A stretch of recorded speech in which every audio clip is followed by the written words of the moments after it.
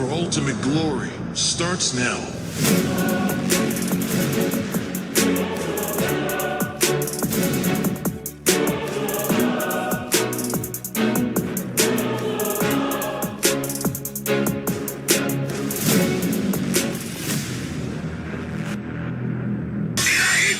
Mobile Legend M6 スイスウォッチ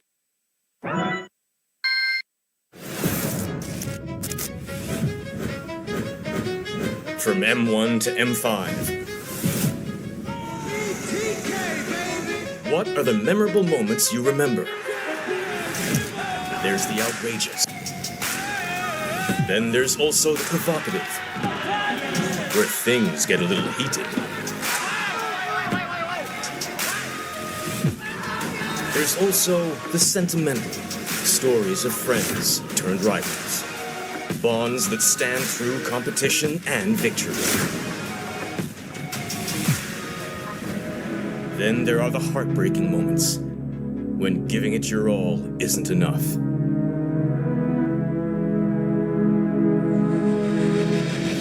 From the absurd... So, biar je lah 5 Gear.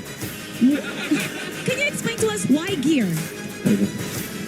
He said that Gear is such a good player and he's a real playmaker for his team. That's what he said.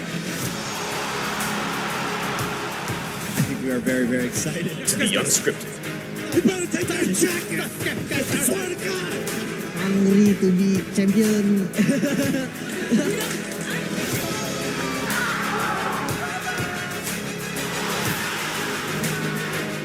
These are the defining snapshots that turns the M Series into something greater than ever.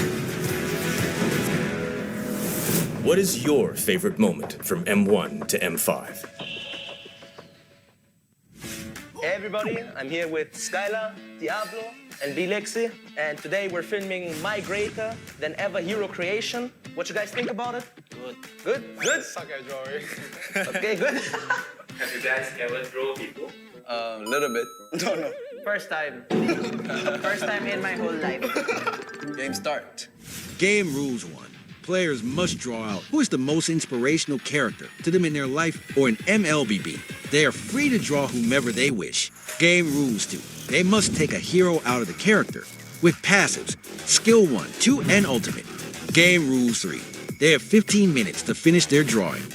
Let's do it. Do you have an idea? I'm drawing my mom. You draw your mother, I'll draw my father. You can do it. You can do it. 你在画什么？兔子。为什么你画兔子？因为我朋友送了我个娃娃，就是兔子。哦，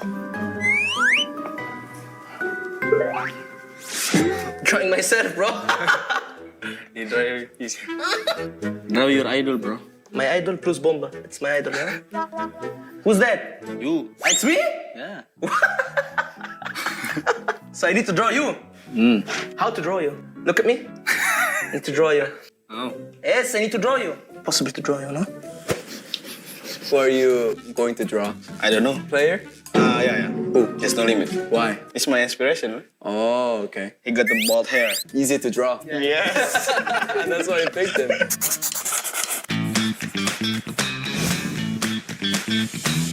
Who are you drawing? My father. Why? He's my inspiration. Oh. But stickman. Sorry, Dad. This guy's actually good at drawing. Respect, bro. What? Respect. Hey, look good. Good. The drawing is nice, bro. Thank you. My mom's holding a sleeper. He's gonna slap you. Hell yeah. A few moments later.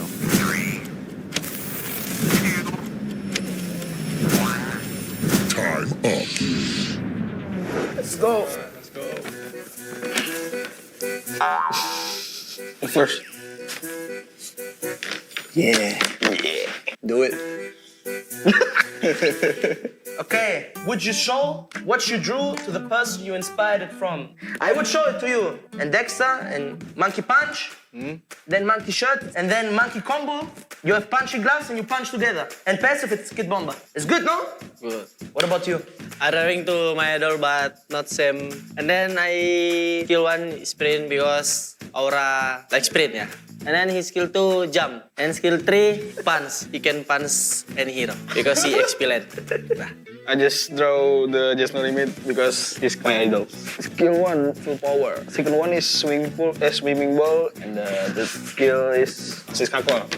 这个是我一个比较好的朋友送给我来祈求我比赛胜利的。他的1技能是可以抵挡一下那个飞行物，然后他的2技能是就吃东西，然后恢复一下生命值。3技能是改变他的攻击方式，他是用近战的。I drew my mom and my dad. They taught me a lot in life, built who I am now. Wow. Passive, death stare. Back then when I was a kid, when I do something wrong, they will do death stare and I already know it. Skill 1, reminder. Skill 2, poke. My dad usually pokes me with his finger when I do something wrong, and it's always a lesson for me. Skill 3, no phones or no gadgets. I drew my mom because she's a good person and she taught me a lot of stuff. She's a roamer, tank, and the first skill is sleeper slap. Second skill is a wake-up call. Third skill is no dinner. Yeah, passive third eye. What would you want to say to the person of your drawing? For my mom and my dad, I want to thank you for always making me feel loved. I appreciate everything. Thank you. I love you. For Just No Limit, thank you for inspiring me. Mom, thank you for having me. I'll see you back home soon. For the last question, who has the best drawing? I think everybody made very nice hero, you know, very good hero. Yes? Yes? Yes. Yes.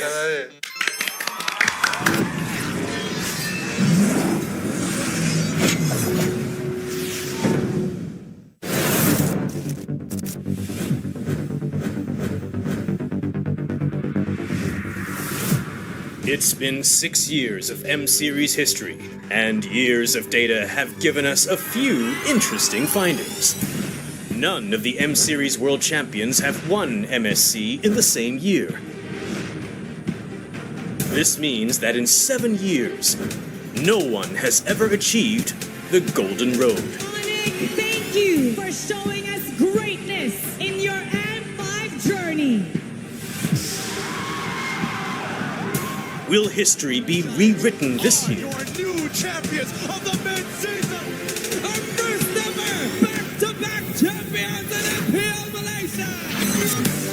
Did you know that only EVOS Legends had a smooth M-Series run in M1? Every other world champion has dropped to the lower bracket. Blacklist International moving on through the lower bracket, the longest crawl an upper bracket team could ever make. This is the journey for the M4 Echo. As soon as AP Ben dropped down to the lower brackets, we saw possible turnarounds looking to rise up. Will the trend of the lower bracket run continue? Speaking of legacy, this M6 will be a clash where past world champions won't be participating. What do you think this M6 will bring? Will a world champion rise from these new representatives to be greater than ever?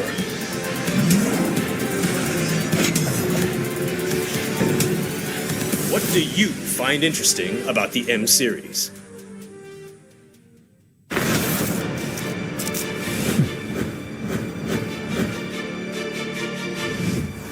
No matter the game or the series, every game has an MVP. But what makes one? Let's look into how an MVP is being selected. Statistics, player metrics, and hard data are the baseline for assessment. Data points like KDA, damage, kill participation, and hero pool paint a player's performance. But this data isn't everything. The dive in the Numenor Blast is already out big flicker to make short work, but for Mace, he's still by more than enough time. Here it comes the Death Sonata as well. Auto attack. Wait a minute. Auto attack. He's not playing it. He's done it. Player impact is also a key factor, taking in game actions and decisions that may not reflect on paper, but through plays that win the game. See the future. Oh my God, no way! Naomi finds a hook out of nothing again! It does not make sense! Even if it's just with a single play. Are they going to disengage? No, the pullback by the implosion is going to be able to find 3, make it 4! Oh my goodness! goodness! And other times, it is about performing at a godly level. That just might be a full wipeout. That's it. Homeboys now make a beeline through the mid lane. Sunset Lover, he's all by himself here. Homeboys getting ready to push it in. They got it. They got it. They got it. Oh! Sunset flickered for it, and he dies to buy time. He does it. It takes out TV. And other times, it's about being completely dominated.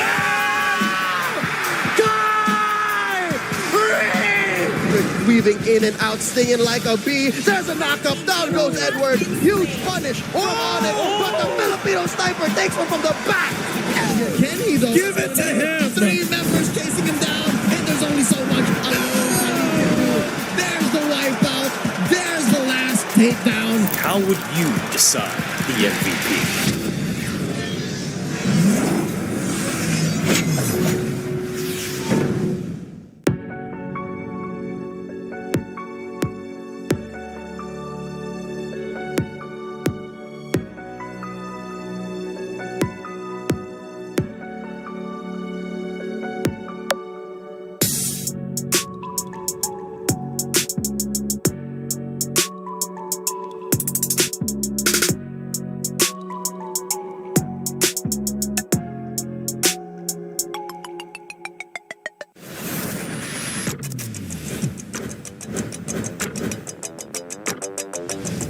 In MLBB, each of the 5 players plays a distinct role. Whatever it is you want to believe, he lies again! But how do these roles work together on the world stage? Go, it's Sans, who picks up the... Mid laners and roamers are the bedrock of the team. Looking for the knockup, not able to find us, hence who he wants for. Takes him out. Whether it's picking beefy tanks, mages, or sustain, together they provide crowd control and damage in the early game, making space for the team to farm or secure objectives.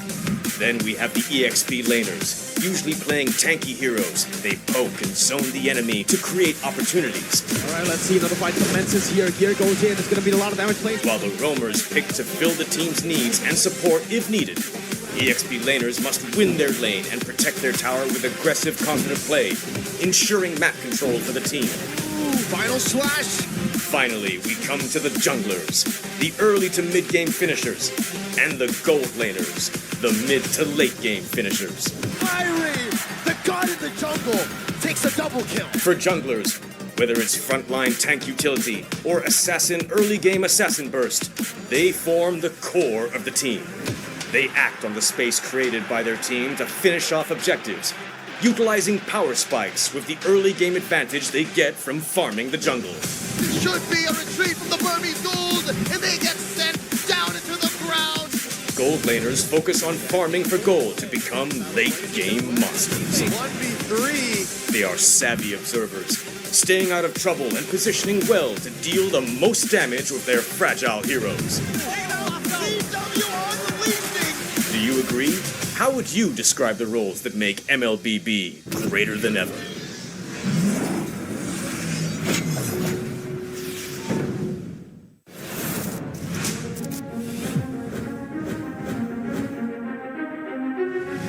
A new era begins at M6. But who are the rising superstars leading the way?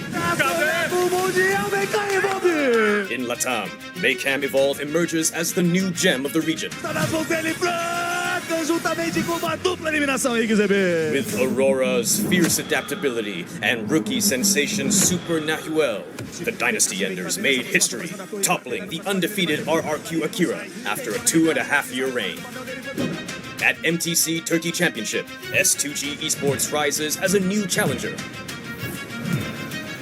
Led by Sigibum's superstar performance at the gold lane, Pagu's playmaking, and Begin's rotation, they are ready to shine on the world stage. In their M-Series debut from MPL Cambodia, CFU Gaming is ready to strike.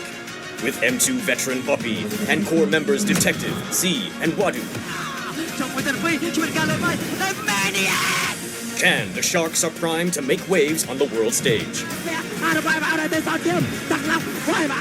Returning to the M-Series is RRQ Hoshi, the Sang Raja. Looking for a trade as he finds the triple. Looking for the maniac. Reinforced by Sutsujin's lethal skill And led by Skylar, this squad of young stars is on a mission for global dominance. The Indonesian cavalry made a bold gamble by swapping their lineup with MDL rookies, uncovering gems like Fabian, the deadly jungler, a calculated roamer in Witty the Wise, and King Aaron Shiki, the next-level gold laner. Team Liquid ID rises as a new M-Series challenger. The double, the Roy goes down 1 by 1. It's a maniac. MPL PH Season 14 saw the debut of Aurora Gaming with rising gold laner Domeng and MSC 2022 champion Demon Kite. The Kite-Kite combo complements Aurora's methodical playstyle, leaving fans to wonder how will they fare in M6. Spearheaded by superstars in Kelra and King Kong, Fnatic Onic, PH made MPL PH history with a 13-match winning streak. Known for his insane mechanical skill, Season 14 has seen King Kong perform at peak confidence with aggressive and assertive plays throughout the season. It's a battle in the mid lane. Domain for Kelra. While Kelra has proven to the world why he's the gold standard. Making his M-Series debut and ready to shake the international stage once more is Selangor Red Giant Skies. Known for his signature fanny, Skies is able to switch it up with fighter junglers, enabling SRG to deploy many different playstyles to surprise their opponents. These rising stars have claimed the spotlight, but which player has what it takes to emerge greater than ever?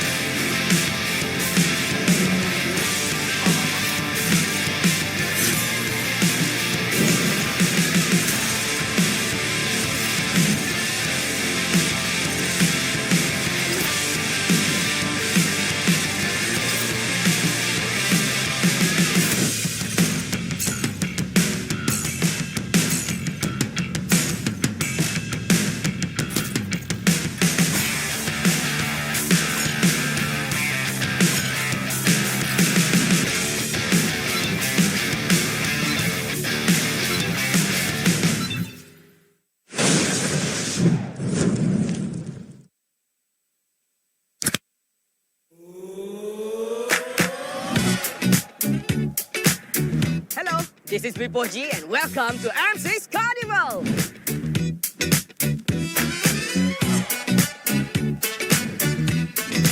What do we offer you here for these 3 days? At first, we offer you a very welcoming DJs. Well,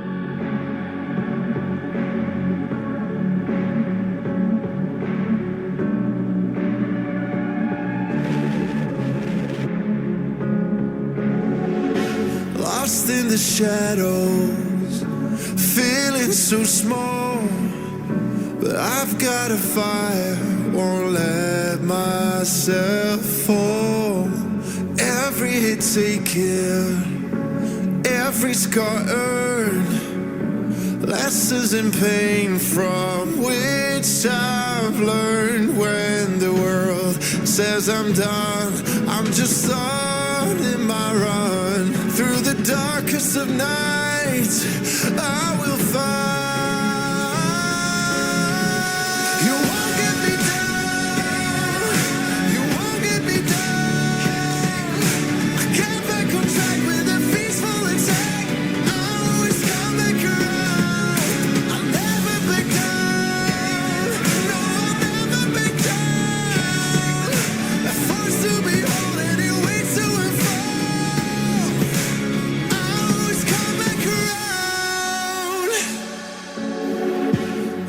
worlds converge and dreams ignite, there are millions to witness the champion arise. With every challenge, we push with all our might, for we have only one goal, the ultimate prize. When hope seems so far, I'll reach for the stars. In the heart of the storm, I am reborn, I am reborn. You won't get me down, you won't get me down.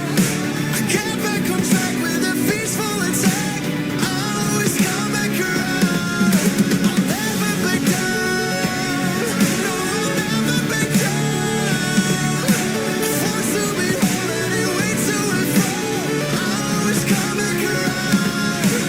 Battle, battle, taking the ride, make it, break it, hate it, I shine. You won't get me down, no, I'll never back down.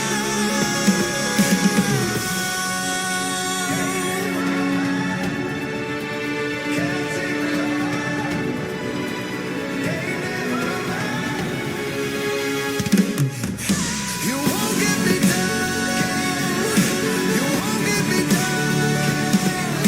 I get back on track with a peaceful attack. I'll always come back around. I'll never back down, no, I'll never back down. Forced to be holding it way to and fro. I'll always come back around. You won't get me down, you won't get me down. I get back on track with a peaceful attack. I'll always come back around. I'll never back down, no, I'll never back down. Forced to be holding it way to and fro. I'll always come back around, always come back around.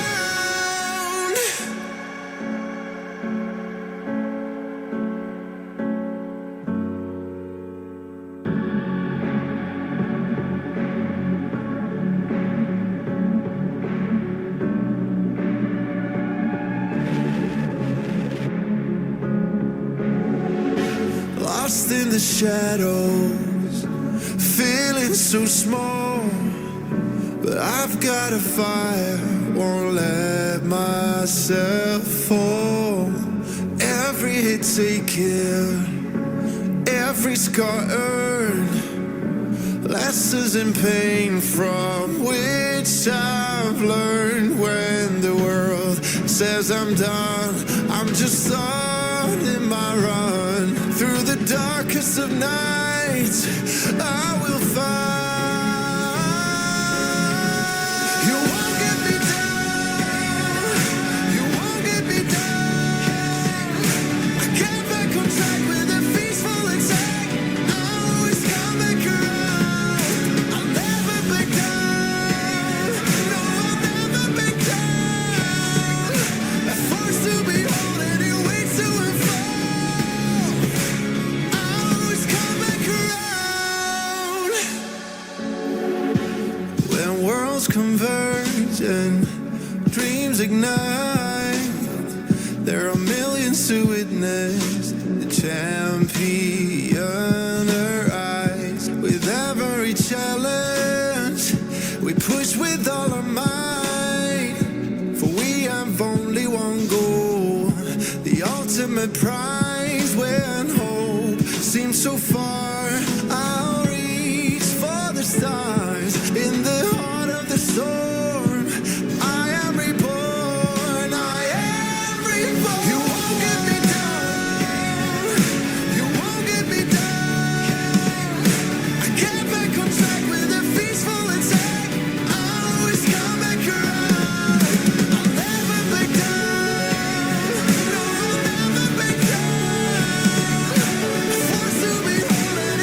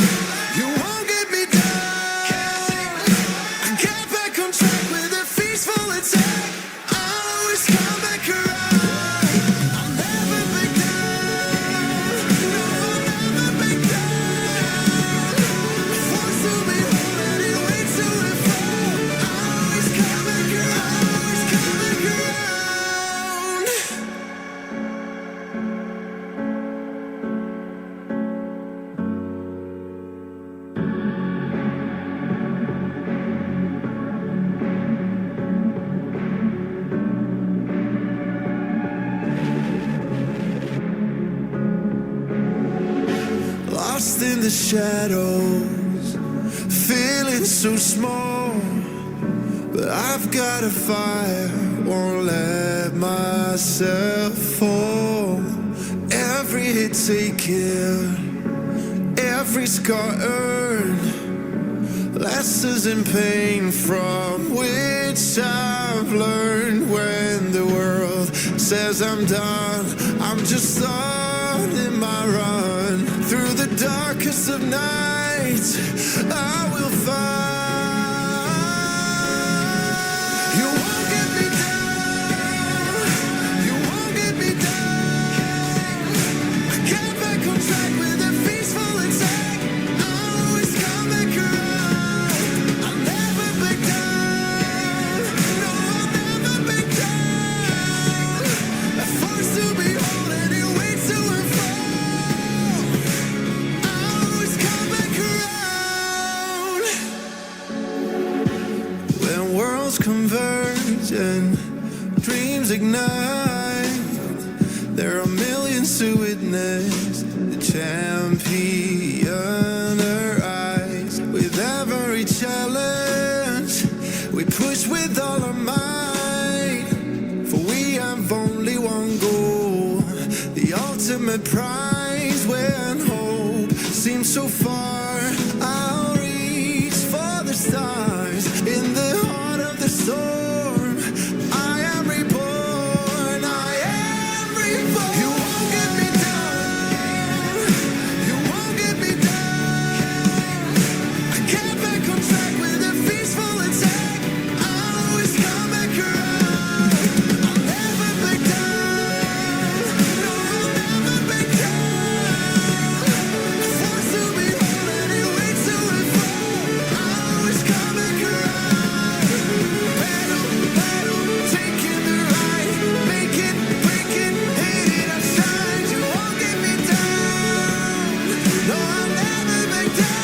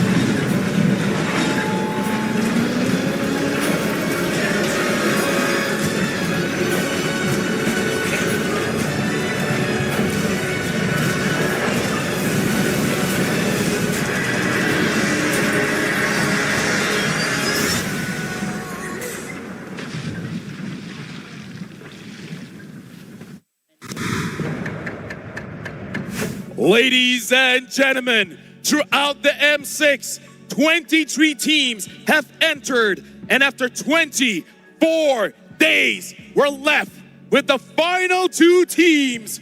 Welcome to Axiata Arena, the stage for the grand finals here at M6. My name is Afel. Alongside with me is the panel, Steph, Wheezy, Leo, as well as Trex. How are you guys feeling for the grand final? Let's start it with Trex. Well, it's been a lot of games, a lot of days, all boiling down to this one single best of 7. I'm excited to be here. I'm excited to be a part of this back at Axiata Arena. I'm ready to get it going. History is about to be made once more as an Indonesian powerhouse takes to the stage where the very first M-Series World Champion once did 5 years ago. But it's that same 5-year-old story that Onyx Philippines, Fnatic Onyx Philippines, is trying to finish here tonight. That's right. History in the making. To be able to see this go full circle back in the Axiata Arena is honestly breathtaking. And yes, 2 Titans getting ready to fight it out. What more could you ask for? And I gotta say, M6 so far has been an amazing journey, and it is because of Kadia. You guys can experience the thrill of gaming in real life at Kadia's Gaming and Esports District. Every detail is a celebration of play and entertainment. Because of Kadia, we got this awesome stage. We got this awesome venue. Kadia, thank you very much for being with MLBB. And I gotta say, this best of 7, we got a lot to talk about it. Yeah, a lot to talk about, but even more exciting news, November 22nd to the 29th of December, the M6 support chest will be available for a limited time. So purchase the support chest for 50 diamonds to get a large amount of pass for XP and a chance to obtain a basic M6 pass. Use that basic M6 pass to instantly activate the M6 pass and unlock additional pass rewards and immediately get the Claude Challenger Spark skin. What an amazing time. Hashtag greater than ever. Hashtag MLBB M6. Hashtag Mobile Legends Bang Bang. Now, gentlemen, honestly, when we talk about, honestly, any topic, especially for this Grand Finals, we got to look to the past. We got to see where it all started. And it started here at Axiata Arena, where during that time, it was Indonesia going up against Indonesia. But this time, it's Indonesia going up against Philippines, which, mind you, happened at M5 as well. So, Leo, being a Filipino yourself, how does it feel that 2 M Series Grand Finals has been Indo-Philippines? I'll tell you now, it's bittersweet that the other countries' new favorites, underdogs, had to fall. But for history to be made, that's the price you pay. To make some omelets, you need to crack some eggs. And I'm talking about the likes of Falcon Esports. I'm talking about the likes of Vamos. Hell, the hometown heroes, SRG, fell yesterday in, a surprising shock. And even Team Spirit has won over our hearts. So the fact that so many teams had to fight and bleed and crawl just for us to watch the PH versus the Indo rivalry once again rekindle, if you ask me, that's a price worth paying. Yeah, not a single team has gone unscathed. Everyone's dropped some games, but FNOP right now has not dropped a single series. But TLID has had to go through the pits. They had to go through the lower bracket to get here. They had to take out the hometown heroes. And right now, if there was any team that could be ready, it feels like TLID. And now, 2 Titans remaining, ready to clash it out in the Axiata Arena in a best of 7. We've got Fnatic Onyx Philippines up against Team Liquid Indonesia. Now here's the thing.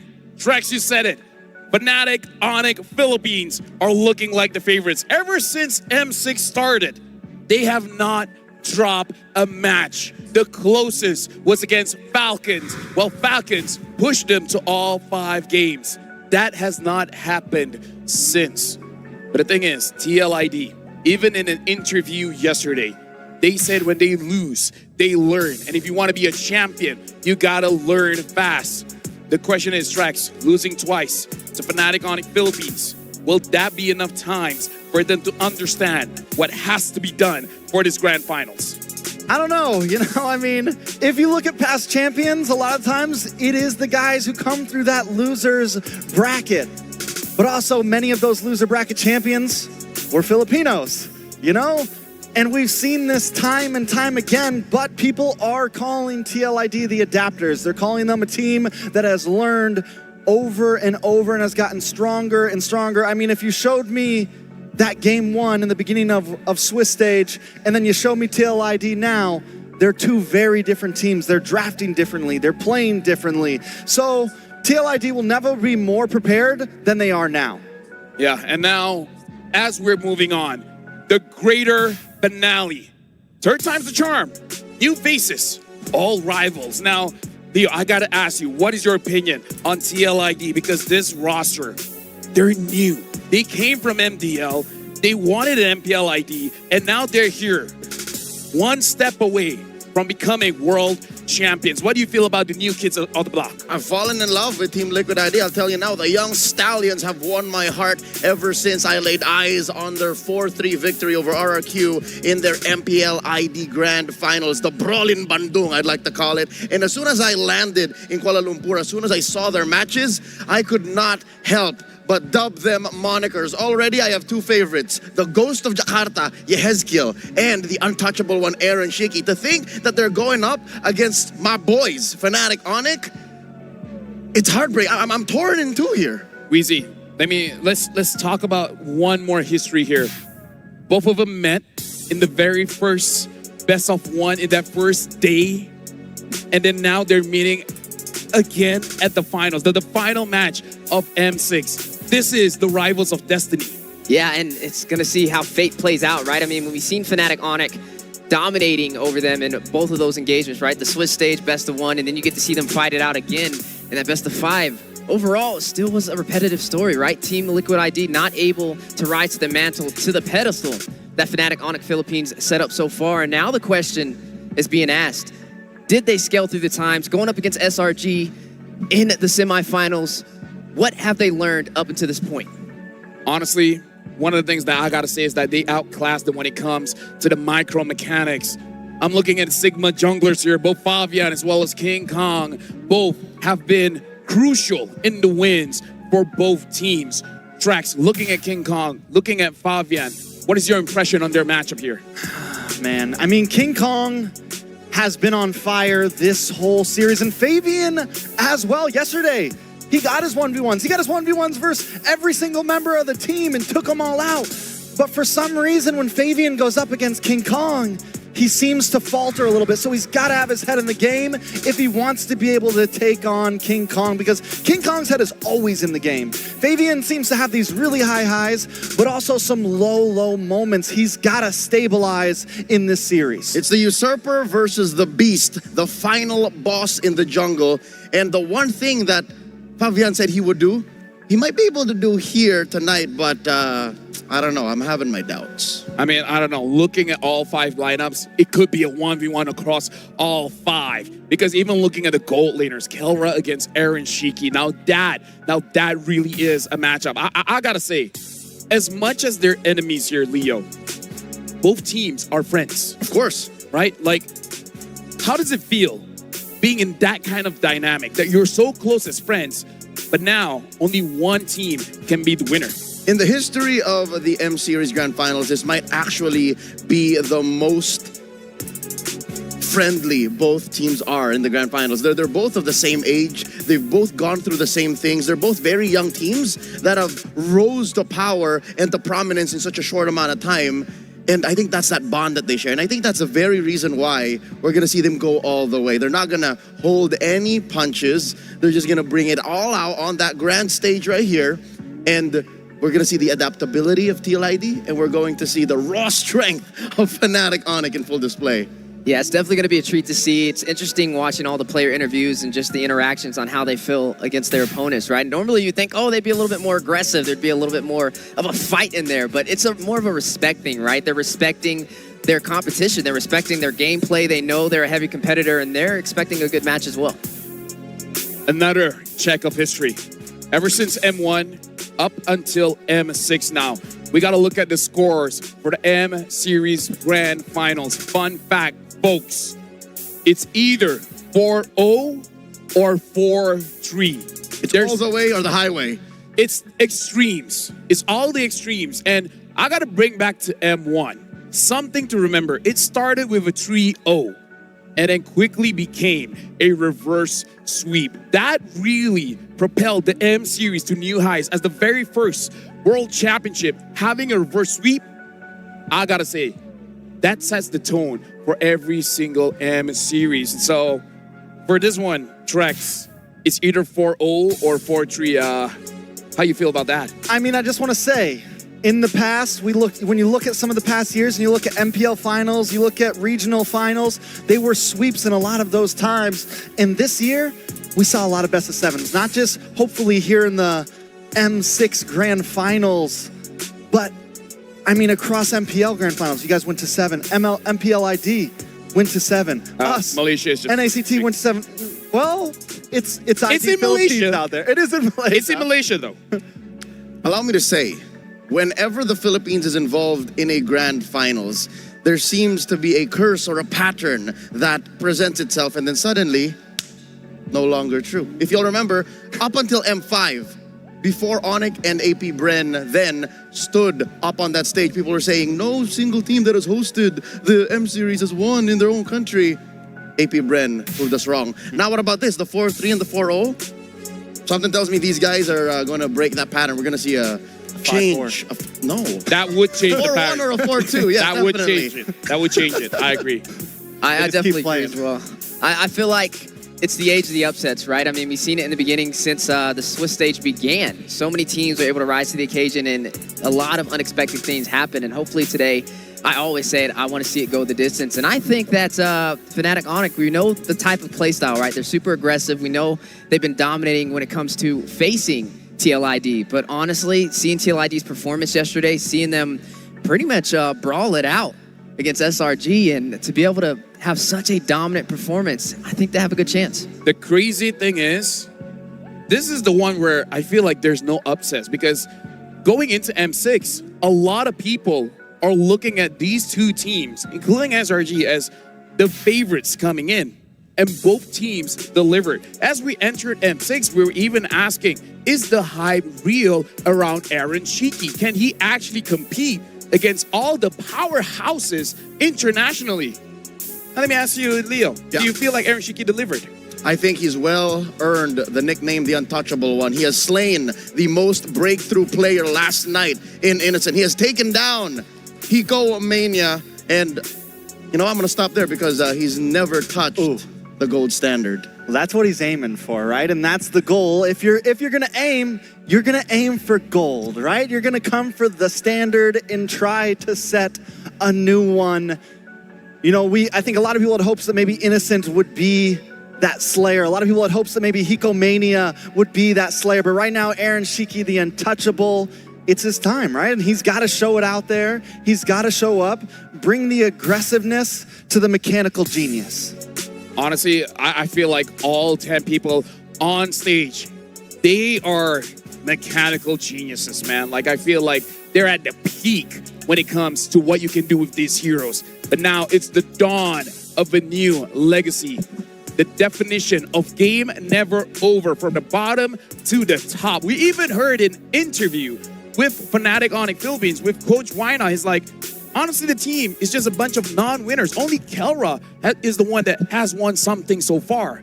So now, like, Trex, looking at Fnatic Onyx Philippines, what do you feel like having this quote-unquote non-winners now being in the grand final stage and being the favorites to win this one? I mean, that's the Philippines for you right there, man. They just breed champions, it feels like. But no, I mean, yes, nobody here has won, but Kelra has always been regarded as a player that should be someone on this stage, and he's finally here. And it's the same to say for TLID, right? It's a bunch of new faces. It's the same to say for M6 in general. So many new champions of regions, so many new players. So does this mean, like, looking forward, right? This year has been the year of change. The new wave coming in, because we even see for this M6, no repeating champions this year. So that's number one. And then now number two, looking at new players like TLID, they're really dominating. Leo, do you feel like this is going to be the new next step for teams moving forward? Look at new young faces to be the new face of the team. No doubt. I do believe that nothing lasts forever. And what was that term they used in Indonesia? Regeneration, baru, generasi, or the other way around.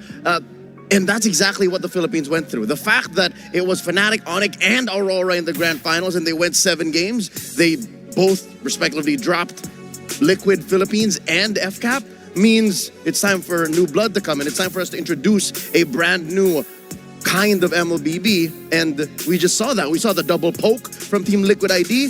We saw just the mechanically and micro-centric gameplay from Fnatic Onyx. We saw it from even teams from outside of Southeast Asia in Team Spirit. They had their own flavor there. So I think it's time for a new generation of MLBB. What better way to do it where it all started, here in Axiata. Yeah, and the beautiful part about it, right, with all these players stepping in new faces, that means the hunger is there, right? Not having a title underneath them, but having the history behind them to make them stand strong is what's more important. And honestly, that makes it seem like whoever wins this, right? That's a bold statement for them, to be fresh on the scene, to be sitting here as a grand finalist, fighting it out where it all began. Now, gentlemen, we're going to be talking more about the teams a little bit later. Now I want to pick your brains. This is a little bit more general. Do you guys agree with this statement? It feels like the meta changes every day. I would say it feels like team to team, right? For each player, for each team, depending on what they're going against. And it just shows how healthy the meta is. I feel like there's still a lot of the same picks. It's just the way they approach them during the draft. What is Proud up front? What is Proud for band? And what is Proud on second pick? Those are the big changes that we're seeing between each coach. 150%. I think the meta has to change every day. And the team that is first to step into that comfortable spot where they figured something out is the one who's going to win. And I think we've seen these two teams do that best. Hey, you got to find the difference, right? You got to be able to create change. That's what separates the good from the great. And honestly, I do feel like the meta is evolving, and hopefully we see some more adaptations with the final series.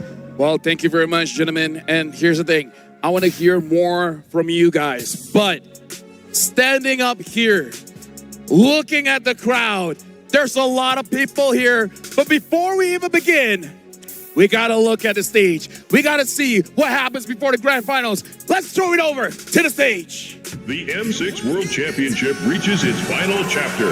Everyone in the blazing Axiata Arena and enthusiastic fans across the globe, unleash your loudest cheer and welcome your hosts. Malaysia's Queen, Rose. Indonesia's esports world, Paramount Star. And an established sports host looking to make his mark in esports hosting, Adam C. Ladies and gentlemen, boys and girls, Axiata Arena, and to the millions watching across the globe, welcome down. This is the moment we've been waiting for. This is it. Today is going to be greater than ever. We're two new young blood striving for a new title, World Championship. Let us welcome you guys. Kepada semua yang telah hadir, selamat datang di M6 World Championship Grand Final. Maligayang pagdating to all the fans across the globe for those jam-packing up Axiata Arena. Today, we will bear witness to a new legacy in which two teams have battled it out over weeks and weeks of games. And ladies and gentlemen, today we will witness whether the Philippines will clinch its 5th ever M-Series World Championship title, or will Indonesia relive what happened in M1 within these four walls in Axiata Arena. I want to do a little vibe check. I want to hear some noise. If you are part of the cavalry, make some noise. What about this? What about the super family? They're hyped. They are all here, but you know what? We can do one better. Everyone here together on 3, make some noise. 1, 2, 3. I love the energy. I know, because these two grand finalists, they're the best in their country. They're the best in their region. This is the champion from Indonesia and also the champion from Philippines. Yes, indeed. Now, Adam, it is your first time in the MLBB scene, like we have mentioned yesterday, and you've actually witnessed the semi-final and the lower bracket final matches yesterday. How is it like? How do you feel? Sakit hati. Honestly, I am a Selangor boy, so sakit hati. SRG aren't here, but you know what, SRG, if you're watching right now, if you're listening, hold your heads up high. You've done us proud. You've done Malaysia proud. You've done Selangor proud. I'm proud to be a fan of yours, and that's never ever gonna change. You're only gonna come back stronger. That's my feeling right there. I agree. You know what? The entire Malaysia is really proud of Selangor Red Giants' achievement in this M6. However, we have someone here with us who is in the grand finals. Yes, I really respect the last battle from lower bracket, but now Team Liquid ID, they're just crawling from the lower bracket. They even have a really hard start from the early this M6, but now they're come back stronger and they're claiming the throne probably for Indonesia, because this is Axiata Arena where our memories holds here, our first ever and the only one until now. Probably later we will have 2. Ooh. But there's history. There is history there. But Adam, did you know that Fnatic Onyx Philippines is yet to drop a match this M6? Are you serious? Yes, I'm serious. They have yet to actually lose a match. Are you nervous? A little bit, but as we know, for Team Liquid ID, they lose 2 times from RQ back in Indonesia, but they can beat them in the grand final. So that might be happen now here because, as we know, these two teams, we will be surprised, but they're really greatness. I'm hoping for a good match. I'm hoping for some fun today, as we all are. And now, to kick off our grand celebration, we would like to invite one of the best tank players in the country, bar none actually, onto the stage. Ladies and gentlemen, a round of applause please for the Deputy Prime Minister of Malaysia, Yang Amat Berhormat, Datuk Sri Dr. Zahid Hamidi.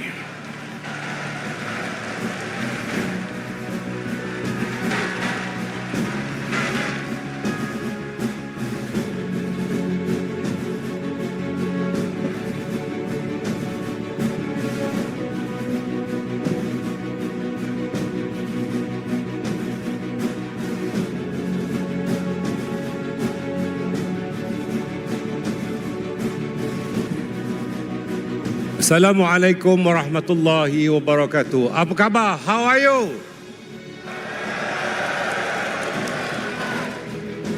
I'm not very happy because SRG is not with us today. But don't worry, next year SRG and other Malaysian team will be here in the final.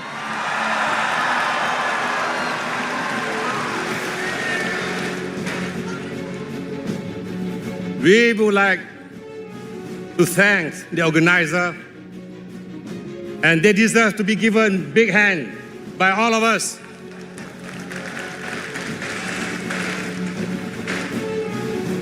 As we are aware that Malaysian government has given 20 million ringgit allocation,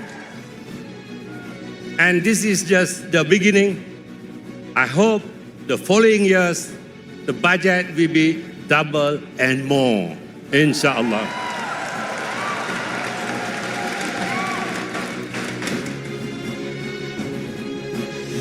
As you know, for M6 this year, Malaysia is the host. But we would like also to offer other organizers to choose Malaysia as the host, inshallah. Malaysia will be the best host for any esports.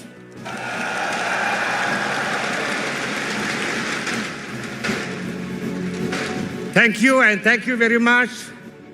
The organizers deserve to be given standing ovation by all the audience here. With standing ovation for the organizers today.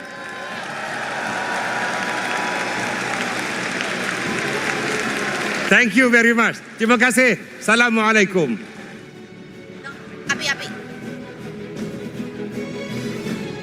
Thank you so much, Yang Amat Berhormat Datuk Sri Dr. Ahmad Zahid Hamidi, Deputy Prime Minister of Malaysia. Ladies and gentlemen, the celebration has just begun. But fret not, we have a lot in the bag for you guys today. Now, as we all know, Mobile Legends Bang Bang has united millions, if not billions, of players all across the world with its epic esports legacy. But today, we take a monumental step forward, redefining the MLBB esports scene as we all know it. Now, I'm pretty sure everybody in Axiata Arena and those of the millions of you guys watching online are wondering what I'm talking about. So without further ado, let us take a look at this video we have prepared for everybody.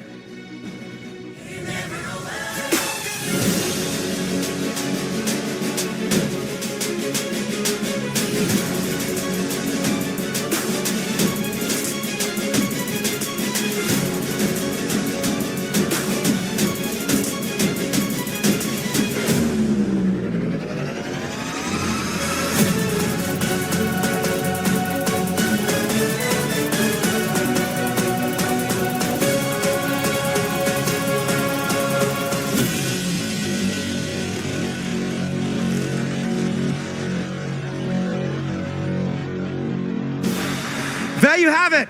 There you have it, with China's grand entry into the Mobile Legends Bang Bang Global Arena.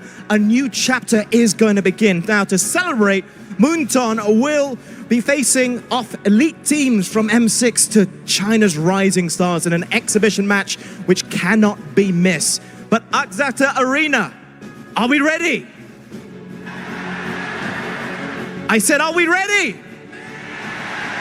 I can't hear you. I said, are we ready? Are we ready for another announcement? I promise you, the announcement will be very, very, very good. I would like to invite onto the staging area the one, the only Mr. Tamer Al-Shwabi, Chief of Staff at the Esports World Cup Foundation. A big round of applause, please.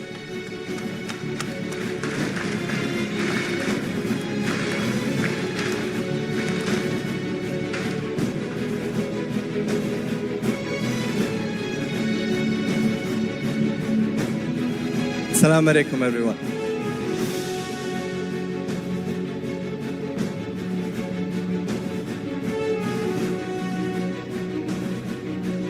With you all here today, I want to shed a little of our previous experience with EWC 2024 in its first edition and explain where are we going in 25.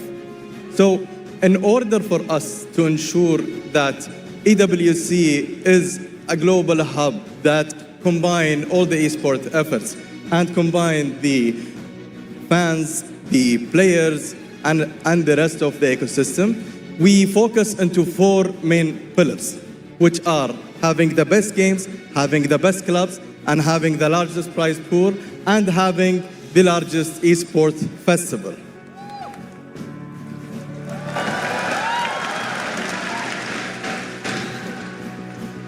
I also want to shed light a little bit more into the eSport Festival, which is our aim to ensure that for all of you as fans, that we would love to have you there, that you enjoy a full journey, a full experience. It's not a matter of only attending that exquisite tournament, but also spending that full day, whether it is a side activation, whether it is a side game, whether it is attending concert, and etc., which make your day or week or month joy, as well as shedding light into our achievements in 24, which was basically, as any organization, we have some KPIs. However, we were stunned by the achievement that we reached.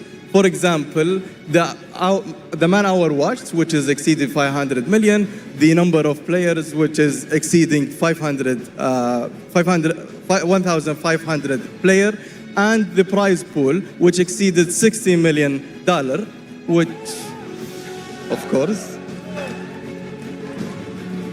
well, sometimes that make me question if I chose the right career path, honestly.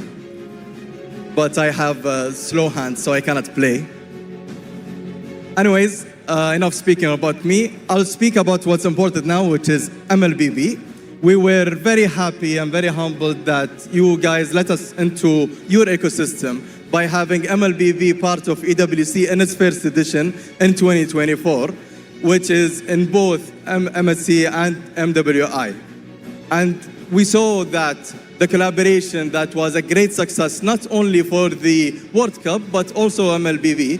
And with the joint efforts, we would like to today announce again that MLBB, for the second day in the row, it's gonna be part of EWC 2025.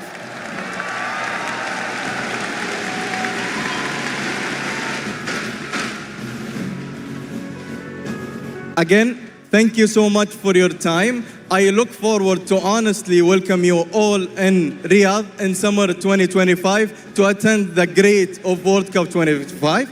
And now I'll leave you with a short video. Thank you so much for your time.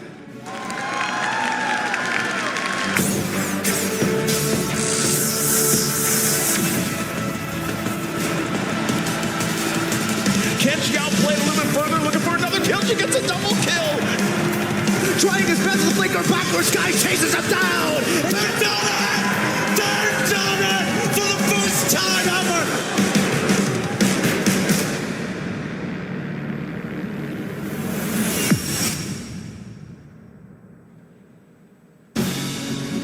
EWC is something that we are looking forward to, but I think this is the time Are you guys ready for something special?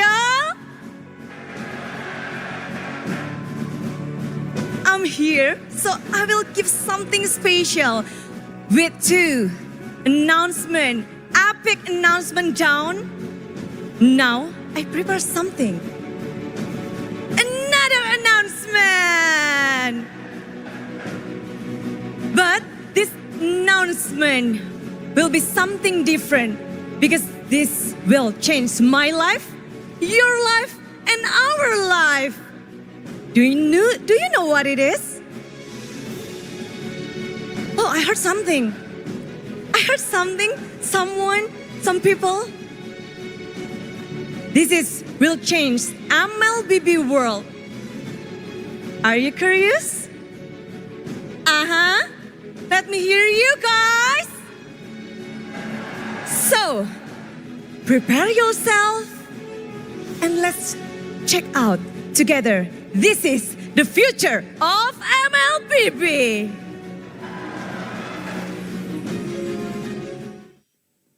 Welcome to Mobile Legends. 8 years ago, a spark ignited. Together, we've journeyed through countless intense battles and epic moments. Together, we've journeyed through epic battles and intense competition. As we evolve, we are now at the edge of greatness. We will not stop as we march beyond onto a brighter future. With you, with the community, the Mobile Legends Bang Bang Universe. Our Mobile Legends Bang Bang Universe.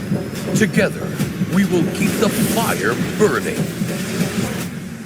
And now, we rise again for another new beginning.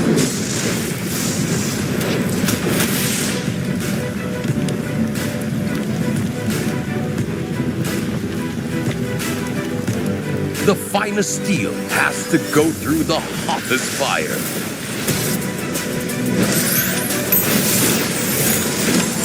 Step into the future of Mobile Legends with Magic Chess Go-Go. The battle for global dominance begins with MCGG World Championship next year. Now that is what I'm talking about. Some fresh new looks. It's got me excited. What about you?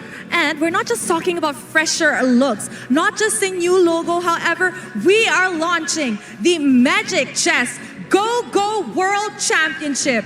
A new game. Future. Yes, it is the future. A new game and a new platform for new players and new legacies to be born. I love it. I absolutely love it. I think it's brilliant. But you know what? I think we've got one final thing to say. We got one final announcement to make, but it is a special one. Let's just say you might need to set your GPS. Shall we put it that way? Yes. Okay. I think we're ready for this. You ready? I'm ready and excited. You sure? Let's go. Okay. Okay, so I have a very special guest to announce a very special something. So, guys, drum roll. Without further ado, Axiata Arena, give it up for the Deputy Minister of Youth and Sports of Malaysia, Yang Berhormat Adam Adli Abdul Halim.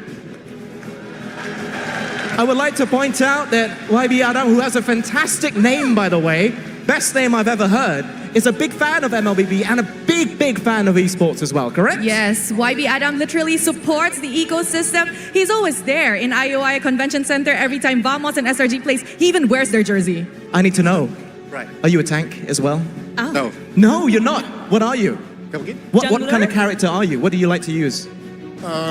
Jungler. I always go for the Assassino fighter. Oh. So. Scary. Are you allowed to share? No, we don't want to give your username out. No. In case you face off in a game or something. It's okay. All right. But YB, is really my honor to have you here. It's our honor. But I would like to hear something from you with this M6 World Championship in here, in these 2 days.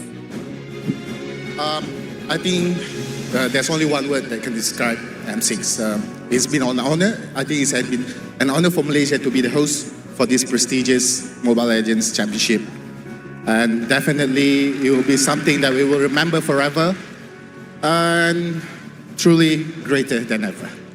Historical. Greater than ever. Greater than ever indeed. Malaysia is an amazing host country. However, YB Adam, I want to ask, do you know where we will be heading off next year? I'm interested to know. Oh, because Malaysia has been really great. Thank you so much for being a great host. But I'm really curious, next? We have a knight here, and he's carrying Oh, wow. what I believe is a drone in his hands. Are we going to fly off? I don't To the think- next? He said yes. We're going somewhere. Okay. Wow. I wonder where we'll be heading. So, M7, take us there. Safe flight. Oh, it's moving. It's going round. It's spinning around. That's my bad angle right there. Oh. Okay. Is it looking for some clues for Say the hi, next guys. home country? If you're Say there, hi. if you're on camera, wave, give a big smile, give a big cheer. You're on camera right now as we speak. Show off your pearly whites. Look on the camera. Where's it now? Yes. I wonder where it will be heading. Ah, it's there. Hi. Hi again. And it's going down the tunnel. Okay, that's the interview area. Heading through the interview area outside. Okay, hey, there's my car. My car is there. Your car? But it's going through the carnival now. In the carnival. Everyone. Ooh, it's packed. Wow. They're going to be filled up later, I can promise you this, when everything kickstarts here to find out who are going to be the champions. But the question is, where is our next location? Let's find out.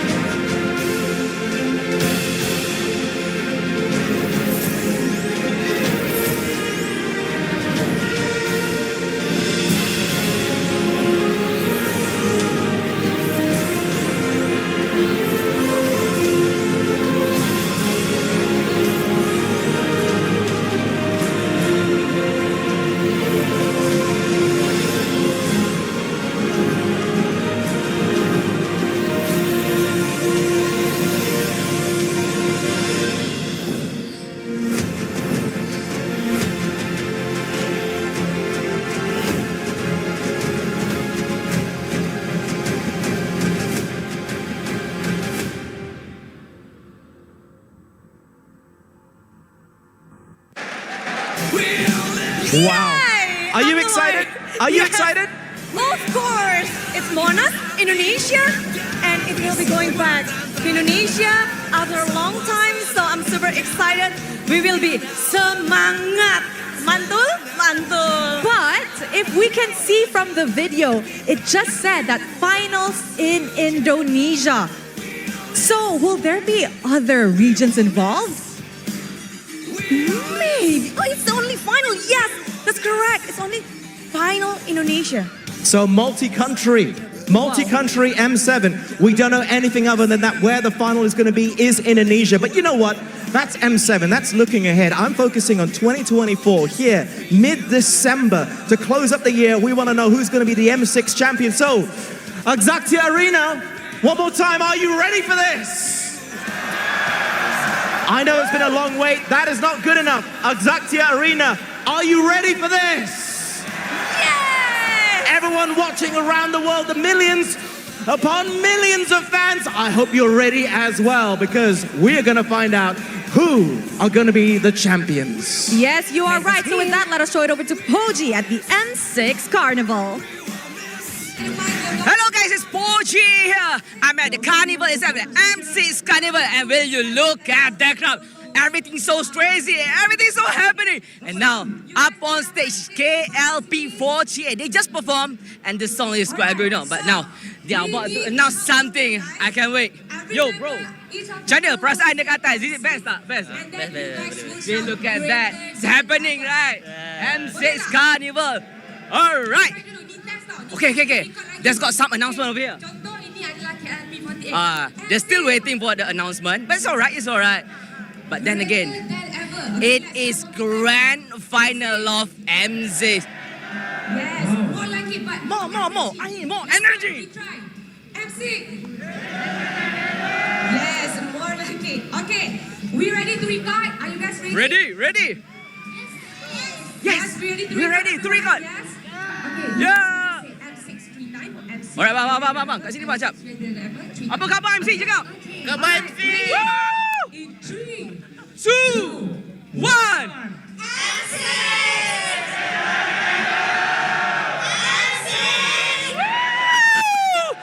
Will you hear this? M6! Greater than ever! It's so happening here. I can't wait to enjoy the grand final game. And that's all from me over here. Let's go back to the host. Before we let you guys go, can we have a selfie photo with all of them? Yeah. 1, 2, 3, hey! Let's go!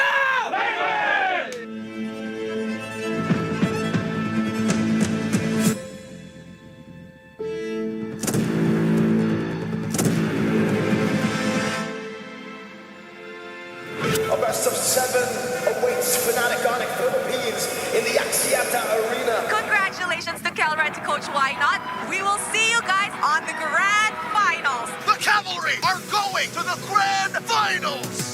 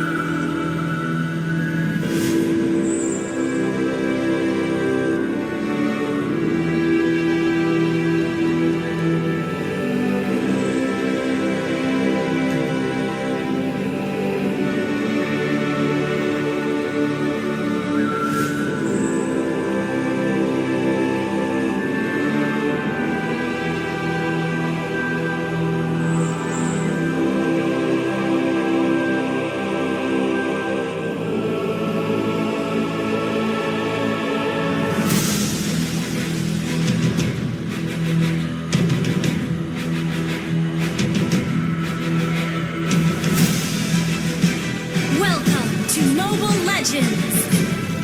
5 seconds till the enemy reaches the battlefield. Smash them! All troops deployed!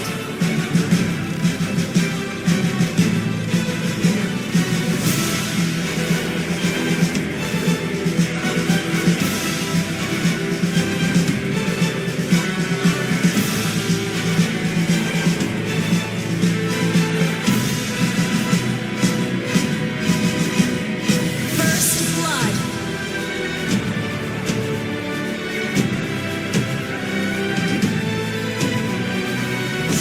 Triple kill!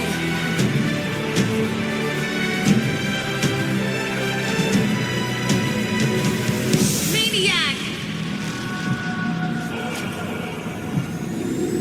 Savage!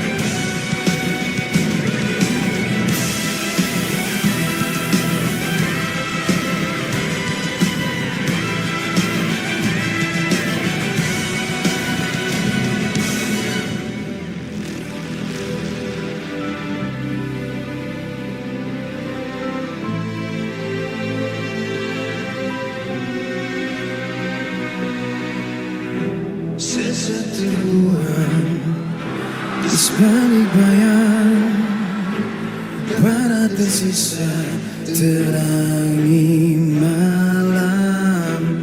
Sakit ku rasa parut luka, bisikan kutu bangkit melawan dunia. Ku baru bermula. In the darkest of nights, I will fight. You won't get me down. You won't get me down. I'll get back on track with that peaceful attack. I'll never back around. I'll never back down. No, I'll never back down. To be whole and it waits to unfold. I'll always come back around. Duniakan saksinya berjuta suara namun juara. Bila dicabar ku takkan gentar. Berarti satu misi, the ultimate prize. Bila hayalan seakan hayalan, in the storm of the storm, I am reborn. I am reborn. You won't get me down. I'll get back on track with that peaceful attack. I'll always come back around. I'll never back down. No, I'll never back down. I want to be whole and it waits to unfold. Come back around. Maju, laju, tanpa sesal. Baru satu semangat kental. Ku takkan jatuh. Takkan ku jatuh.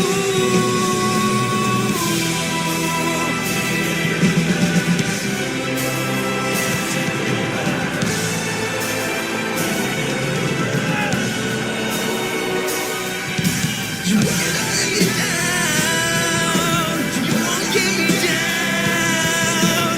I'll get back on track with that peaceful attack. I'll never come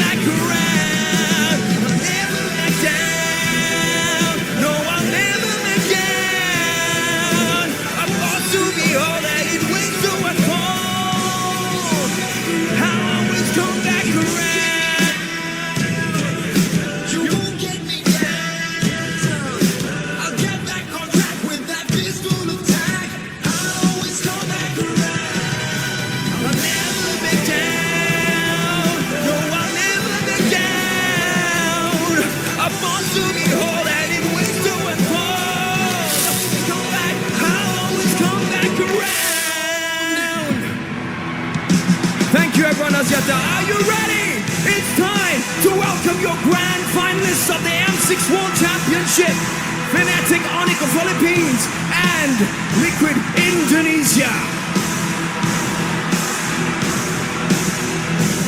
Perceived as a team to beat, the tournament favorite, the final boss. On the surface, they are. Yet, if you look closely, you'll see that they are a super family. A bunch of members united by a single dream of taking home the World Championship trophy. Ang Lakas ng Pinas, Fnatic Onyx Philippines!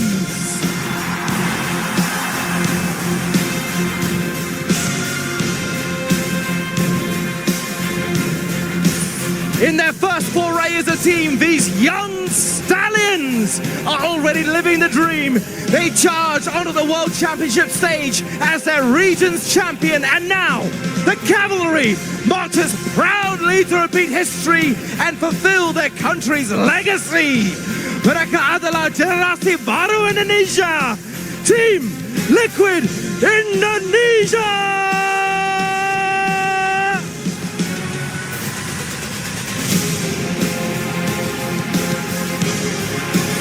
A classic rivalry spearheading the dawn of a new legacy. Fnatic Onyx Philippines, Team Liquid Indonesia seize the moment and become greater than ever!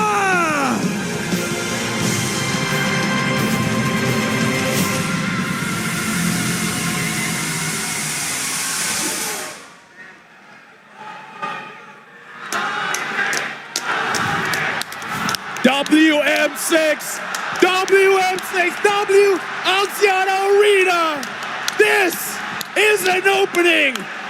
A lot to unpack here, folks. From the announcements, M7, just the finals in Indonesia. Where else? Like, I don't know. Too many to dissect.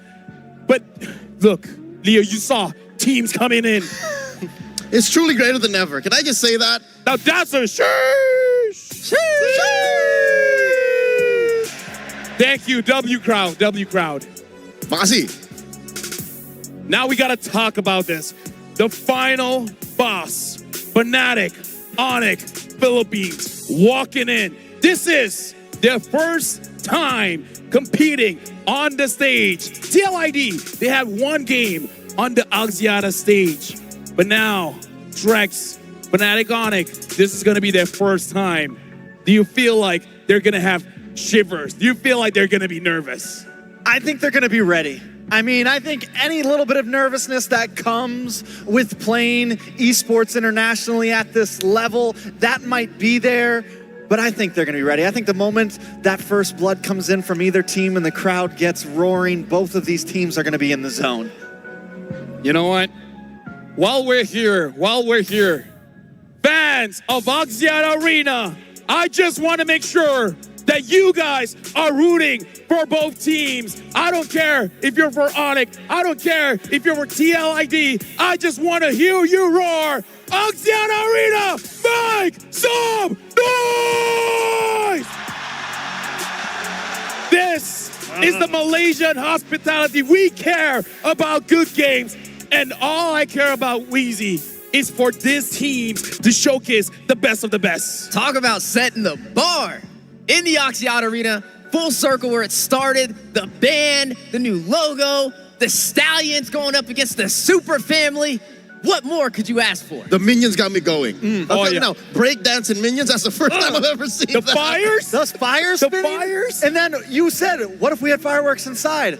They gave you fireworks inside.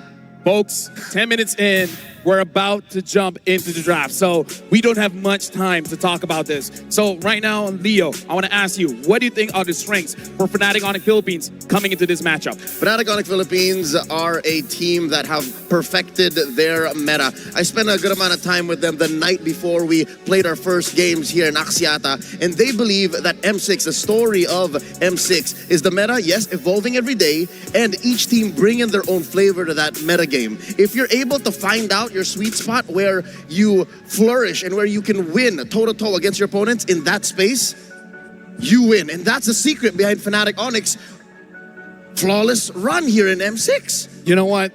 That's an interesting take. I want to hear about TLID, but before that, we got to look at both teams. We got to see their journey all throughout M6 till now. They make it to the grand finals. So let's see the journey of TLID and FNOP. Before they ultimately end the game, Aaron Shiki will fall. FNOP have wiped Team Liquid ID out. The Thunder Gods ascend, the peak they last reached. The Indonesian rookies find themselves against an unstoppable opponent. They charge through the Swiss stage to the knockouts, proving their strength. Aaron Shiki. They've taken down dragons. They've taken down giants. Now they are one rematch away from bringing the M Series back to Indonesia.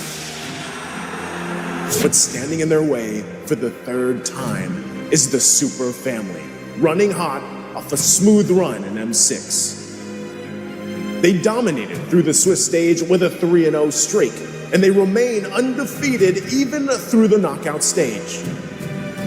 They are on a mission to carry on the strength of the Philippines as their last representatives.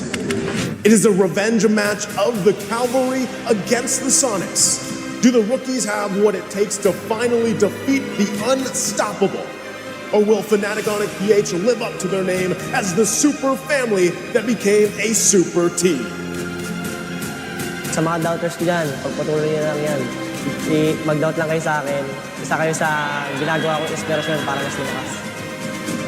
3 taon na ako nandito sa MPL. Ang dami ko na rin paghihirap na naranasan. Kaya andito ako ngayon sa M6 para maging isang greater than ever. Walaupun gue di sini masih rookie dan gue tahu gue banyak yang harus dipelajari, tapi gue akan janji gue akan menjadi greater than ever.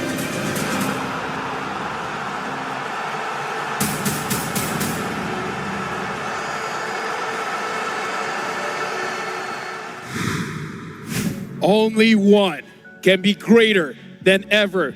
The grand final stage is set, and this is going to be a revenge match for TLID. Before we jump even further, Drex, we heard from Leo the strength of Fnatic Onyx Philippines, the strength of the super family. Now I gotta have your take. What is the strength of TLID?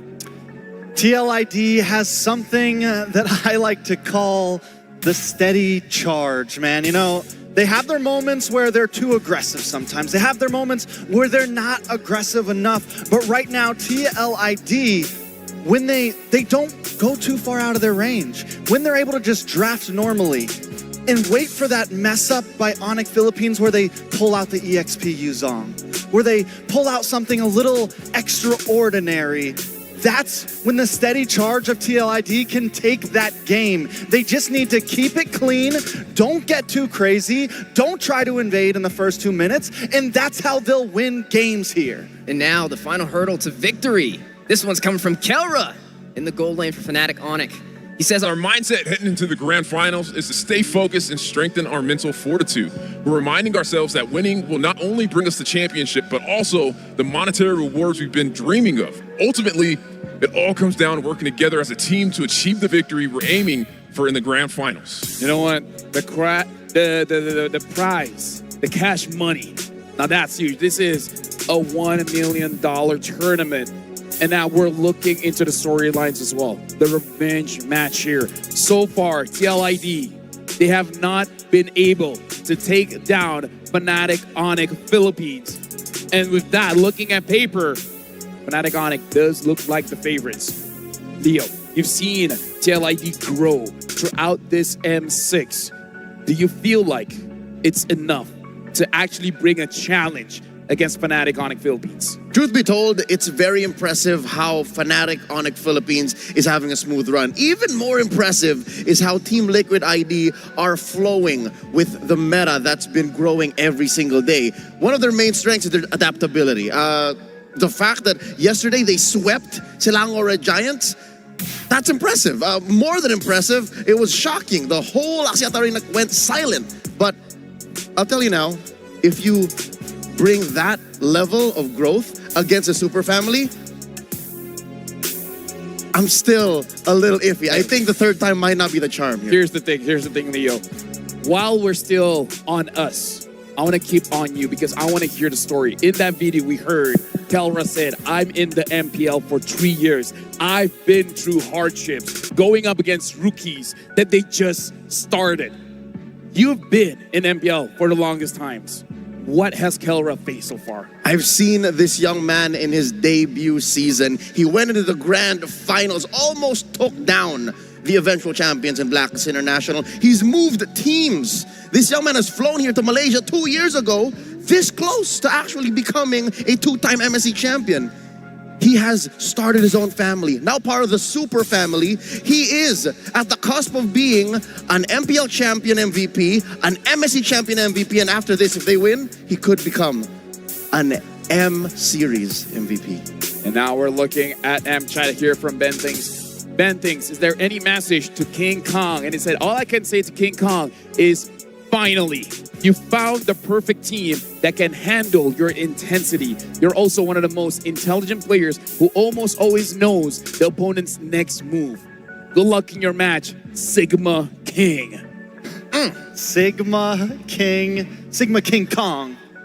I mean, this guy feels like a prodigy right now. He has definitely just taken us all by storm. I feel like just last year it was all Carl Teasy, Kyle Teasy, Kyrie, but right now King Kong is the name on everybody's lips. This guy is a monster. King Cyril Perez is not the next Kyrie, not even the next Kyle, not even the next Carl. He is King Kong. No, I'm with you on that one. For you guys at home, you guys can scan the QR code to grab your goodies.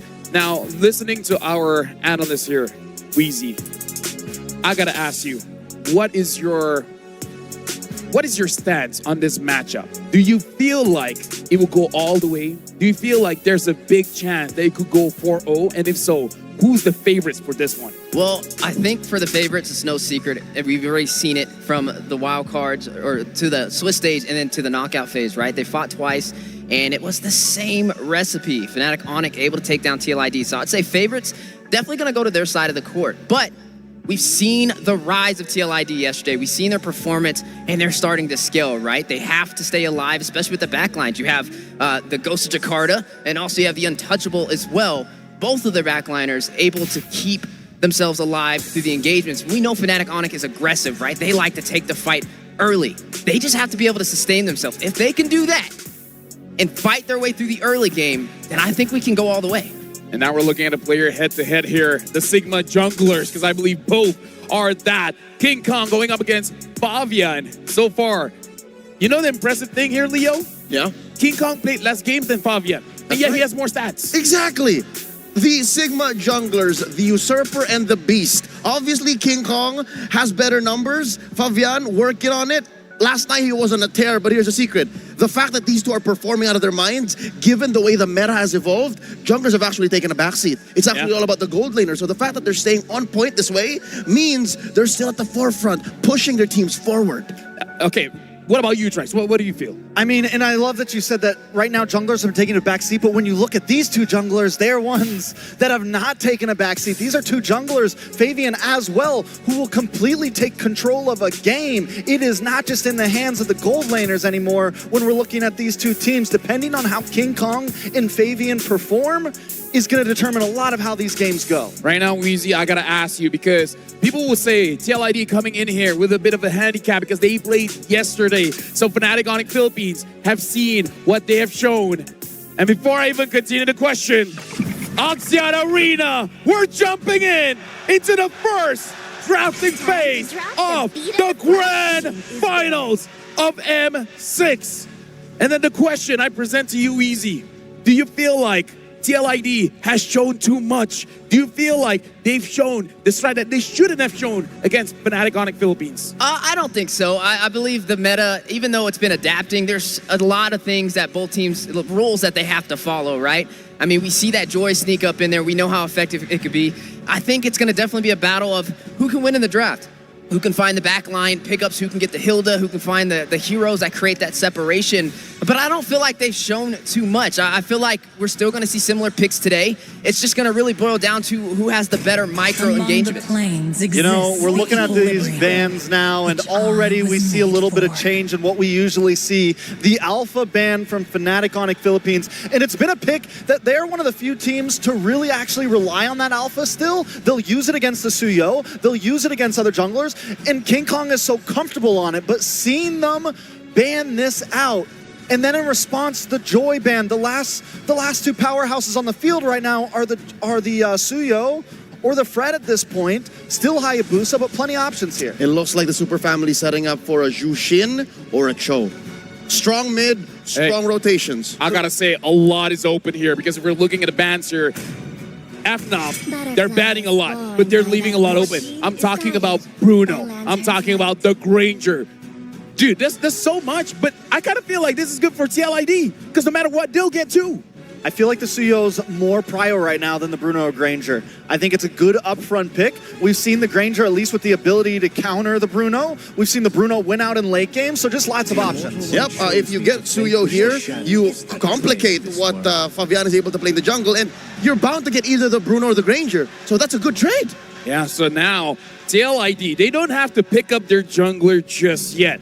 But really the question is, what's on the table? I'm looking at the Hayabusa as a hot pick since yesterday because the Alpha and the Joy, even the Fanny, they're out. I'm almost in a boat where maybe you don't rush marksman. Since Granger and Bruno are both open, maybe you go for the Cho here. Maybe you go for something else around the map here. Maybe you go Bruno Cho. I'd still want to give a marksman to the untouchable one. Yeah, I mean, Bruno, the thing is I just worry because if you pick the Bruno, does the Granger immediately come out and outpoke you for early game? Or maybe you go for the solution. We get that Cho, but we also get the Granger, the solution to the problem first. Will Kelra budge? Yeah, I think he will. I think he'll pick up the Bruno here. I mean, it is going to be going up with the Granger. We've seen how effective the Granger can be as well against it. Now, you have this Cho, right? You just took away that versatility from FNOP when it comes to the Brusco the Bruiser, right? He likes to kind of rush in with that, get the setups, and that is a good start to finding a way to the backlines. Okay, right now looking at Fnatic Onic Philippines, they pick up the Bruno, and now they pick up that Lu Yi,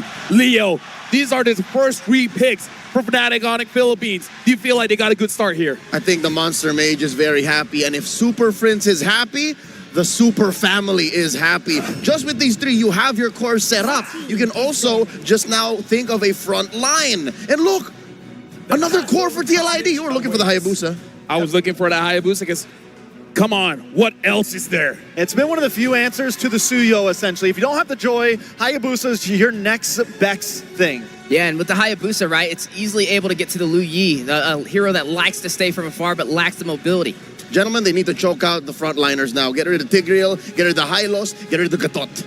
Okay, now, here's the thing. I'm actually looking at TLID here. They have the Granger. The Granger is good going up against the Lu Yi because you can actually open up the map. But I'm a little bit worried here about Ezekiel, the Ghost of Jakarta. Because looking at that, so you're looking at how King Kong plays, I feel like a lot of aggression is going to mid. How will he answer that? Well, I think they go for maybe some long distance here, right? We've seen Aaron Shiki pick up the Pokey Granger. Maybe they lock in something insane like the Novaria, something long range, something like the Xavier we saw very early on. I don't know if that's how you want to start off in game 1, but maybe it's exactly how you start off in game 1. A little closer to the chest, like a Farsa. Farsa has been getting good results. Oh, Trex is onto something here, folks. Novaria gets banned out. So again, like, we know these teams. It's been 24 days that M6 has been going through. We know that Onic will attack that mid. Because if you look at their 2 bans already for Ezekiel, they're really challenging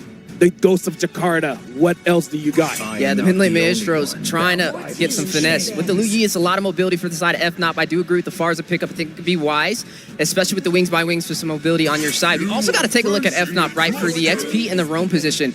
There goes the glue, so maybe the Hylos, maybe the Gatot sneaks up in here. We know it's a great way to create some chaos and to be able to get to the back line, and there goes the Hylos. Does Fnatic Onic pick up a specialty for Kirk? Do they get the Edith, or do they deny away the Gatot? Or what about that's a lot of jumps. Or the Khalid for Brusco? That's a lot of mobility between the diversions and the sandwalks. Let me just say, if we do have a Khalid roam here, I'm not. If I'm TLID, I'm not feeling good. I'm not feeling good at picking Farza anymore. Yeah, exactly. So it's kind of like a preemptive strike if you pick up the Khalid here. It's a preemptive. You're not going to pick a stable mage. It better be one that can move around. So they take in Edith. Still one more pick. Roam or EXP still, essentially. Most likely this is the Kirk special, though. I know Kirk, man. I like the Khalid here. Not gonna lie. It's something aggressive going up against the Cho as well. They're taking the time here. And it looks like they pick up the Gata Kacha instead. Jumping to the back lines. They have multiple angles. Divergent here, but then suddenly Avatar of the Guardian coming from somewhere else. Multiple angles by Fnatic Onyx Philippines here. And now it comes down to what Yehezkiel plays. Yehezkiel, Wiseman, what you got?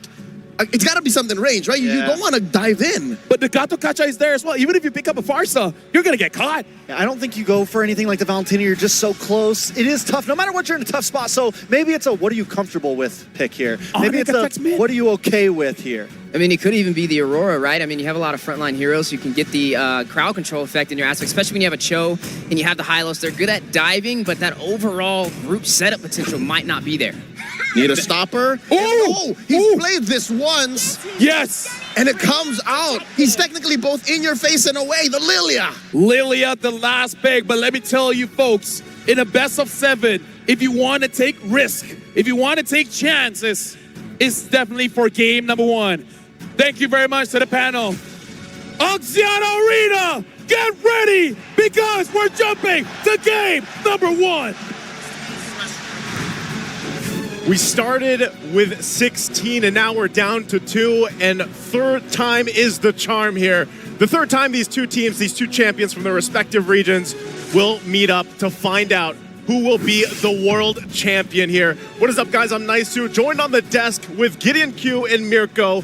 Gentlemen, how are we feeling about the first draft? I'm feeling that the first draft is interesting. Punish your front lines, be able to diversify, go into the back lines as well. Cool places to attack each comp.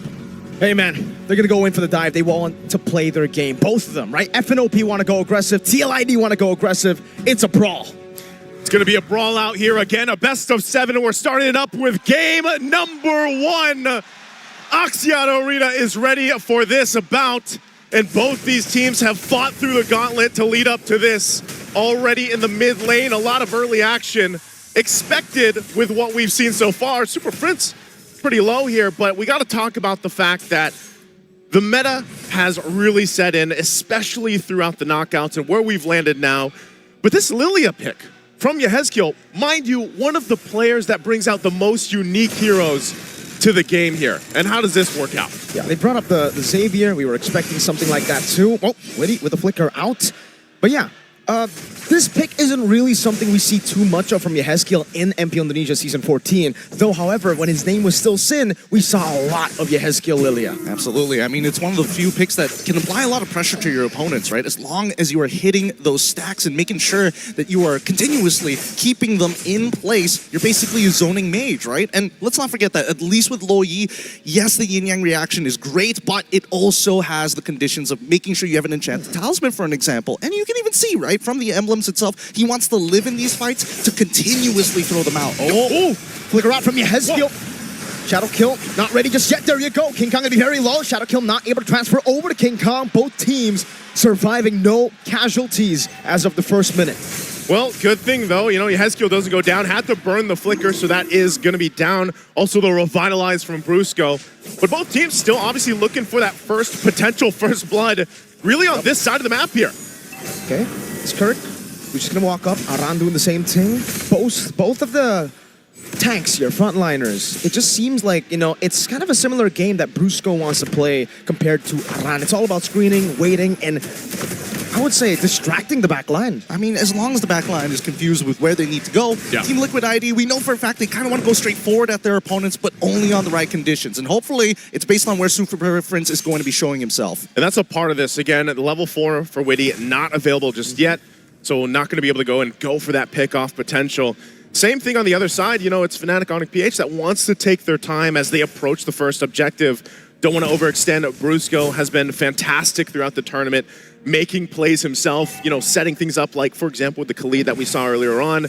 Here's the taunt, though. Witty's in trouble. Kundo Witty jumping back and forth. Wave the dragon over to Brusco. That's Fabian walking up. Shadow kill to Brusco. AOG able to escape. He's still alive, and now they keep on going for it. Aaron Shiki's hitting back against Super Prince. The front lines are starting to crumble. Revitalize. Witty jumping back in. Jikundo. Nakabrusco up. Diversion to the back as well. Witty taken down by Kirk with that primal wrath.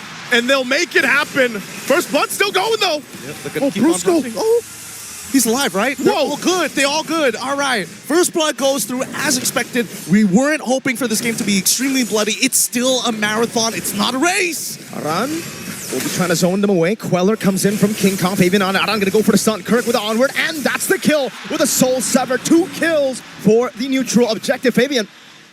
He's fine. Oh, whoa, he goes back. Kirk. Oh, they're not done with it yet. They want to keep on trading as much as they can. They cannot let this gold go too far off their leads. You see already the back and forth, the pendulum is already swinging this early in the game. And that's what you want to do. If you're TLID, you want to go in for those pickoffs. You utilize the fact that you're so mobile on this Hayabusa for Fabian. He does pick up a Hunter Strike already too. Black Shoes already used from Yehezkiel. Yeah, that was a lot of damage, man. Diversion. Don't know if they spot it. Yehezkiel spots it. Oh, no one takes it. Just a bit of vision, utility here and there for FNOP. Great call. But so far, you can tell that both teams are trying to determine where the battle lines are, right? Respect the borders. The river has been such a dangerous place already in the first 4 minutes of the game, and only very small advantages have been created. So far, King Kong, a single level ahead of Fabian for now, and things could start snowballing out of control, because even Kirk has a lead on Iran. He has a lead right now, still kind of checking out the area here too, locking in the buffs before this next objective does come up. But so far, so good. Even for Fnatic Onic, PH, Kirk could be in trouble. Pops the Primal Wrath, might get run down. No flicker. Fabian with the quad shadow, able to connect onto Kirk. He is all isolated. He will not use the resources here. It will just be a kill. A good pickoff for the cavalry. And Fnatic Onic PH have not found the trade on the opposite side. Close, but still no cigar this time. Woody able to cover on air on Shiki, knowing the motions coming in for Fnatic Onic. That first rotation looks good. Here comes the next fight. Taunt in the Soul Sever from King Kong. Revitalize used up by Aran. Whoa. Send over to Brusco. AOG defensively. And that will be it in that skirmish. Meanwhile, the Usurper, Fabian, up top, picking up a turret. Diversion coming down as well. King Kong charging up the surge. Won't be able to find it. Fabian should be able to escape freely. Gets out freely, gets a turret. Fabian doing work right now. He's everywhere on the Hayabusa. And that's what Fnatic Onic PH has to watch out for. Head on a swivel, but again, they have the Luo Yi. We saw Super Prince play this hero to a T throughout this tournament. And for the M6 in general, it's been such a crucial pick for a lot of teams in their compositions and how they approach the macro level of the game. Now that this turtle is up, though, second one for the taking, TLID has a very minor lead. And they'll try to get control of this too. Again, even if they plant Yehezkiel up front as a mage, it's fine. He can always Black Shoes out and just try to bait out some of the resources from Fnatic, and that's why they're so careful on the approach. Oh, bottom side. Oh, Carol might actually, oh man, Fabian already used a shadow kill earlier, so no kill. Diversion, Aran. Stopping the bush, Aaron Cheeky able to dash away from the Earth Shatter. Now it's Witty coming down. King Kong securing the turtle. He finds it. They managed to walk away. If they disengage now, it's going to be a plus for Fnatic Onic PH here. But the Usurper will not let this stand. He's looking for another turret. That's 2 already secured. At this point, this guy, he's a jungler, but he's also a turret destroyer, right? He's pushed down 2 tier 1s. But look at this side of the jungle. They're going to be focusing here. Witty should be able to get out, takes the Queller, but he's fine. But they do take a buff, and so they are going to try to find something around the map, and that's what Fnatic Onic will always do when they get the information on the moves coming out from TLID. So next focus for them, again, both teams already having 1 turtle, but the next time this comes up, the Lord is for the taking here. And that's where we really have to start to look. Are the items in place for them to fight out? Witty. Great dash away from the Jikundo. Witty to the corner. Bad spot. Kelra picks up the kill. Shadow kill from Fabian. Kelra's going to be taken down by Fabian. Revitalize already popped down as Super Prince is going to get zoned out. Brusco should be gone for it. Yehezkiel bails out with the Black Shoes. Oh, they still want to fight? Oh, back into Fabian. Kirk going in as well. Primal Rat to take him down. No! Shiki bursted by the yin-yang reaction of Super Prince. That's a great collapse. A clap back from Fnatic Onic PH. This has been a battle of inches so far. We haven't seen any real momentum, but at least this time round, Fnatic Onic PH fight on their terms after the initial aggression from TLID. And that's what they had to have happen at this point. Again, waiting for that first Lord to come up. That also allowed now Kelra has the Malefic Gun on the Bruno alongside the Haas Claw. So he's got the 2 items. And over on the other side, Aaron Shiki still building up into the second item. But they also grabbed themselves that tier 1 turret now on the top side. So playing into this in 20 seconds when that Lord comes up, Fnatic might decide to go ahead and approach this in a different way. Remember, every single time they can utilize Super Frints with the Luoyi, show up at an off angle, and surprise TLID. All right, so we're seeing a different approach to the Granger here in the Grand Finals. Aaron Shiki going for the safer approach. Usually we see Skypiercer item 2 diversion. Fabian's gonna be careful here. They spot him. Actually, no, the taunt as well. No, Fabian gets away from the taunt, gets out of the worldy. Or just the last shot, actually. Not even worldy committed by Kelra. But now the Lord, they've lost position on it, right? With Fabian so low, I don't think he can contest for this. Let's see how TLID is going to handle as they drop the Glorious Pathway. Glorious Pathway down as well. King Kong able to burst it down with the Soul Sever. Witty jumping in with the Kundo and the Dragon. And then continue forward. Aaron Shiki holding his ground. They're looking for a fight. Fabian fights one. Kelra takes down another. And now without any purifies, Kelra walks forward, finds it. Kirk takes it. Aaron Shiki is down. And that is going to be a full wipeout here for Fnatic Onyx PH. The gold standard! Kelra making his mark on the world stage in the Grand Finals. A wipeout, and now he's just balling down these turrets. He saw Fabian take the turrets. He takes the team and the mid turret, tier 2. Taking a look at the instant replay brought to us by Kadia. This setup was so good, and it looked like Team Liquid had an idea on how they could win this team fight. But the biggest problem, look at the positioning for Kelra. Untouched, just able to move and groove and slide around and pick up the kills and clean things up. I think that TLID, even though they had an idea in terms of execution, could not find it just yet, right? Oh no, Witty, he's... Oh, man, Kelra! This is the burst! Aaron Shiki become AOG. Aaron Shiki gonna be falling to Brusco. Diversion to the back. And Brusco, he doesn't mind with Kirk and Super Prince already holding on. Kill, making sure those minions are down. They can't get out of this just yet. Kelra is unstoppable and is going for more as well. Kelra gets a double. Into the slide, he went. The toss up, the slide, it's all on point. Talking about chemistry, the Super family well connected there, making sure that the onward and the slide tackle are perfectly in combination, and they get to walk out for free despite being in the base with Holy Shields. And this is why it's just so infuriating. It's so annoying to go up against Fnatic Onyx Philippines. For the few 6 minutes we saw, we were like, all right, they were matching King Kong, they were matching Kirk, but then Kelra shows up. It's a tough game. It's a really, really tough game here. Based on the items, you can see the respect coming out from both sides, all right? Aaron Shiki currently at 2 items with Hunter Strike and the BOD. He's not going for Sky Piercer this time around, but even Fabian, right? He's not going for Sky Piercer on it. He wants instant power. He hasn't gotten the War Axe just yet, but decided to finish the Malefic Roar first. There it is, locking that in. And this is the difficult part of it, because if we have to look at and break this down, Team Liquid ID, they just had a landslide gold deficit now. You can see it, right? They're feeling pretty good. The lightning emotes are out, the charge is up. But for Team Liquid ID, they kind of relying on Witty. But the problem is, he prioritized Magic Resist. But the Kelra's the problem right now. A couple shots alone brings Witty down, even Aran on the high-lows. So now this is where they go ahead and continue to put the pressure, take the buffs, take whatever they want. And it's up to Team Liquid ID and Witty and Aran to figure out how do we deal with this. I mean, right now, the next item, Power Spike, that we can see, Winds of Nature, already purchased by Kelra. He doesn't mind to go for those 1v1s, either against Fabian or even from Aaron Shiki. But at this point, I think that TLID will have to just sacrifice another inhibitor. This next fight is going to make it or break it for them. And Yehezkiel just can't get close. The fact of the matter is, Kelra already has the Malefic gun, so he's going to be outranging the glooms coming down from Yehezkiel. And if he needs to dish out a bit more damage to get the kill, he's going to have to sacrifice the black shoes, maybe even the flicker. And I don't know, man. I don't see Lilia as an execute hero. I mean, Lilia is supposed to be designed against Brutsko, maybe even Kirk, sometimes even King Kong if he's already dashed into the middle of the fight, right? He needs Aaron Shiki to kind of slow them down so he can make sure he hits every single one of his abilities. But for now, Fnatic Onyx, they understand that they've got better team fighting overall based on the number of fights that they've had around the river. And Aran will go ahead and give the information that Fnatic Onyx PH will go ahead and start up with the Lord here. They're pretty scattered across the map, so they might just be making the call, you know what, give up the Lord, give it to them, and get ready for a base defense because they got a lot of catching up to do.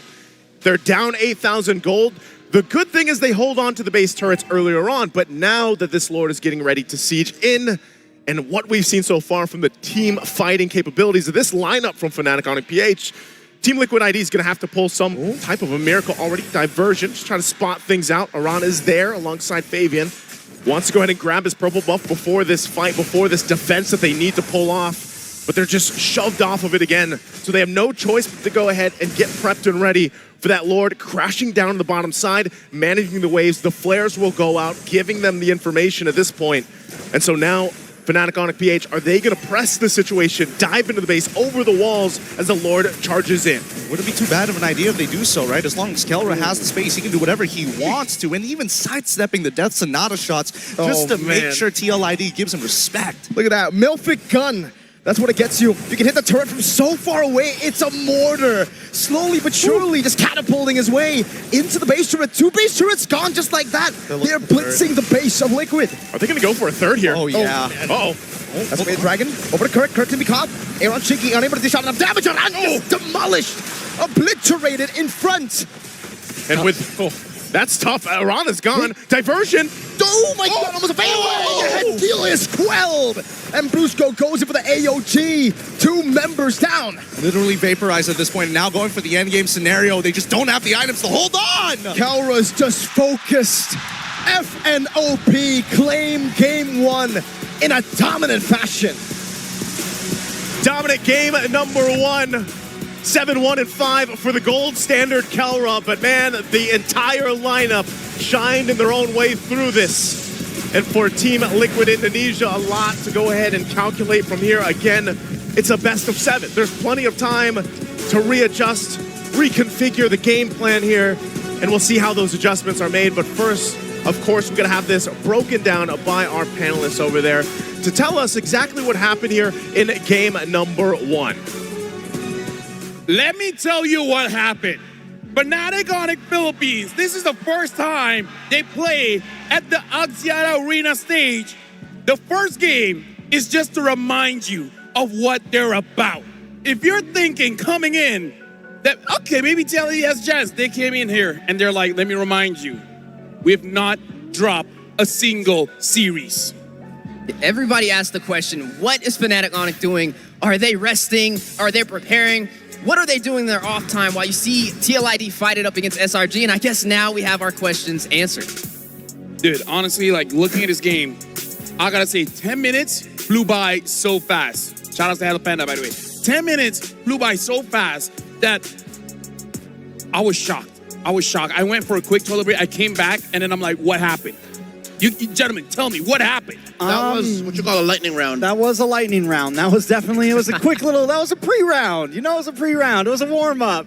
But right now, it felt like FNOP came in, warmed up. They waited their timing. They didn't rush things in the beginning. They even let themselves take a couple deaths. They sacrificed 2 off-lane towers. But Kelra never went down. And the moment we got to that first Lord, it showed tremendously the patience of them, not only on a full fight level, but in those team fights, the way they approach each fight, they're always looking for the turnaround. This is what you get when a team such as the Super Family ends up with a draft that they're very comfortable with. This is what I meant when each team brings their own meta and you play that within the evolving meta. And Team Liquid ID, they did try, right? Like they tried to one up and say, we're gonna pick the Granger first, and then we end up with a Cho, and then small jungle pool, Hayabusa. It's not like they had a bad draft. It's just Fnatic Onic know this game so well and know how to play within the cracks, which was, again, why in 10 minutes they were able to, as you say, just take over. And it's taken over, a domination, a lightning round,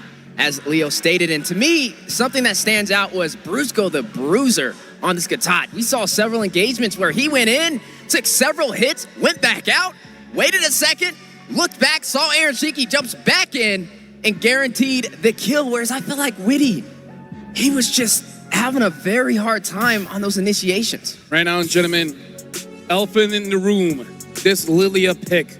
Do you guys feel like it's serviceable in this series? Or is this going to be the last time we see this Lilia? I don't think the Lilia was the problem. The Lilia was packing a punch. It was giving them very good early game rotations. It was clean.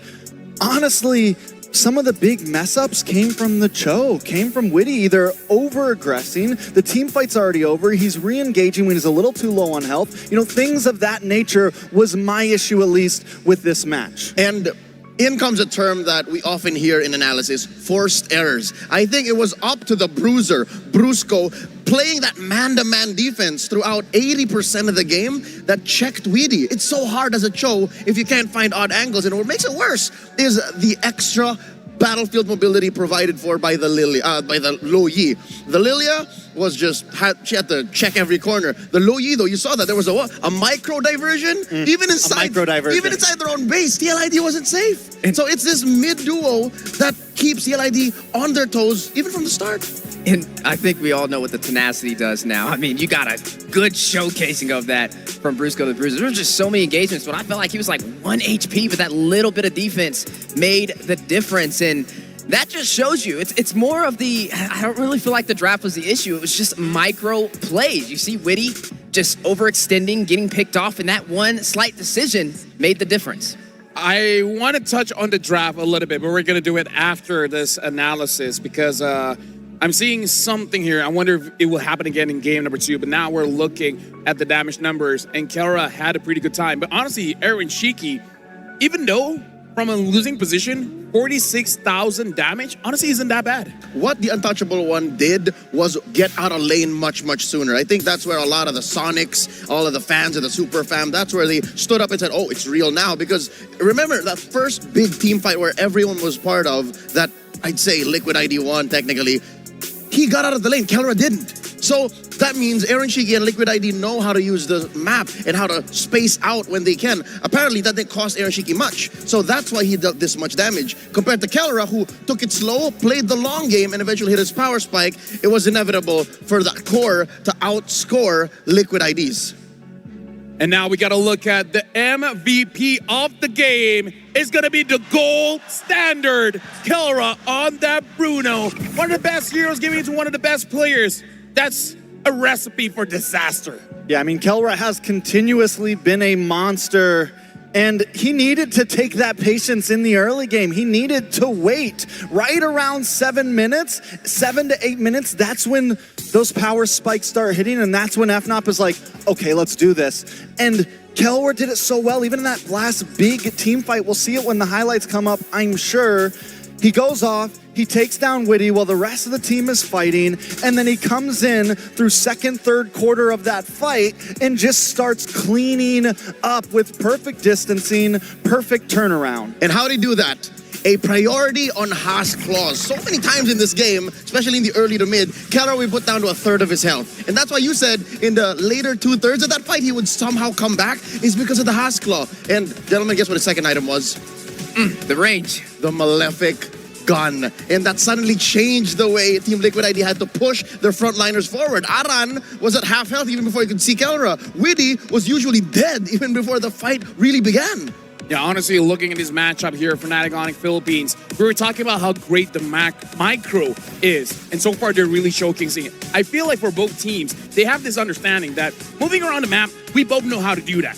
But let me out-muscle you. And I gotta say, Fnatic Onyx Philippines, they really showed their muscle here. Speaking of muscles, I'm actually looking at how the draft really progressed in the first game just now. In terms of how the game played out, we see a lot of different roles really making the picture of how this game plays out. But in the draft, it does look like Fnatic Onyx Philippines, they're respecting Fabian, making sure that he doesn't get the alpha. So in my head, is it going to be a strategy for TLID not to ban out the junglers just so that Fabian and King Kong can have a fair matchup? Because TLID, when Fabian is not on a hero that he can initially perform by himself, not saying he's not good on the Hayabusa, but something like a Joy, something like a Suyo, it's a different TLID.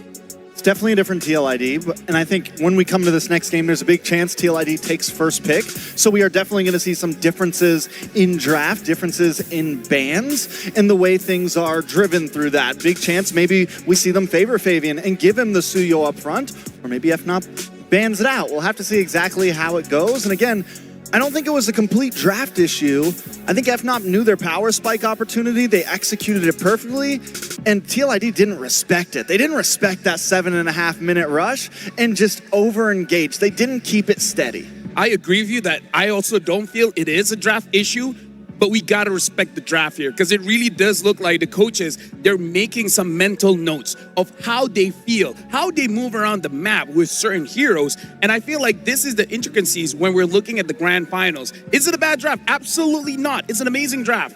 But the coaches know the difference between a Joy, a Suyo, a Hayabusa, a Lancelot, a Ling. And that's why they're keeping the options to the point where it's like, you're good on this hero, but we know what you're going to do on second minute, the third minute, and we can punish that. Yeah, speaking of punish, we're seeing even the gold laners, like you're still seeing the Bruno starting to walk, you're seeing the Granger starting to walk. They're willing to roll that dice, right? If we get the Granger, hey, we know we can still win on it. If we get the Bruno, we can do that as well. So now it's more of that prio on limiting that jungle potential. You know what? If it does come down to it, we are still looking at about, 47-53 win rate for blue and red.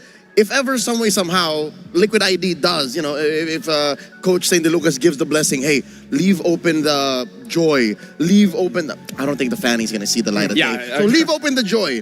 And then they trade for the Blue Yo Joy. It's a question, is that going to be a fair game? Is that going to be like a better go for Team Liquid ID? I'd say no. I'd say it's possible that Liquid still just folds. Question here. Before that, we got to look at a quote here. The test of champions from Coach St. DeLucas. Over the past 3 weeks, we've worked to instill a champion's mentality. Although the players are new to the M Series, they've embraced this mindset. Being a pro is easy, but developing a champion's mentality is not. After our second loss to FNOP, it was chaotic and emotional. We had to make adjustments to our playstyle and strategy. Facing them again will be a critical test, and losing for a third time would be devastating. As we prepare for this match, it all comes down to mentality, focus, and enjoying the match. Weezy, this is an insight that I have not seen. I didn't know losing against Fnatic Onyx Philippines affected them this badly. It was chaotic and emotional. Well, I'll tell you what, to go somewhere you've never been, you got to be willing to do something you've never done, right? And that showcases that he's ready to take it to another level. He realizes that there's a difference from being a pro player and being a champion, right? It's bouncing back, being resilient, and that is what I expect to see from TLID in game number 2. Now, it's going to be a battle, right? It's these little decisions. We all agreed the draft is one thing, right? But it wasn't a one-sider because of the draft. It was just slight decisions that costed TLID that game. You know what, Stefan? What was that little nugget of wisdom? To do something. To go somewhere you've never been, you got to be willing to do something you've never done. And that's what I'm trying to say about this whole jungle matchup. We've seen the Joy Suyo. We've seen the Fredrin Suyo. And we know how that works out. But what if TLID find a different angle of attack? Something that maybe we haven't even presented yet. Granger jungle. Just don't ban. I mean, Syzygen used it. Granger jungle. Pick up Granger and Bruno. It's a different time. Something different. I mean, he is saying what you're saying, but I don't know if we're talking about that much extremes, I don't know. When I see the alpha in the last draft, FNOP decides to go for the alpha ban. And then we also see the Joy ban. I think you have to respect and kind of understand where they're approaching and say, fine, we're going to ban Suyo too. And just take all of those big picks off the field. Either you leave a lot open or you take it all off the field and bring it back down to Stone Age, right? You bring it back down to something different. Here's why I'm so confident in the jungle argument for Fnatic Onyx Philippines. Is because we've seen games where King Kong was given scraps. We've seen King Kong forced to play the Fredrin again. We know that he is an assassin specialist. We know that he's such a mechanically gifted player. If you give him a hero that just presses button like this, heroes that I do well with, he still does well. Somehow he works for the team. So I don't know if Fabian can do just the same. Yeah, but I feel like we can actually explore the idea coming in from Trax. Make it ground zero. Have a gentleman's agreement to be like, all these S-tier junglers starting to become a nuisance. If we take down most of them, then we'll see things like the Bane. Heck, something we haven't seen in ages.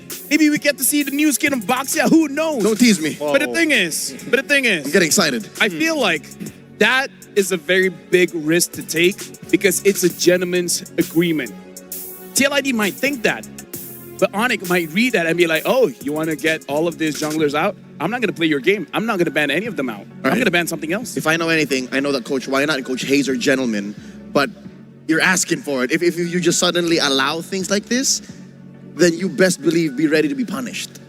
Well, I mean, we are in the state of a game, right, where we're on grand finals. These are the two best teams in the world. You know, you have to be able to play scraps if that's what you get. You have to be ready to go against super meta picks.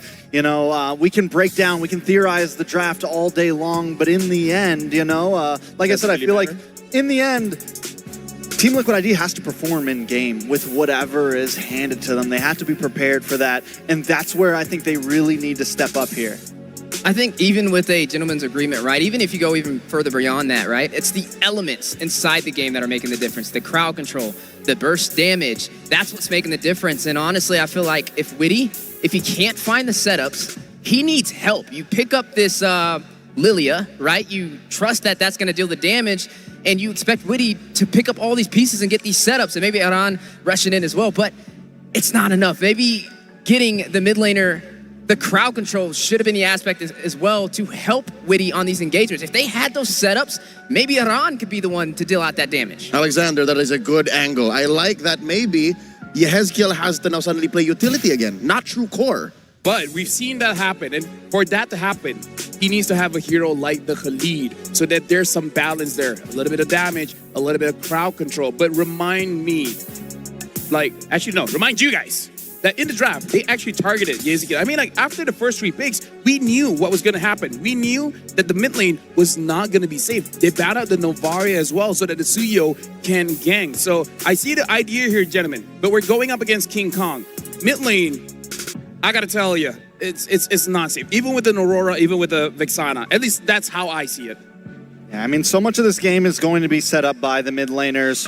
Witty plays such an important part for his team, and he's really got to perform, you know. I mean, and if the Cho is maybe the Cho is not the option. Yes, it feels good sometimes. You can get those big picks, but we're also seeing it just get melted down. His emblem build, he picks up Thrill, he gets damage instead of going full tank, you know? I mean, it's maybe a little bit smarter to do something a little bit bulky because you know Kelra is going to be hitting hard and you know that King Kong is going to be hitting hard. Just putting it out there, if there's no Khalid, there's also the Jawhead. The Jawhead would have looked a lot of damage. There. I thought about it, but a lot of damage. We'll see what happens. We're jumping into the draft now. There goes the Cho ban. There goes the Suyo ban. Oh no, it might actually happen. Go back to the Stone Age. What if this is a Joy ban? Joy ban. It's got to be. Do you rush Alpha? But then FNOP just picks Fred or something. Exactly. Like. Yeah, I mean, like, now we have a dynamic here because we know that FNOP, they can take risks in the drafts. Like, you can pick up the Joy. Dude, King Kong has played so many Joys, he probably tells his team, this is where he's pathing. This is where he's ganking. This is his power spike. This is how we deal with it. This is what FNOP did so well on first pick. They didn't just ban one jungler. They banned the Alpha and the Joy. They said, Suyo is going to be gold this match. He's going to be the main prio. And I think this could be maybe the mess up from TLID, unless they're giving Joy over and they have a lot of confidence in a Fredrin here. Unless they go for the Joy, which I think Fabian did, and we come into one of your major discoveries in the knockouts, Fredrin. 100% win rate against Joy right now. I mean, it's just looking good, but they don't have to pick it up front. They pick up the Bruno here. They can go for the Hilo, something of that nature. Also shadows. The Lu Yi, more comfort. Yeah, gonna have the mobility, gonna have the element of surprise to work for Fnatic Onyx. Now, yeah, with the Joy pickup, definitely gonna be a challenge. I'm right there with you, Trex. I definitely believe with that 100% win rate on the Fredrin, that is possibly the wisest decision here. But, I mean, they've got a lot working for them already, right? You have this Bruno, a heavily prioed marksman, the best marksman so far, alongside the Granger as well. I mean, here's the thing. Reminding that before this, Fnatic Onyx Philippines, they had a draft where it's 100% for that Bruno. I still remember the draft. It's Bruno, Paramis, Matilda, having the Cho in the EXP, as well as Fredrin in the jungle. They played that kind of composition before. They have an option to do that again. Yep, that was game 1 against Falcon Esports of Myanmar. And that went all the way, but it opened with such a banger. I think they can definitely do that still with the Lu Yi. And there it is, the Fredrin, baby. I knew it was coming. I mean, There's some coaches that maybe aren't willing to risk it. There's some coaches that maybe they don't feel comfortable with their jungler on this, but we've been saying it. King Kong will play whatever you hand him right now, and he's going to make this Fredrin look good. So what does TLID do to answer this? It's a troublesome spot. You either have full faith that you're going to be able to play around it, or you go for the Team Spirit swap. You go for the mid lane Joy maybe, and then it's a wait and bait. That's an interesting idea, but I want to pull it back a bit. We were talking about this, where Weezy, you were the one that said that you need some kind of control mage. And I said, if you want that, you need a damaged roamer. And now they have that. They have the Khalid. And the thing is, they're not going up against an assassin now. They're going up against a Fredrin. So the counter here, the CC mid, as in like crowd control mid, it makes sense. Yeah, and having this Joy is definitely going to be a threat, but with that Fredrin, it's some good security from FNOP, and yeah, right there with you Heskill. He should be going for the utility realm. It looks like they were kind of on the same sheet of music as us, right? With the crowd control from Witty, it's just not enough of those setups. A lot of those engagements that they were fighting it out on, it lost because Brusco was the first one to find the major setup play to win over the trade. Yep, I'm 100% with you, gentlemen, and I hope that Liquid ID is, because that's what they need right now, a stopper in mid. Aurora still up there. Vexana, if you really want to get down to it. Vexana. If they put like a Farsa here, what would that feel like? Would that be enough? Would that be okay? For FNOP or TLID? For Liquid. For me, it's a little bit difficult because even the Bruno with the Worldy can cause chaos there. And it's not so easy for you to spot where the diversion's coming from. Exactly. We've seen, half a dozen diversions spotted by the random ice blast by an Aurora. So yeah, I agree. Let's see. Let's see if Liquid ID will go that round. It's also tough to pick up a Farza on this first pick side because FNOP can always bring in one more counter pick if they want. A lot of answers. I'm still wondering, are we sold on the fact that this Khalid is Roam right here? Or do we maybe see something else picked up for TLID? I think Roam is the right decision, but you could possibly pull out the Gatot here as well. And I mean, it would still kind of be the same situation. I feel like for Fnatic, though, I feel like the same rule applies to them. They could change this up entirely. You have the Luyi, you have the crowd control. You technically could go in for a Mathilda here because you have Fredrin with the setup to Energy Eruption, and you also have a lot of crowd control from the Luyi. One thing to note, a Mathilda, this is what MPL Indonesia has picked up. For you to fight against a Mathilda, you pick up that Khalid. So this Khalid is also showing to Fnatic on the Philippines that we know that a Mathilda is in your arsenal. We have the deterrent for that pick. TLID got to come up with something here. They go for the Vex, they go for the stiff arm, they go for the ability to help out in these objectives. It's something that they had trouble with last time that we saw. Final pick, EXP lane. What about the CC? It shreds down on this Fredrin. It's good against the Fredrin. The only one. Can't survive diversion ambushes. Instead, they go for the favorite, the Phoveus. That's what, 1 to 3 dashes? Yeah. So far. And right now, Fnatic Philippines, final pick here, and they themselves pick up the CC. This is a pretty good pick, but gentlemen, so far we've been calling the draft. We know the differences of ideas coming into game number 2. TLID going up against Fnatic Philippines. Fnatic Philippines, quite, in terms of the win condition, they have Kera, they have the CC as well. But now, thank you very much, gentlemen. But we have to continue with the show. We have to give it over to the casters for game number 2 of this best of 7. Thank you very much, panel, for breaking down game 2 draft here. Once again, 14 minutes on the clock in game 1. Can TLID bring the series even, 1-1 in this best of 7? Gideon, how do you feel about the lineup? I think it's going to be a little bit hard, right? Lane-to-lane matchups obviously leaning towards gold, but hopefully they can get enough of a lead on Aaron Cheeky and hold it until about mid-game where he can pop off. Otherwise, for Nop, that is, I mean... Yeah. The Fredrin speaks for itself. The CC2, Fredrin against Joy, CC against that Khalid and the Phoveus matchup. We'll see if it's all going to come to place once again. Team Liquid ID, a different lineup, able to fight the range that we saw earlier and maybe even contain Kelra, the gold standard on the Bruno once again as they go ahead and face off. But even with this, you know, the Fredrin has popped up a little bit more throughout now the end of the M6 tournament here. But it was a newer pick that was picked up a lot against these assassin junglers, or, for example, the Joy that ends up working out really well. So King Kong going back to a familiar and comfort pick, if you will, that the world was used to. Now in the mid lane, still trying to check things out here. Super Prince really low.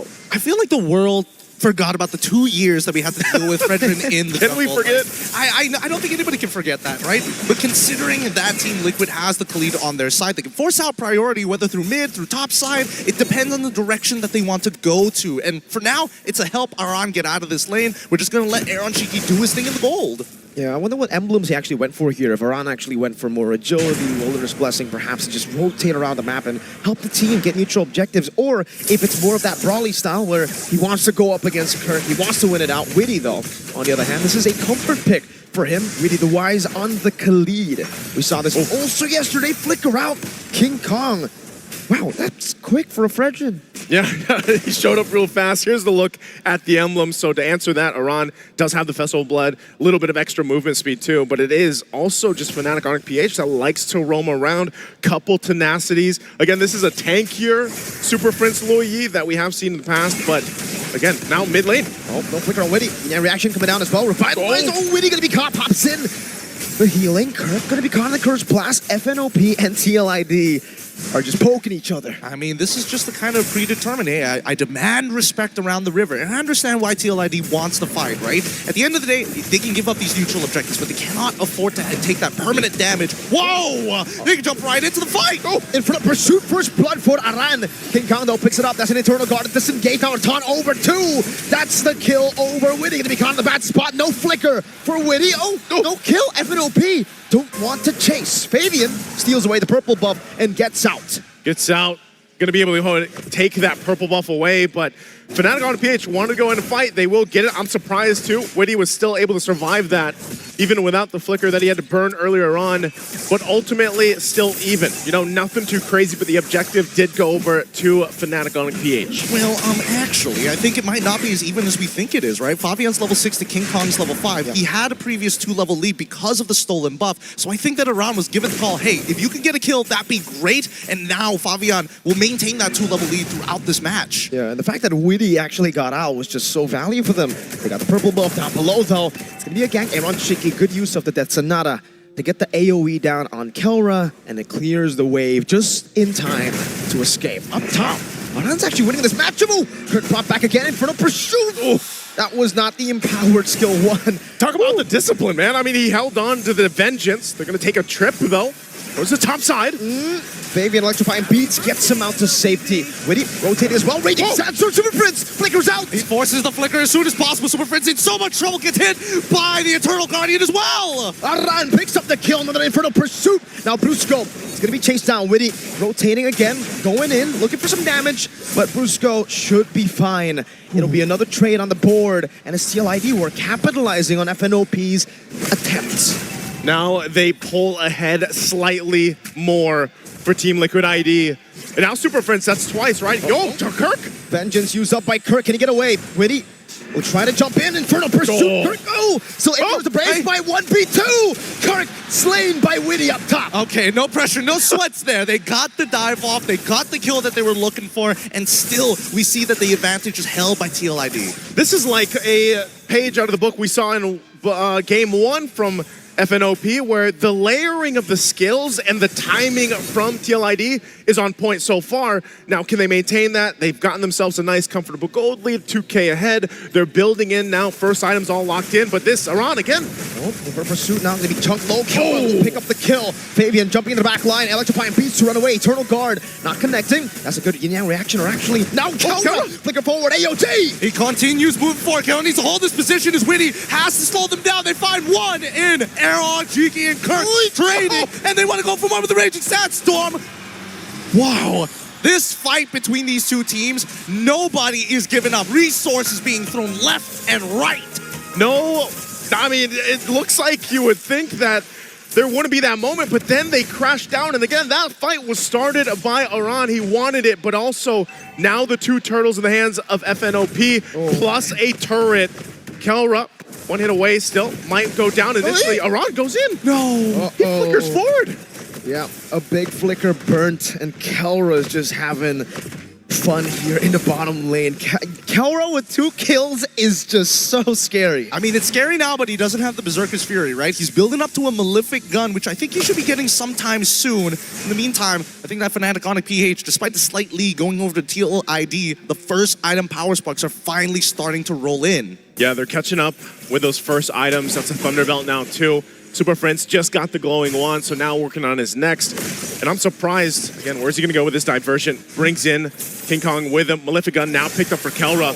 They're gonna get spotted out, but Fabian might be in trouble. Okay, Fabian is able to retreat, going in. Super Prince flickering back into King Kong. Now it's Catan over. Fabian locked down. Brusco picking up that kill. Aran looking for the play. Raging Sandstorm in the flicker. Oh, he connects, and now the revitalized Kelra even alive. Winnie, he's gonna get melted still. King Kong holds the line. Kelra again jumping in. Kirk with a follow-up. Kelra gets his skill down. It's a wipeout. What? Just like that, 6 minutes. 36 seconds into the game, they achieve a wipeout against Team Liquid ID. That's what we call a pinch. That is a pinch and more, and they're gonna get more off of it. Again, you already see the lightning come out, and it looks like they want to play that way even in game 2. And Team Liquid ID, after that shocking wipeout, will have to readjust the game plan moving forward. Last turtle spawning up. Kirk just holding his own. He knows. He knows. He's a little too strong right now. I don't know how else I could say this, right? Just a War Axe. Oh, where's it? Where's it going? To the top side. Doesn't spot him out. I'm pretty sure they saw the River Crab get taken there. Uh-oh. You're gonna set him up. Witty. They spots him out. Takes him away. Now it's Brusco with the taunt as well. King Kong, there you get reaction. Shot Witty gets away just barely as he buys enough time for Fabian to recall. How many times has Witty gotten away in this game? And he's gonna have to continue to do that. Even looking at the items, again, as we split down the roles, as Kelra works on the tier 1 here. Witty's only got a Thunderbelt himself. You can see Starlium Scythe now, too, for Fabian, still working on his next, and Aran, Thunderbelt, too. So even the front line might be in danger because of the fact that this power spike for Kelra specifically. Look at this guy! Look at it! That's just the preview already, and he doesn't even have the Berserker's Fury yet. Oh my goodness, I'm looking at the gold rankings on our little monitors, and he's got a 2K lead of his own, right? Oh my goodness. No, he's not gonna die here, right? They just gotta sacrifice the tier 2. No point to fight now. Kelra is outpoking and outranging a Granger. Yeah, that's, you know, at that point, and now that he gets and just works that turret down, King Kong's still looking for a fight. Witty. Kelra with a side. Brusco picks up the kill. Eros, that Sonata does nothing. Kelra, slight tackle forward.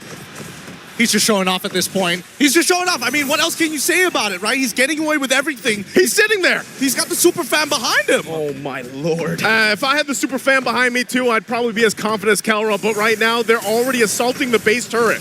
Aran walking up the Eternal Guard, not connecting. Brusco was able to dodge away from that one. Kelra is just munching on this turret from out of turret range. We're not even hitting 9 minutes here as we move into that 9 minutes. 4 to 10, 7K gold lead. This is a ridiculous amount as Fnatic Onic PH are putting Team Liquid in a slow chokehold and they just can't breathe. No, they can't. Yin Yang reaction. The balls from Kelra. Diversion from Prince. And the diversion is truly a diversion. The mid-wave comes in and Kelra picks it up. Reggie Sandstorm flicker, Kelra! He's holding it forward. Aran has to hold the line. He goes down. Brusco cuts them off. A double for Kelra. Again, the diversions will work in favor. Whether they send it forward or not, they make a win. And now working on the mid-turret. They're making this look so easy right now. And this is almost impossible to come back from. Yehezkiel just doesn't have the items. And with the next wave already crashing on, let's see how Fnatic Onic push through. Fabian on the backside. On it. Oh, man, Fabian. He tried to go for the flank, but Kelra's the real assassin in game 2.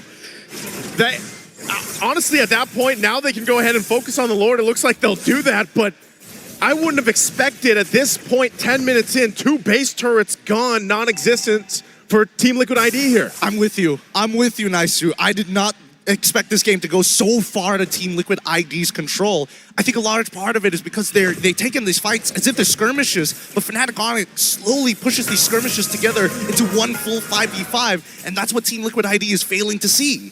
Let's think about it here.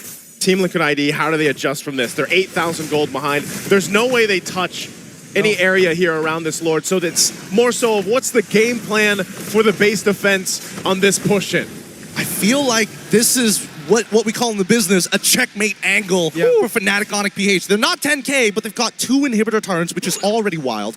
This, with the Lord as well, I'm going to double check the items real quick on our monitor. And yeah, not enough of an item power spike. King Kong knows it, that they've got them in the triangle choke. That's the beast. King Kong is just standing there, getting vision for the team, and now they're looking for another siege. At this point, clearing up the waves.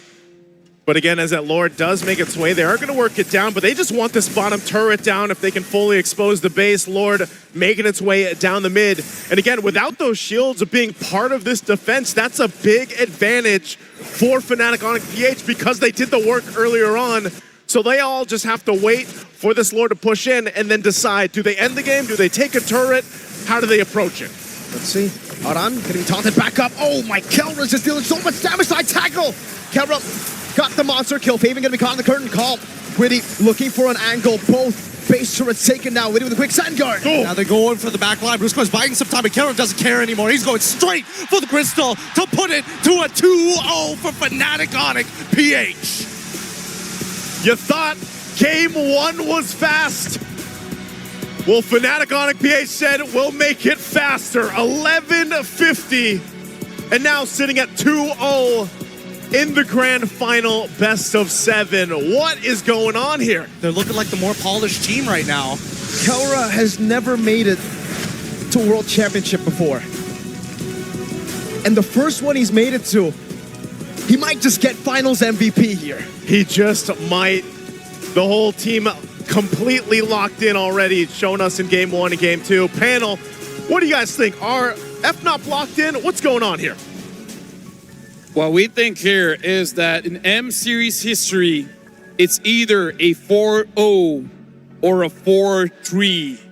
And now it's looking like it's going to the direction of a 4-0 because I gotta say the first 2 games, those were quick, but might I remind you, it happened here at Axiata Arena.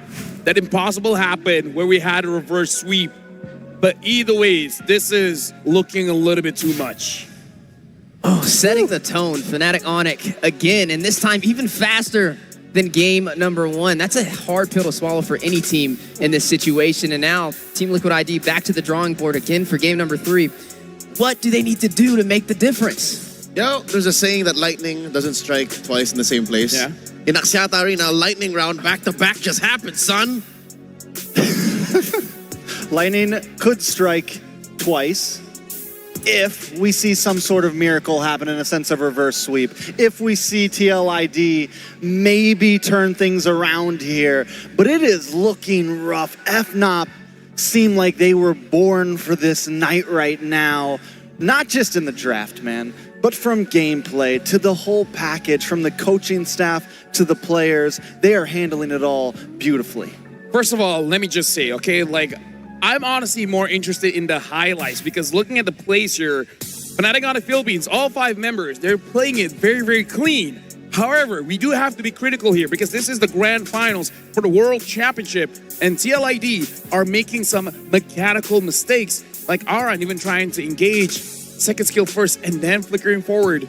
Weedy not hitting the skill shots. Like TLID, they have to get in the zone because right now it does seem like something's going on. Something's going on that they're missing their skills here. I'll tell you what's going on. I can't speak for what Liquid is doing so far because these are, you know, some blunders that they've committed before. But for Fnatic Onic Philippines, this is a lineup that they tried before against Liquid ID. It was, game number 2 in the upper bracket finals, wherein Fnatic Onic played a very similar lineup. You just switch up a few pieces, but it's still King Kong on the Fredrin and Kirk on a sustainable XP laner, much like the CC. They lost that game in the hands of Liquid ID, but as you pointed out, Trex, they learned a few things. Like they switched things around so that it wouldn't repeat itself. Yeah, they get a little bit more damage this time. They get the CC in the gold lane instead of having a Uranus, you know, instead of having something a little more stagnant. Also, Kelwer gets on the Bruno, you have this late game potential. And overall, FNOP just played this game very well. Even early on, they were willing, I mean, they took a death on one of those invades, but they were consistently putting pressure. They didn't want to let Fabian scale. They didn't want to let Aaron Shiki scale. They closed this game out in 11 minutes and 50 seconds, and they played it exactly how they needed to play it. Let me just say, I kind of feel like every single time TLID poses some kind of problem, it looks like Onyx, they have the answer. Because I gotta say, Fabian this time, he got the joy. But the answer was there, right? We got the Fredrin. And let me tell you, 009 on King Kong's Fredrin. And we heard what Mirko said. That's a pretty fast Fredrin.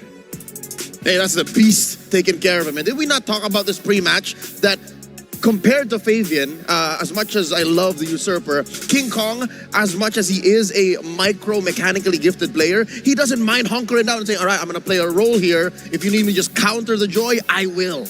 And this is another game for the Fredrin to prevail over the Joy again. That's 100% still. 100% win rate on that. And you know what? I'm starting to realize a pattern, right? It's to get the roamer uncomfortable, get Witty uncomfortable, right? And you've seen him go from a setup roamer to now a damage roamer, but it's still the same recipe for the side of Fnatic Onyx, right? They know if they go aggressive super early, if Brusco can find the setup, even picking off Witty is the answer for them. There was a point in the game where we saw the Haas Claws into the Malefic Gun, and the only defense on the board was Thunderbelt from both of Iran and Witty, which is not enough. And then the Berserker's Fury even came in before they built another defensive item. Wheezy, at this point, what, the first 8-9 minutes of the game, Thunderbelt isn't even a real defense item. I agree. You need to get the stacks on it, and if you're getting stacks against a team that is, what, 5K, 6K ahead of you, under 10 minutes already penetrated your base, that's a losing fight. So this is how you touch the untouchable Aaron Shiki. You make the front line crumble. Because game number 1, game number 2, panelists, this is what you guys have been talking about. Weedy, Iran, these are amazing players. They're worthy of World Championship, but Fnatic Onyx Philippines keep on countering them. And now we got to look at the MVP of the game. It's 2 times now, twice with the Bruno, the gold standard, Kelra. They're going to run out of angles to shoot him from the same corridor, man. He's going to keep getting the nod here. I mean, if he keeps getting that Bruno. I mean, yes, the Bruno's a problem, and it's true. At this point, do you completely switch up your draft ideas and just maybe hunker down in the gold lanes? But honestly, just like King Kong, Kelwer's going to play with scraps, man. I still you feel can like put whatever in his hands. Beatrix. Plenty of teams. I mean, I get it. The Bruno's a problem, but plenty of teams have beaten the Bruno. So there has to be something. I feel like the gold lane is solved. I feel like gold lane, it's everything else that's impacting here. We're talking about roamers. We're talking about the junglers. But at this point, it almost does feel like the draft makes an impact. But the players that pilot it, oh my goodness. Fredrin is a counter to the Joy, but you still have to use it well. And King Kong used it well. Yeah, he used it amazingly. There was a fight in here where Joy, we might see it here in a minute. Joy gets invaded in the orange buff, and Joy just can't move, man. Joy gets either hit by the duality, gets taunted by Fredrin. Fabian is essentially useless in every fight whenever they're all grouped up, and it is just tough times for the side of TLID. At this point, TLID needs to get a hero that is uncounterable, but no such hero exists. It's going to be a challenge, right? I mean, I agree. I don't think it's just solely the draft in this. Even if you switch up the gold laners, even if you take out the Bruno, it's the element in the game that remains the same, right? The battle to getting the first setup, that's always winning these engagements to get your gold laner online. TLID have to stop trying to brute force their way through this. They need to put some respect into Fnatic Onyx Philippines. We're seeing even in the end there, that last moment, Witty goes for this big play. Even if you catch Kelra there, even if you land on him with the Raging Sandstorm, nobody is there with you. You're not going to be able to kill him. He still will have a flicker after that catch. And either way, you're about 6,000-7,000 behind in gold. You are not going to be able to brute force win a fight against Fnatic Onyx Philippines right now. They need to steady it down, slow it down, respect the other team, because Witty's going for some plays right now that he cannot go for in a grand finals matchup. And that's without even acknowledging the mid-duo Fnatic Onyx Philippines. They played the same hero, Louis Gatot on Brusco and Super Prince. if you start attacking the other lanes, that means these two are just free. They're happy with what they're picking up. It's funny because if Woody had more items, maybe it'd have been a little bit of a different story. This is literally a situation where it's like, hey, you're not built like that.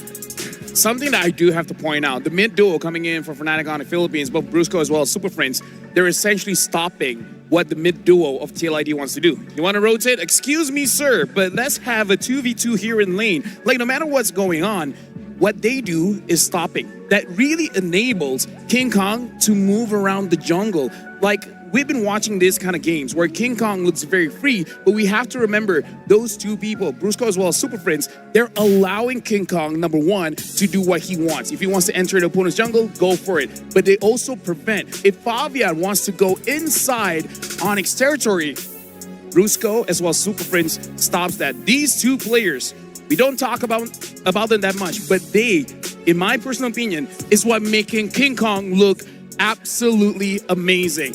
Now, right now, this is a 2-0. We got to have some different opinions here because panelists, we've been talking a lot. But now, I want the opinion of Coach Yep, where he's at courtside with our host. So let's see what Coach Yep has to say for this matchup. Thank you, the panel. Here's Michelle with Rema for our courtside report. Now I'm having the Vice President of Onyx Esports franchise Yep with me, but I still prefer to call you as coach. Is that okay? Yeah, sorry? Coach, I prefer still to call you as coach. Is that okay for you? Okay, so how are you doing here? I'm fine. Fine, yeah. So would you like to introduce to us more about your work as a Vice President? Because I believe it's much different like the work as a coach, right? Well, basically, just for this M series, I'm here to help and support Onyx Philippines. We're just coming here to support. So what kind of support Rema must be curious about, right? Yeah, like we're very curious, like what kind of support you give to Fnatic Onyx Philippines. So, Coach, why not mention that you've offered a helping hand to FNOP during the knockouts? So, what kind of support, the ones that you're willing to share with us, that you give to FNOP? Helping them mentally prepared and just for additional strategies, yeah. It's all right, really so good backup, right? yeah, so even if like with the title of VP, the little bit of coach is still in there, but like help motivate the team. That's why I still call you as the coach. Okay. Yeah. So now on the stage, it's the third time rematch of the Fnatic Onyx versus Team Liquid. Absolutely the most like the rematch of any M series here, right? So as a coach, your boys just got 2 games ahead right now. Are you happy about the way they did that? Yes, of course. I'm happy with the result for now, but the series is not yet done, so we don't have to be complacent and just enjoy the game. All right, so right now we're getting chill guy right now. Not too excited. You're up 2-0, but you don't want the boys to get complacent. So, since everyone knows your achievements as a coach, maybe you could give for one itch. Just give it their moment. So we know that each team has a key to victory. So for Team Liquid and for Fnatic Onyx Philippines, could you give us your one key to victory for each team? Just be themselves and enjoy the game, yeah. Just be the chill guys. Okay, all right. Be themselves and enjoy the game. I feel like Coach Yep is holding back a bit. We understand why, but that makes a lot of sense too. Yeah. Yeah, Coach is very confident about his boys. So, by the last, any message, any shout out to your boys on the stage and to our Sonics here. Thank you so much, Sonics and Filipinos. All Filipinos that supporting Onyx Philippines. We love you all. Thank you. Thank you, Yep. Thank you, Rema. Okay, now it's a good time to start the game 3. So let's throw it back to the panel. I feel like Coach Yep's advice is great for Fnatic Onyx Philippines. Be yourself, have fun. Can TLID do that? Can they just be themselves, be fighting all the time? Again, Coach Yep, amazing coach, that's his advice. Trex, what do you feel? Do you feel like TLID can take that advice? Coach T. Yeah, have fun, but you know what's fun? Winning. Yeah, winning is fun, and they got to step something up here, just point blank. It's TLID. They had a good draft in game 1. There were some misplays in game 2. Even they're not completely losing in draft. That last one, I don't think the joy into the Fred one was good, but there's still just mistakes over the map. Yeah, I feel like an element that you have to take is that use your best strategy. And I feel like TLID, that's fighting, but they got to refine it, but they have very little time. However, I do got to say, since they're using the ROG Phone 9 Pro, they can do it. Was it? Yeah, are you okay? I mean, you're really going for some game? It looks great. I'm seeing what else Liquid ID can do, all right? We've stretched the limit of the 77 current hero pool in M6, and I'm looking like what else is left. I'm using the 165 hertz refresh rate screen to go through the currently 126 heroes we have in MLBB, and I'm stuck looking at Suyo, that beautiful man. I think if he was left, I'm currently he was left open. Yeah, I'm gonna Suyo kick. So if whoever gets Suyo wins. I mean, I don't know about you. Since you're enjoying yourself, I'm enjoying myself. We need some Hello Panda here where you guys can fuel your energy. Heck, you know what? I got full boxes. I got what do you call it? Cartons. You got cartons. I got cartons of Hello Panda. Carton. We got cartons. And now we got Hello Panda, and you guys can too. Heck, I was walking around Axiata Arena, and a lot of people are bringing out their Hello Panda. So shout out to Hello Panda and to all of you guys enjoying this lovely biscuit. You know what I loved about the interview with Coach Yeb? What? I loved the fact that he was asked the question, how does he feel about Fnatic Onyx, right? They're up 2-0. And normally you would expect maybe somebody to say, Yep. Oh, we've got this. Like, it's in the bag. It's guaranteed. But no, he respects the dynamic from TLID, right? He said, job's not finished. The Mamba mentality. So that's what you like. What I like is honestly Ferry. Where luxury meets gaming with Ferry's first M6 Switch. Watch this. Green Ferry, locked in, Green Ferry. That's the Blue Ferry. Pan to tracks. All right, there you go. 3 ferries in one desk. Shout outs to Black Ferry Keaton as well. We have all the ferries here, and one cool thing is that if you have a ferry watch, you can ride their buggy, so you can go to the carnival.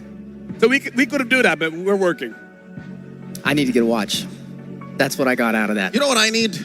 This isn't actually mine. They didn't give me one. Miracle let me borrow it. Since we're on top of things here, literally in the nosebleed seats in Axiata, I could use a secret lab. Oh yeah. Yeah. Dude, too. You know what will you be able to do with Secret Lab? What? You can play for longer because the chair is comfortable. Heck, if Trex had a Secret Lab chair, his daughter will stop making fun of it. Exactly. She would. But we all know whose fault that is. Yeah. Yeah. But yeah, Secret Labs would be great. But here or at home. Either ways. Now we got to get back on topic here, folks. 2-0.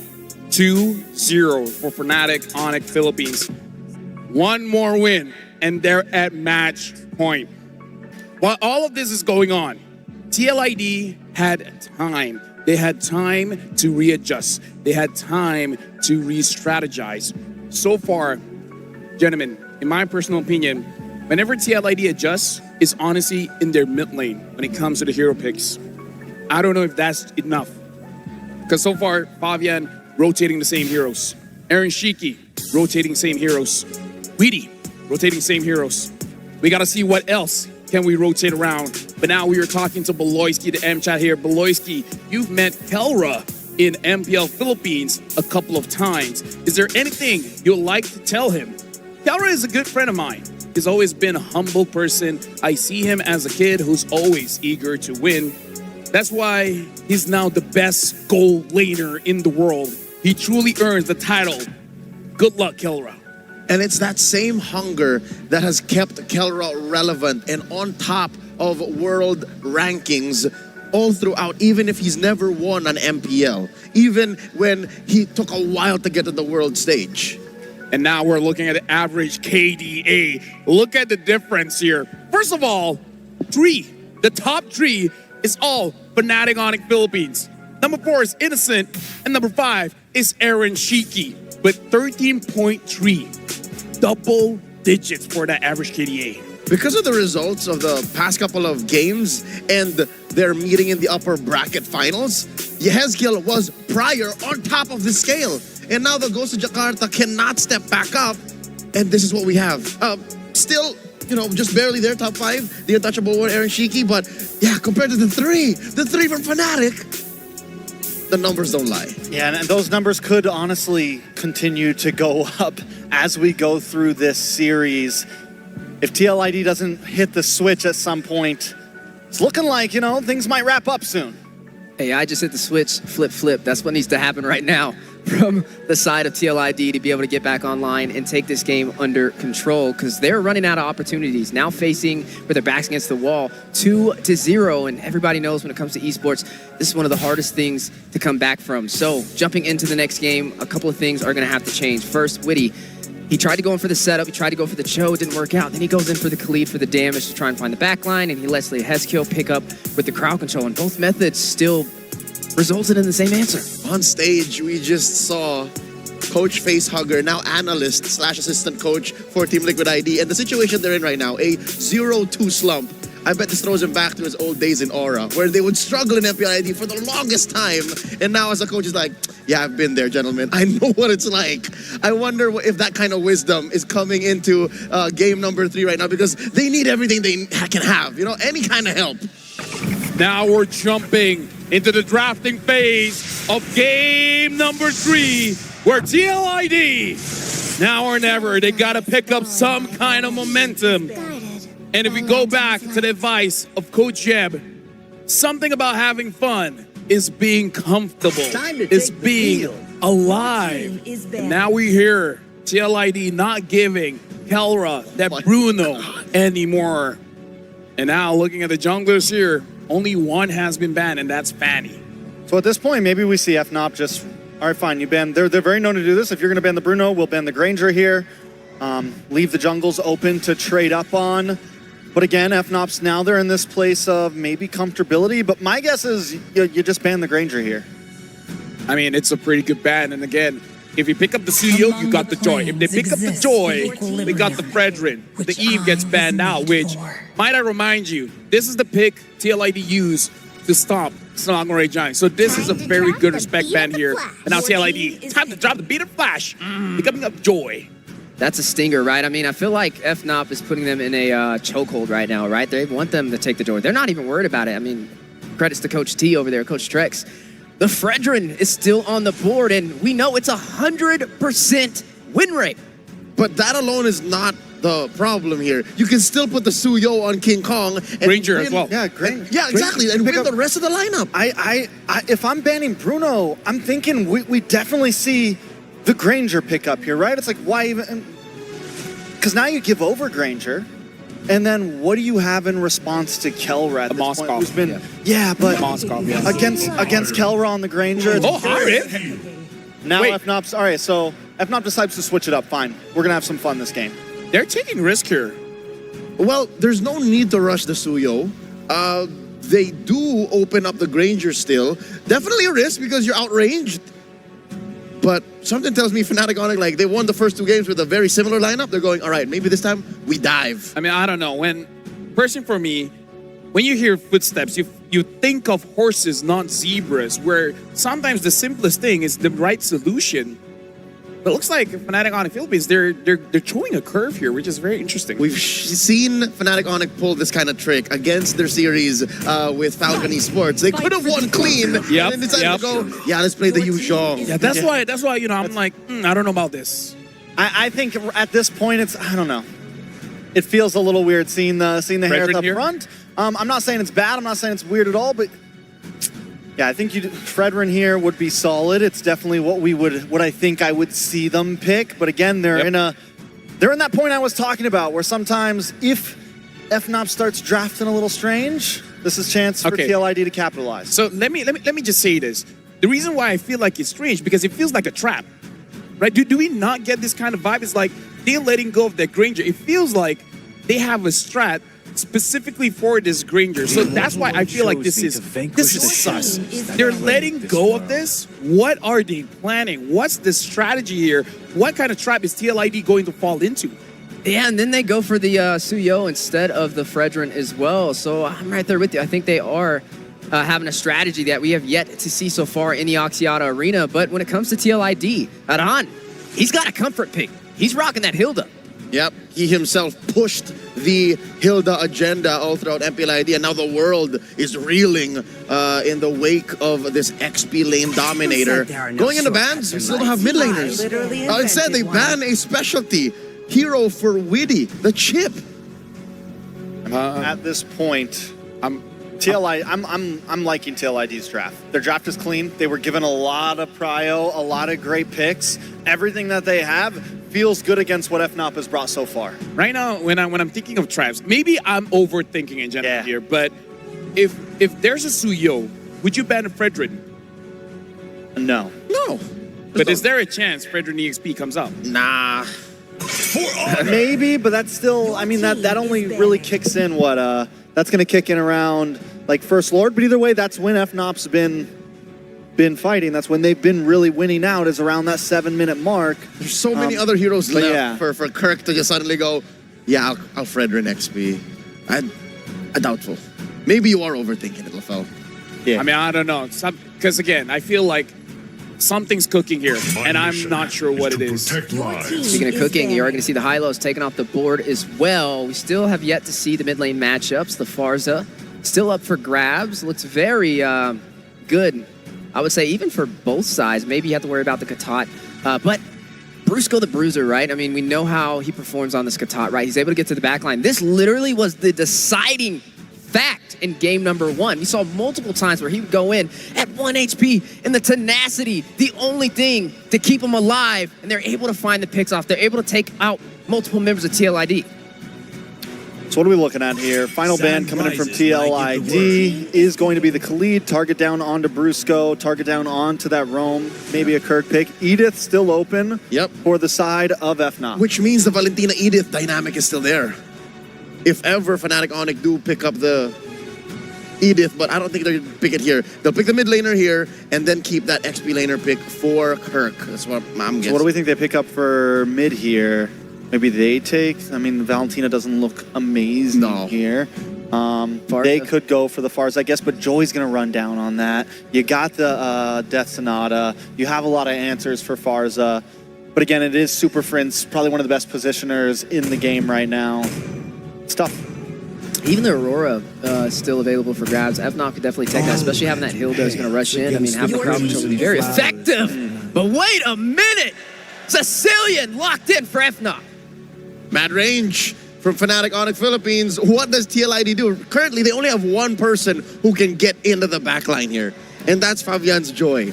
Do they have room in the draft to kind of pivot there?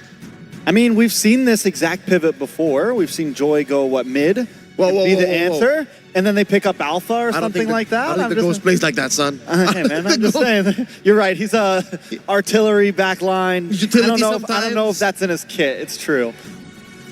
You can fight range with range, though. You could go in for the Navaria. I mean, up against this composition, you can play from afar. The only thing you have to worry about. Navaria's cooking. That's a double poke. Your team. It's still good poke. The Farsa, again, great range artillery mage, and the Carmilla, which I think is I've heard, from many fans of MPLID that it's like a comfort pick for Widdy. I wonder how useful it'll be here in this game. It's we don't know what to pick, but we're going to go for this. It's whatever. I don't want to say it like that. I mean, I would not exactly not know what to pick, but it is a lot of things could work here. What do you want right now, Widdy? This is something that you can possibly come back with, because the Curse of Blood is very deceptive, right? When you hit that big burst of damage, you can't really calculate for that. So maybe this is their Hail Mary. Yeah, it's going to be challenging, though, because now they're lacking in the crowd control department. It's going to be more on being the aggressor in these situations, and we know just how well Fnatic Onyx is with the aggression. We even had a lot of segments when it was aggression versus endurance, and they were the aggressor in that struggle. And now the final pick will be the CC to match the mobility of Aran on his signature Hilda. Right now, TLID looking at the draft. This is one of their best drafts so far when it comes to comfort. But is it enough? We're throwing it over to the casters. Two devastating games already for Team Liquid ID, and now 2 games MVP performances for Kelra. This time doesn't get the Bruno.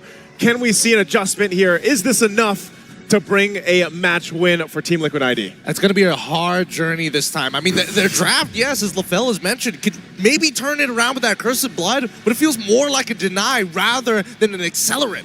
I like the adjustment, right? I really like the adjustment for TLID. I feel like this is a very comfort draft for them, and it's now or never. It's 2-0 already. It's 2-0 already, and if FNOP gets this one, they're going to be facing championship point ahead of them in this best-of-7 grand final. Team Liquid ID, the draft is unique. We've seen the picks before, and this Carmilla in the hands of Winnie will have to go ahead and pull something out that we haven't seen just yet. The Curse of Blood can work great in this. Not only that, but also we have to point out the fact that this is a lineup that should extend the team fights in their favor. 2 revitalizes for them, 1 from Witty and 1 from Aran, to go that way. And also taking a look at the emblems here, breaking it down, Gideon. Looking at the emblems, you're seeing a lot of poke, right? 3 impure rages coming all across the board. Oh, Aran, you're in so much trouble. Revitalize already. Sanguine Claws brings him back. Kirk rotating over. Fabian recovering that position for the team. Aran gets away. I don't think he's going to be able to recover from that just yet, especially when the CC is on the opposite end. And now, even in the mid lane, they're still contesting for it. Rusko making sure that he can sustain against Witty and Yehezkiel at the same time. And this is what I'm talking about, right? Oh, Surge, Sanguine Claws, Soul Sever. King Kong picks up first blood. That's not what you want to happen, man. You know, give King Kong the Suyo. He'll make it happen. First blood in his hands. And that's the thing. The team is going to go ahead and play around those points. If they know that some of the resources are down from that early skirmish earlier on, they'll still capitalize it. And every single time the Suyo is picked up, I don't know. I actually don't know the perfect statistic on how many first bloods that hero actually has, just because how much damage he has in the early game with the Soul Sever. He does, but Kirk right now is winning this 1v1 pretty hard so far, and Aran forced to actually go for the recall. But generally, how I'm seeing this is that TLID need to make sure that they have a tight game, right? Any little mistake that they've made, we've seen Fnatic Onyx PH really blow that over and turn it into a full-on snowball. Yeah. Let's think about this. This time around, Kelra's not going to have the Bruno. He's got the Harith, a signature pick of his. Hold on. Hold that thought for a second. The fight for the turtle, though. Fabian. The retribution now. Going to be caught on the curtain call and also the Sanguine Claws. Witty pops in Revitalize. Kirk coming in as well. Kirk. Into the back. He dives. And now he wants to continue on. Oh, the Vengeance not enough. Takes down. But at least Fabian is able to find a kill for himself, right? These small moments to pick up these kills, to find that initial gold is going to be great, but this Sanguine Claw is showing up to be quite a bit of a problem for TLID. And again, Super Prince is on a hero that is very late game centric. You want to go ahead and build up those stacks on the bad impact, and then eventually you're just popping off damage from range. But going back to it, you know, for Kelra, this Harith works a little bit different. Wow, already Yehezkiel forced to go ahead and just wings on out of there. But he's going to be fine. Already early damage potential showing. I really hope he doesn't disrespect it. So far, Kirk has been playing a strong game, and Aran does have a bit of a level lead so far, but at the same time, right, we're noticing that it's just about pushing these waves, making sure you have priority, making that very first move. It's just the capitalization has been a little weak. Good trades. Oh, up top, Kirk picked off Fabian. Able to utilize Aran's aggression. Now it's Witty who gets traded on the map. Super Friends with the claw. And King Kong with the kill. Okay, at least it's pretty good. They're trading up, right? We give Witty, we take Kirk. It works out at the end. And not only that, but this is Fabian, the best start that he's had so far in the series. It is going to be on this Joy. Could hyper scale up pretty well. Aaron Shiki will burn the flicker, so Kelra goes and gets that resource out with the Zaman Force. But Fabian also, going back to it, picks up the Starlium Scythe now. And with the early kill that he has, he actually is able to provide quite a bit of damage, still running that Temporal Rain on the Joy here.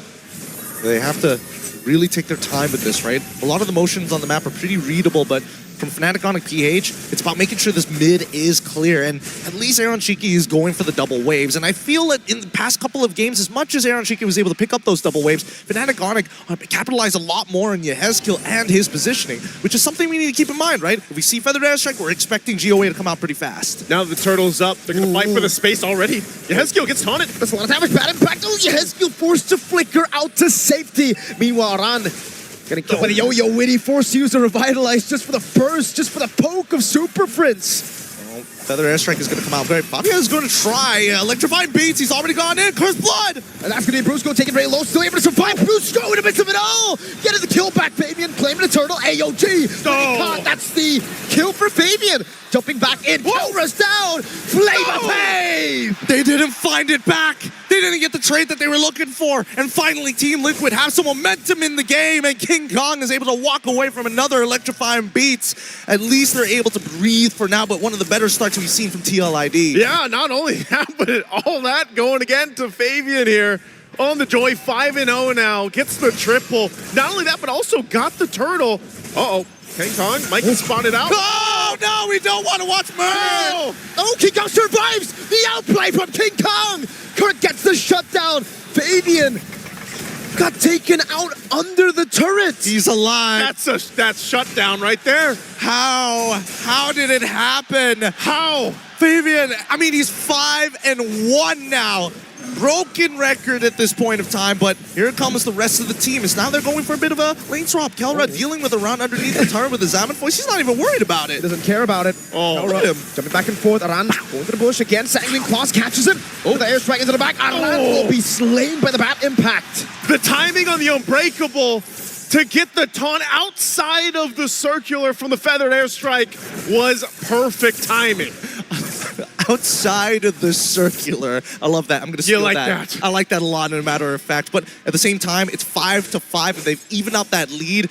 Man, that was such a huge shutdown. The gold now looking real good, but there's permanent damage on the map. Top side missing up and one inhibitor. Sorry, not one inhibitor, a tier 1, but even the bottom side has been traded too. At the same time, King Kong's still a level down on Fabian.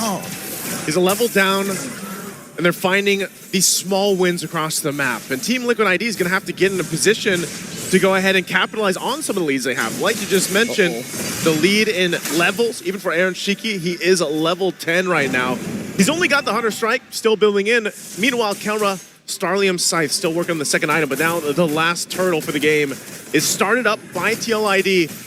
Let's see if they can get the 3 for 3 here. They're all going to focus onto Aran. Sanguine Claw, Aran very low for the airstrike to zone him away. Fabian wins out the red tree battle. King Kong taken out by Fabian as the curtain call comes down, but FNOP will just disengage. Yep, they're just pulling back. We don't need any more than this. Let's not overextend, and let's just breathe for a moment. With King Kong already down, Fabian has guaranteed his level lead against his opponents, but Aaron Shiki is the main win condition. He needs to poke out his opponents, and once Fnatic on it get desperate, that's when Witty needs to find that counter engage. Brusco taking a lot of shots here. Super Prince in that bush. Aaron Shiki now with the Rhapsody as well. Aaron able to escape. Kelra with the chase, and now gets caught by Aran. Power Wilderness, and for the airstrike, Kelra!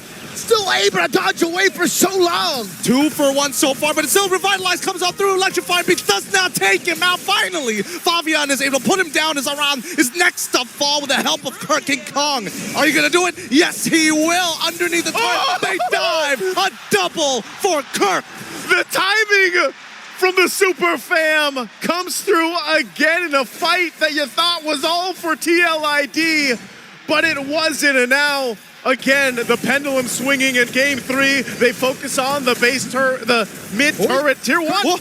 Under the turret going in for the airstrike, and Kirk shall be shut down by Aaron Shiki. That's 280 gold into the pockets of TLID. At least they find something back. 9-9. They're keeping it a very tight series here, but with 3 turtles on their side and 1 turret, we're looking for some permanent damage from specifically Fnatic on a PH, because now you realize that it's all about waiting for that Cursed Blood to come out and then maybe looking to, you know, overstep a little bit to get TLID to come out of their comfort zone. The most difficult thing here for Fnatic on a PH is obviously dealing with where Fabian is. Most of the time, because of how far ahead he is in terms of damage potential on the Joy, they got to keep an eye on the back line, and Kirk's been doing a fantastic job. I mean, he is tanky enough to go ahead and jump in around whether he has the Vengeance or not. And that's kind of a mirrored approach where your back line is both exposed on both lineups if you're not careful here. So they check things out in the mid lane. The Lord is up, and Kirk's going to be the one to go ahead and get in position. Now still, it's relatively even across the board that tier 1 gets pushed in by the minion wave at bot as they get in position for the Lord. I just love the fact that they're forcing respect out of them, right? Even on the bottom side, from FNOP, they're not spreading out anymore. They got to stay together. Okay, so Melfic Roar already picked up by Aaron Shiki too, so that should be the power spike, 3-item power spike. You can see the damage, the poke with the feather airstrike as well. Death Sonata. Kelra is out of the fight just like that. Up top, 1v1, Flavor Fave, the usurper in a 1v1 against Kirk. I want to go solo kill you, but it's not King Kong, it's Kirk. Yep, it's Kirk for now, but it's not over just yet, right? 4 ultimates to 3 ultimates. The ult economy is looking pretty good for Fnatic Onyx at this point of time, and this is the very first Lord. If they're looking for that big swing, Fnatic Onyx need to win this out. They'll just delay it a little bit longer. Team Liquid ID still having the revitalizers too. One was just used by Witty, still have the one for Aran. They'll give the go signal though on the Lord. They're gonna zone out FNOT. Aran jumping in. Oh, it's gonna be stunned as well. David claims it, and Kelra disappears. Aaron Shiki gets him down with the Death Sonata. Where did he go? Where did he go? Just a couple of shots and he disappears into thin air. Unfortunately, he's not able to build up enough shields. The raw damage from Aaron Shiki is just too much for now. It's too much for now, and this is the game that Aaron Shiki and the rest of Team Liquid ID needed. They get themselves another major objective, and now trying to work down some of the turrets they still have left to approach the base of FNOT, but Aaron Shiki just go ahead, post up, take down that tier 2 as the Lord makes its way down bot Aran. Oh, no. Kirk? Oh, even with the revitalizer, Aran might have just made it. Kirk into the midst of the rest of the cavalry who just pounce on him. Kirk, he's got to calm down here. I mean, yes, it's calculated from Aran's side, but Kirk should know better. He got very confident off of that, and this is off of a Lord push. Lord push right now. Mid turret still being worked on. A feathered airstrike dropped down. Wow, a lot of shots for King Kong.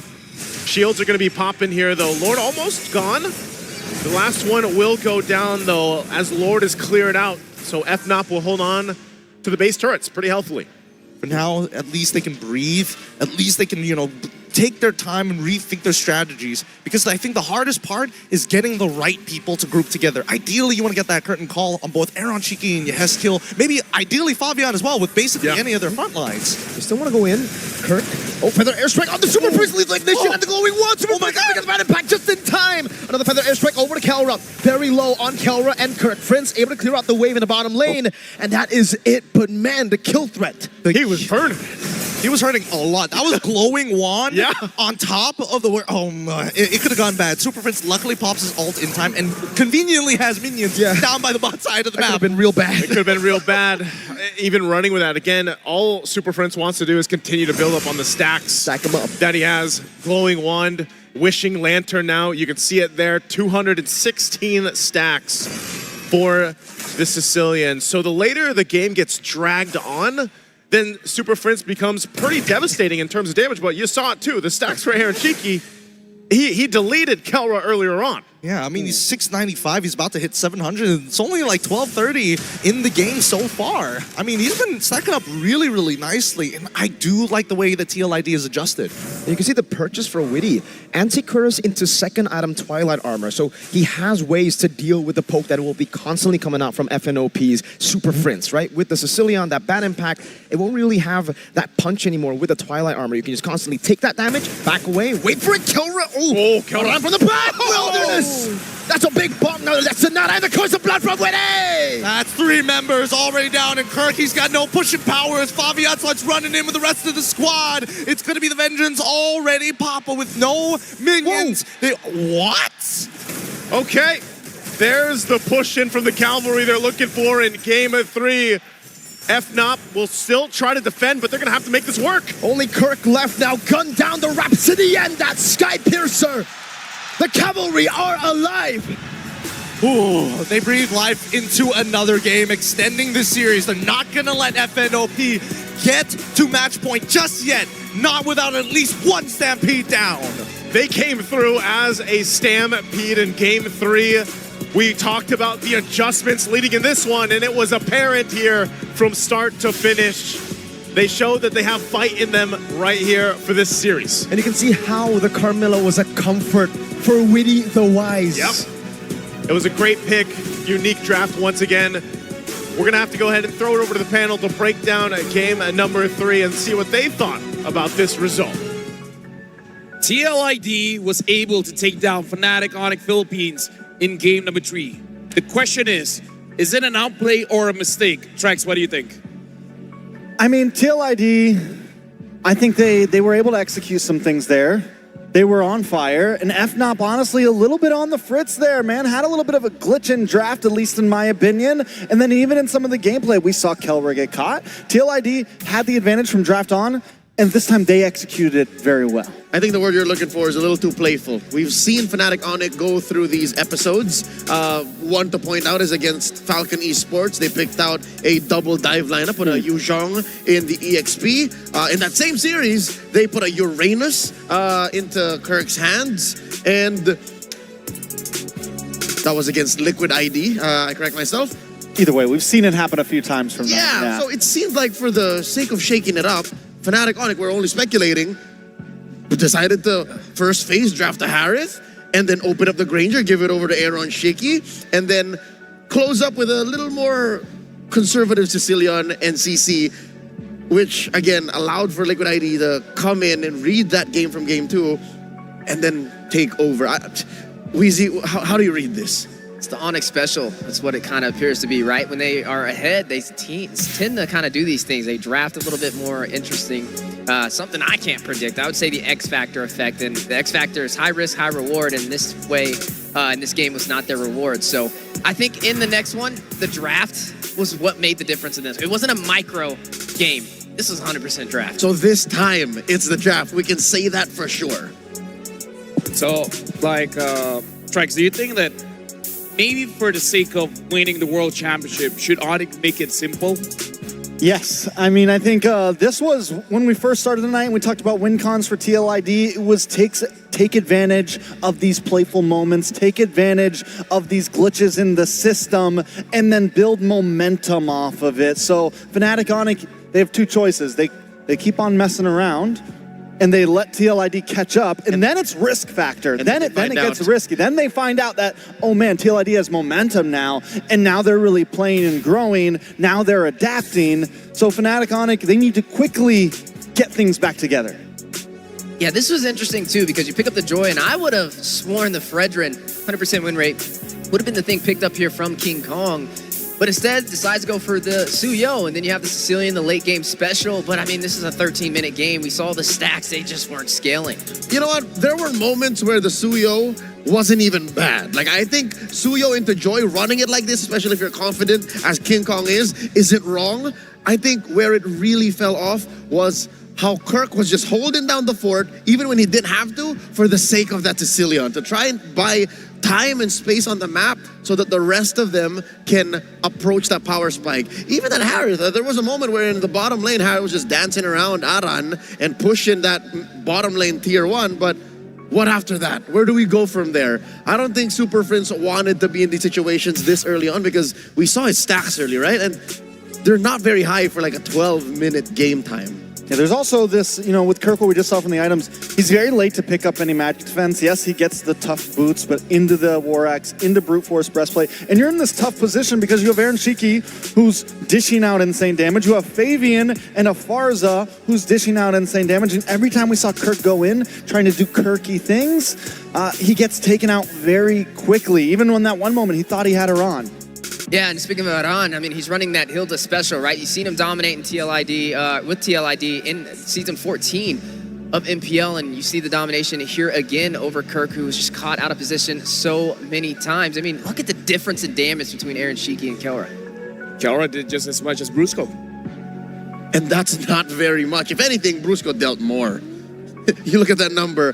Talking about Kelra here, he is a short to mid-range mage. He likes to play in the paint. And when you're in the paint, Widdy picked the right hero. If you're going to run straight into Team Liquid ID, Widdy just puts up the Curse of Blood, and you suddenly have to find another angle. Aran is just right around the corner to punish you. I think Fnatic Onyx really have to tighten up the screws and fix this game 4 draft. Like, that's just the main answer here. That's how they drop this game. Yeah, when we're at this peak of, you know, when we're at the grand finals, and I think many grand finals before this, so many things comes out to 1 or 2 picks in a draft. So many things comes down to these coaches and what they give their teams. And TLID kind of risked it there, right? They go for the Joy first pick. They risk giving over the Granger, but in the end, we have our MVP. Yep, the usurper Fabian here using the Joy when he has the space to do it. oh my God, he will take the chance and he will do it. Honestly, looking at the lineup here, there's a lot of opportunities for TLID to make sure that Fabian really shows up with the joy. And I feel like that's the secret recipe here, where they have Iran as well as Weedy, where Weedy was taking a lot of shots. But once Weedy has that Twilight armor, he's able to tank up, he's able to wait for the right opportunity to use that Cursed Blood. There's a lot of distractions, and then Fabian just goes through the cracks. Yeah, and there wasn't really too much punish on the Joy pickup, right? I mean, it looked like for the side of Fnatic Onyx, they were trying a little bit of an experimental draft, trying to find another way around it without having to go with a traditional counter-engage Fredrin or a Belleric to go up against it, and it just doesn't work out. I feel like at this point in M6, you have to go for the harder counter. Yeah, so taking a look at some of these highlights, Fabian, you know, clean game in the beginning.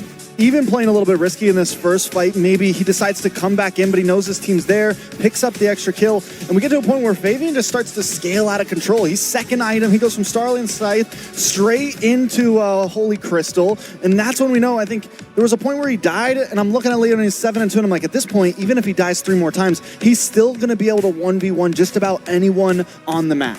Yep, just second in the gold rankings towards Aaron Shiki. He's farming heroes. Homie had 9 kills, and he could have had 10. He could have had that. He almost got the solo kill onto King Kong, but that's when that whole little instant replay situation happened. But just the same, you know that Fabian will not let you forget that that almost happened. He still performed way better after.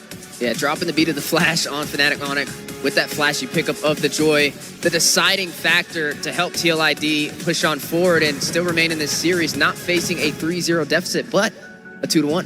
Yeah, so right now it's definitely not going to be a clean sweep. So far, again, we've seen either 4 O's, 4 trees. This time, we got to see. If we're following the trend, it does seem like we're going to go all 7 games. But do you guys feel we'll even go that far?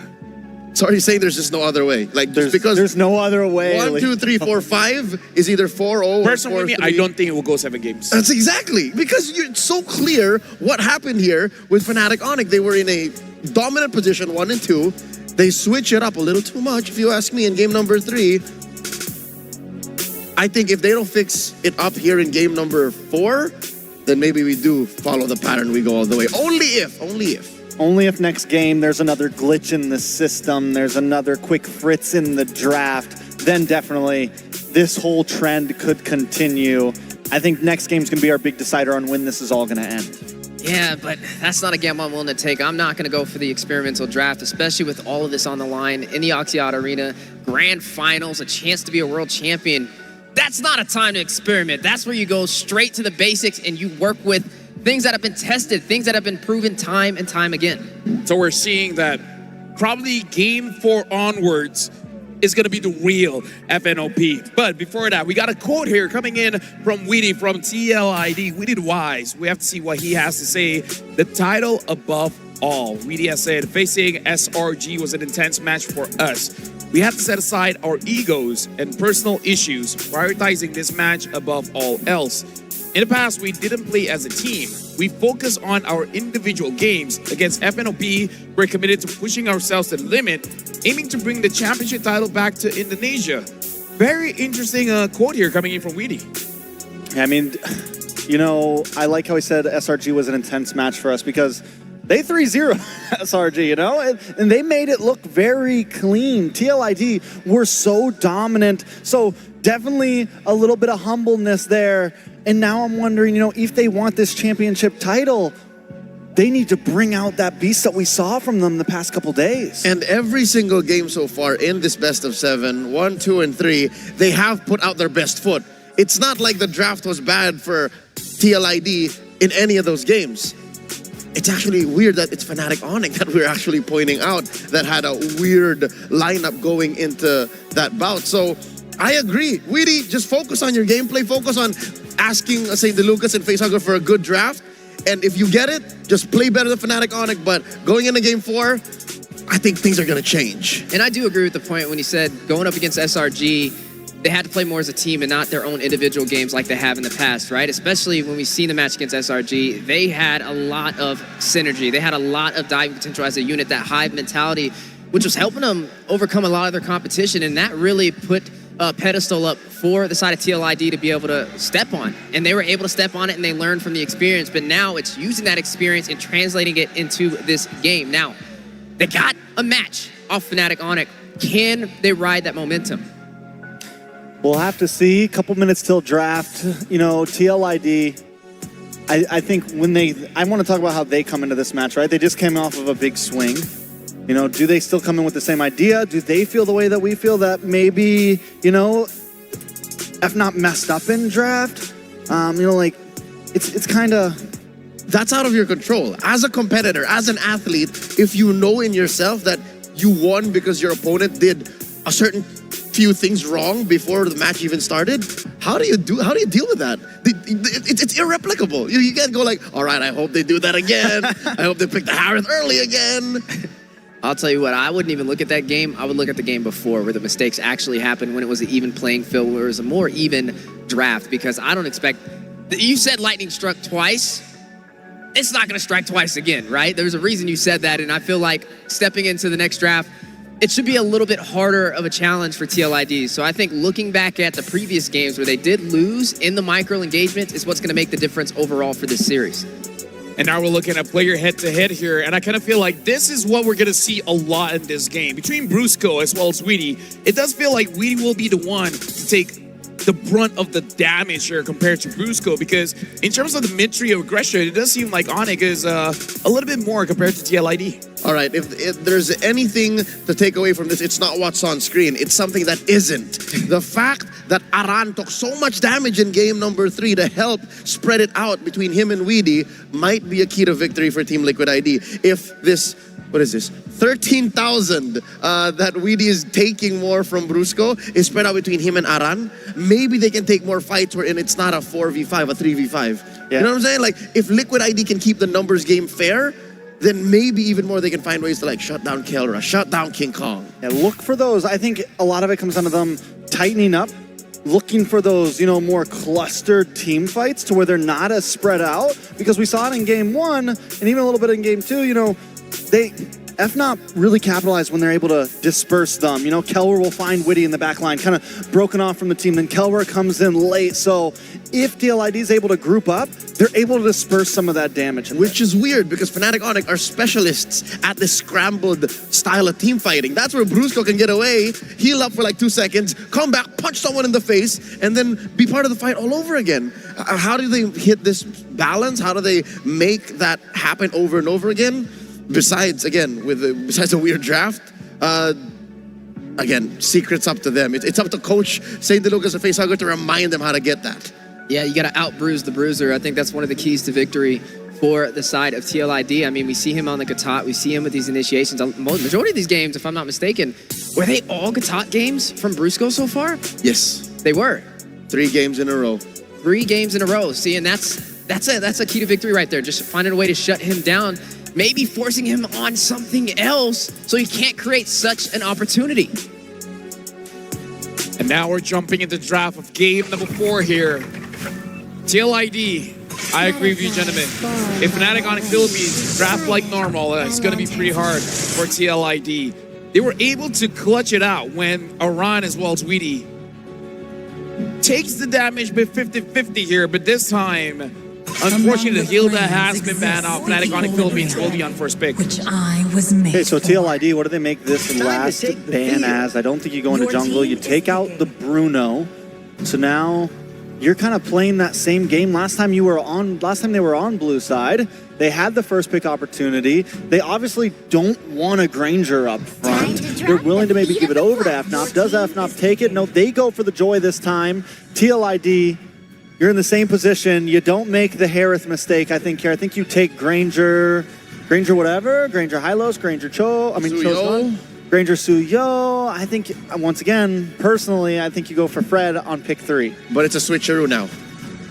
It's FNOP first. Yeah. And then, yeah, TLID should take that. TLID, you take the Granger? Yep.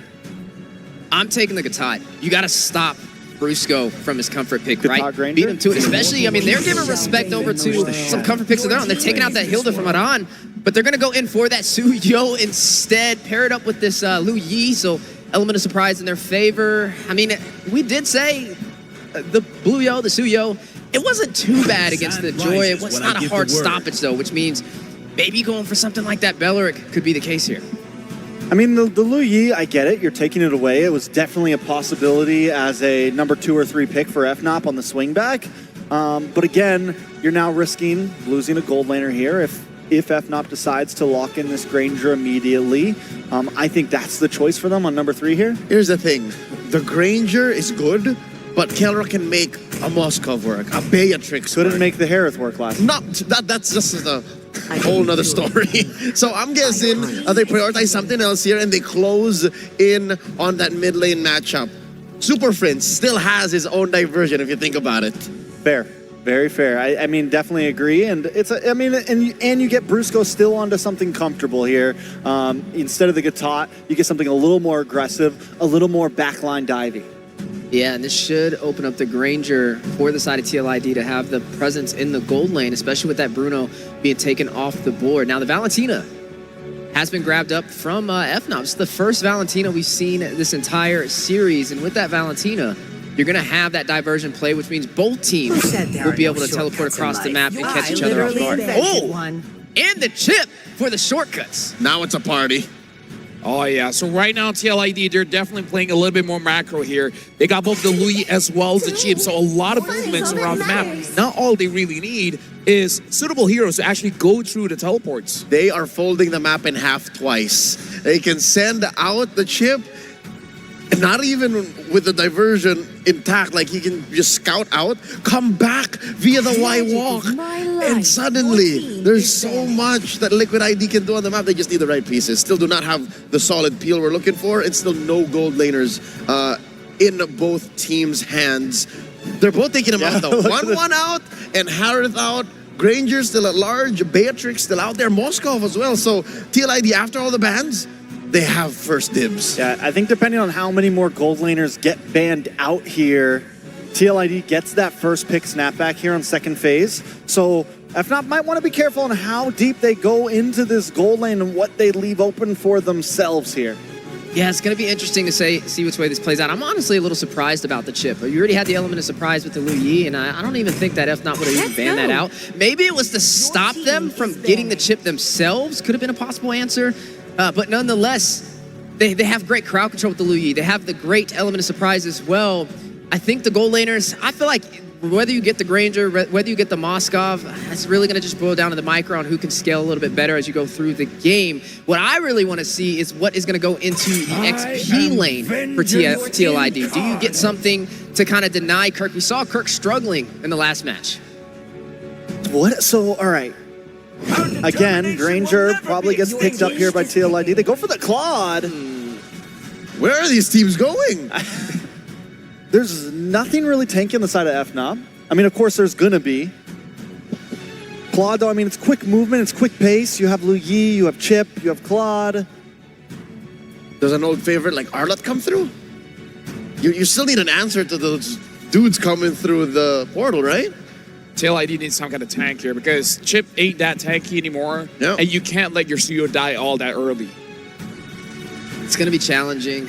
Looking at the options on the board, still the high-lows still available for both sides. We are going to see the Edith pick up alongside the Beatrix. So gold lane matchup will be the Beatrix up against the Claude. How are we feeling about it? I mean, you get the Kirk special, you feel comfortable, you got the Brusco Bruiser special, and as we've said, Kelra's gonna feel good on just about anything, and this isn't even an out-of-meta pick here. This is a Beatrix. It's been a solid pick throughout all of M6. Solid A-plus pick here. One more for TLID, the XP laner. What does Aran get here? Hylos is open. Do you do that? Do you go through the shortcut and then just drop the That's Phobius available too. They're gonna go for the Fredrin, the answer to the Joy, but where's it going? It has to be XP. They're pulling a team spirit. So it's that trap you were talking about, but a game late and the other team. I mean, because we've seen it before, so it's not all that crazy. But now, we'll see how TLID uses this draft against Fnatic Onyx Philippines, which arguably they got all the favorites on each hand. And with that, we're throwing it over to the casters. Very interesting draft. We already know what party it's about to be here. for this one from TLID. But interesting. I mean, even with that Fredrin last pick, what do you guys feel like? I don't know. I feel like the Fredrin, I guess it's a little interesting, right? You're still able, you have multiple ways to lock down and try and keep Joy in place. I guess that's what they wanted from the beginning. Hey, it looks as zany, as goofy as a Hilda XP when I saw it first at MPLID. And Aran was the guy who tried it first. He was the guy who brought that pick. So, Fredrin XP, Aran, I trust you. We'll see if that trust is in the right place, because one thing's for sure, TLID is one of the few teams that brings out so many unique combinations of heroes and picks, and they do it for game number 4 here. To even out the series, we'll see if it's enough. But also on the flip side, the other side here, for Fnatic Onyx Philippines, they're more so, leaning on some comfort for this. And Brusco, like I said, on the Khalid, has had great performances, and you take away the Luyi from Super Prince as he gets whittled down already. Oh, Brusco could be in trouble. He's going to go ahead and Cyclone out of there. But at least now you have the Valentina for Super Prince, so he could actually take Yehezkiel's ults too. I suppose, but even Brusco's playing a very tight game here. No flicker, as expected, but unless... Yo, that's not good. Revitalize from Aran will not save him. Super Prince still, despite getting bullied early, claims first blood.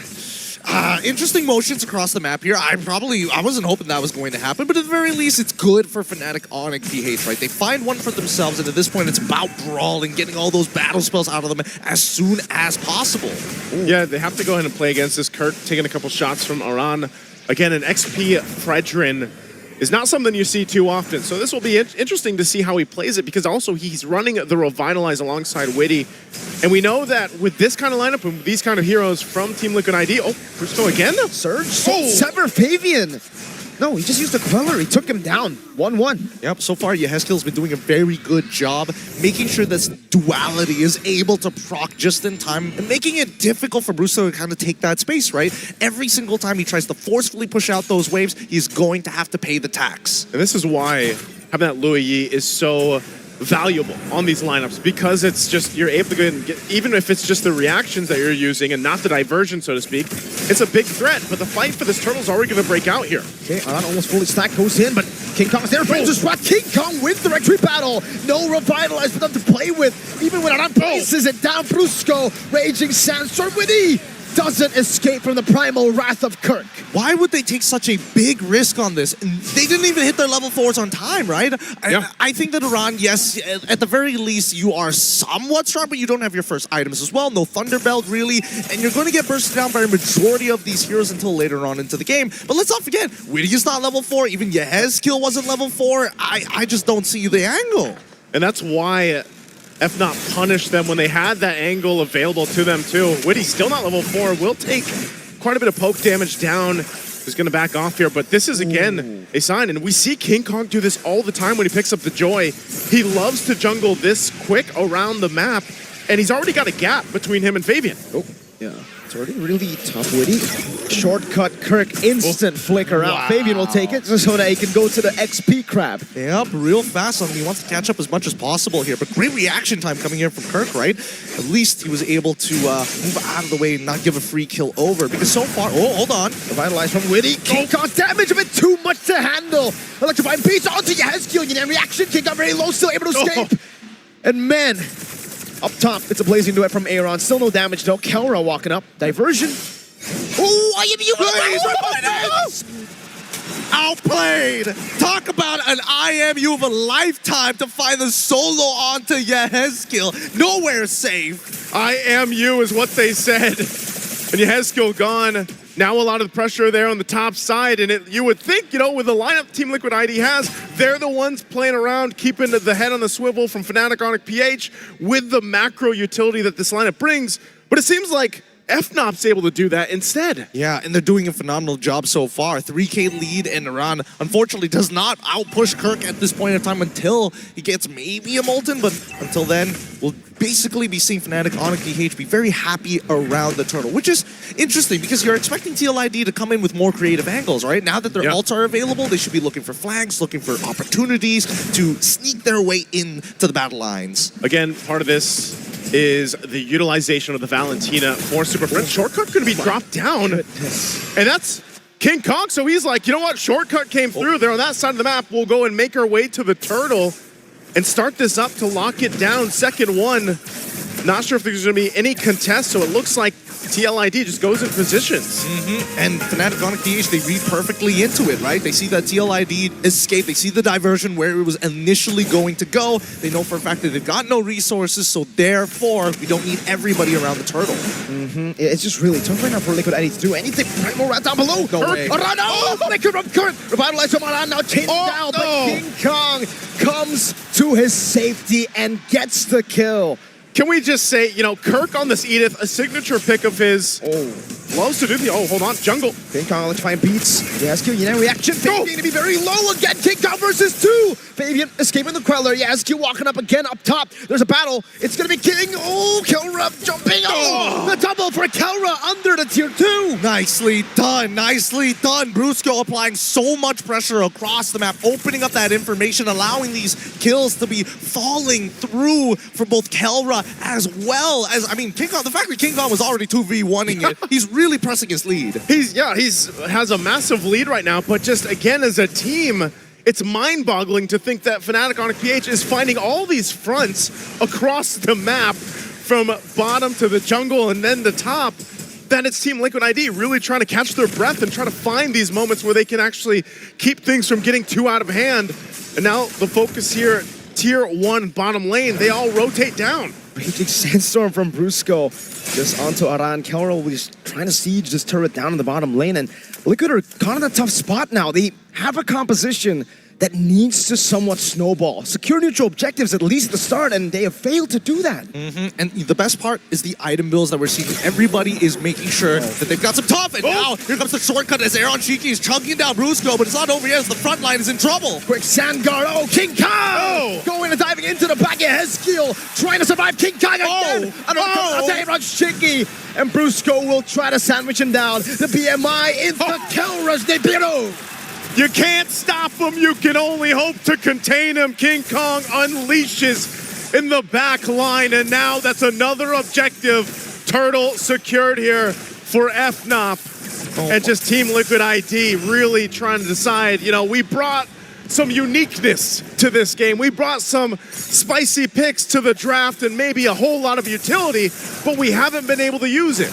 Have you guys ever watched a video of the hydraulic press? Because that's what Fnatic Onyx PH are doing right now in Team Liquid. They've got all the utility to be able to come up with creative angles, but these fights have been so convincing from Fnatic's side. And I gotta give it to Kirk, he's doing a great job, but at the same time, their pinches are like none other. Their collapses are so clean. Again, it's that thing I was saying earlier about Kirk, man. You know, he's underrated in the sense that when the Edith is also picked up, it's not something you so much think about. He also loves to play with the Warcry emblem, so he's a little more aggressive. But like you said, Gideon, it's the fact of the layering, whether they're initiating with Brusco's Raging Sandstorm or playing into Kirk's initiations with the Flicker, Onward, and Earthshatter. But look at this, focus now on this side of the map. They want to take down that tier 2 if they can. TLID knows this. They'll rotate and try to keep things under control. But again, keep an eye on Brusco. Doesn't have the flicker, though. King Kong. He's going to go. The Spider's apathy from Kelra. Almost taking Yezkiel down. Or Shadow Raging Sandstorm as well. Revitalize to keep him at bay. Aran still there. Super Friends. Wow. He stole the Fredrin. And he caught all of them. Oh my goodness, melted every single one. An energy eruption of a lifetime coming in from Super Fritz. What was the that? IQ on Super Fritz and the decisions, and that's why we said this Valentina pick would play an integral part in winning this game, because you have so many options, but then the creativity. Kelra! And now King Kong on Yezkiel. What a statement piece coming in from Kelra. A masterclass, doesn't miss one of those shots, making sure that TLID are always on their toes. It's 9 minutes into the game with one of the biggest leads we've seen so far. 11.6K, 17-1. What do you do? What do you do? What do you do against this? You start praying and hoping and counting that you have another 5 minutes in you. I think the party's over here for Witty in this one, because right now there's no way you show up for these to contest. Even the diversion so late, they send in Aaron Shiki, BMI's back to the base. But it was too late at that point, and now with a massive deficit to work against. And the shield's already popped in the mid lane and turret down to the top. They are down to almost the bare bones. Look at the difference in itemization. Dear Lord. Dear Lord.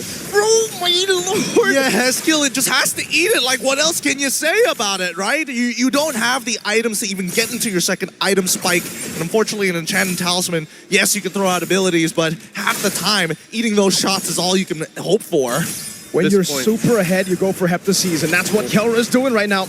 Another random shot, Raging Sandstorm backwards, but it's all just to get space for Kelra to get the base turrets. They got the base turret mid already down, but still, Lord is up. Oh my Lord. They used the conceal earlier on, so TLID back to go. Kelra! Runners apathy! The gun in the gold lane! And now it's Brusco diving in! King Kong cleaning up! He made the standard strong. He's ending this game. Keep your prayers up. Start praying to him if you're a marksman. A gold lane god. Kelra. What a shot. What a shot, what a lineup, what a performance again. And now they find themselves championship point for the Super Fam Fnatic Onyx Philippines. I've never seen such a dominating performance in my life coming in from a gold laner. You said you just gotta pray. Pray to who? And the god in the gold lane is playing in the MLBB Lanadon. Got to the gold lane at this point after that one, man. Panel, what about this game? What happened here? Take it away. I feel like for this one, the analysis is a little bit more simple. Fnatic Onyx Philippines, they got their best heroes on their best users. They know what to do with this. The Edith, like even the Beatrix, you saw that final shot. They played their best MLBB, and I think this was more on Liquid IDs. It's safe to say, is it fair to say that they may have overthought and overloaded on utility?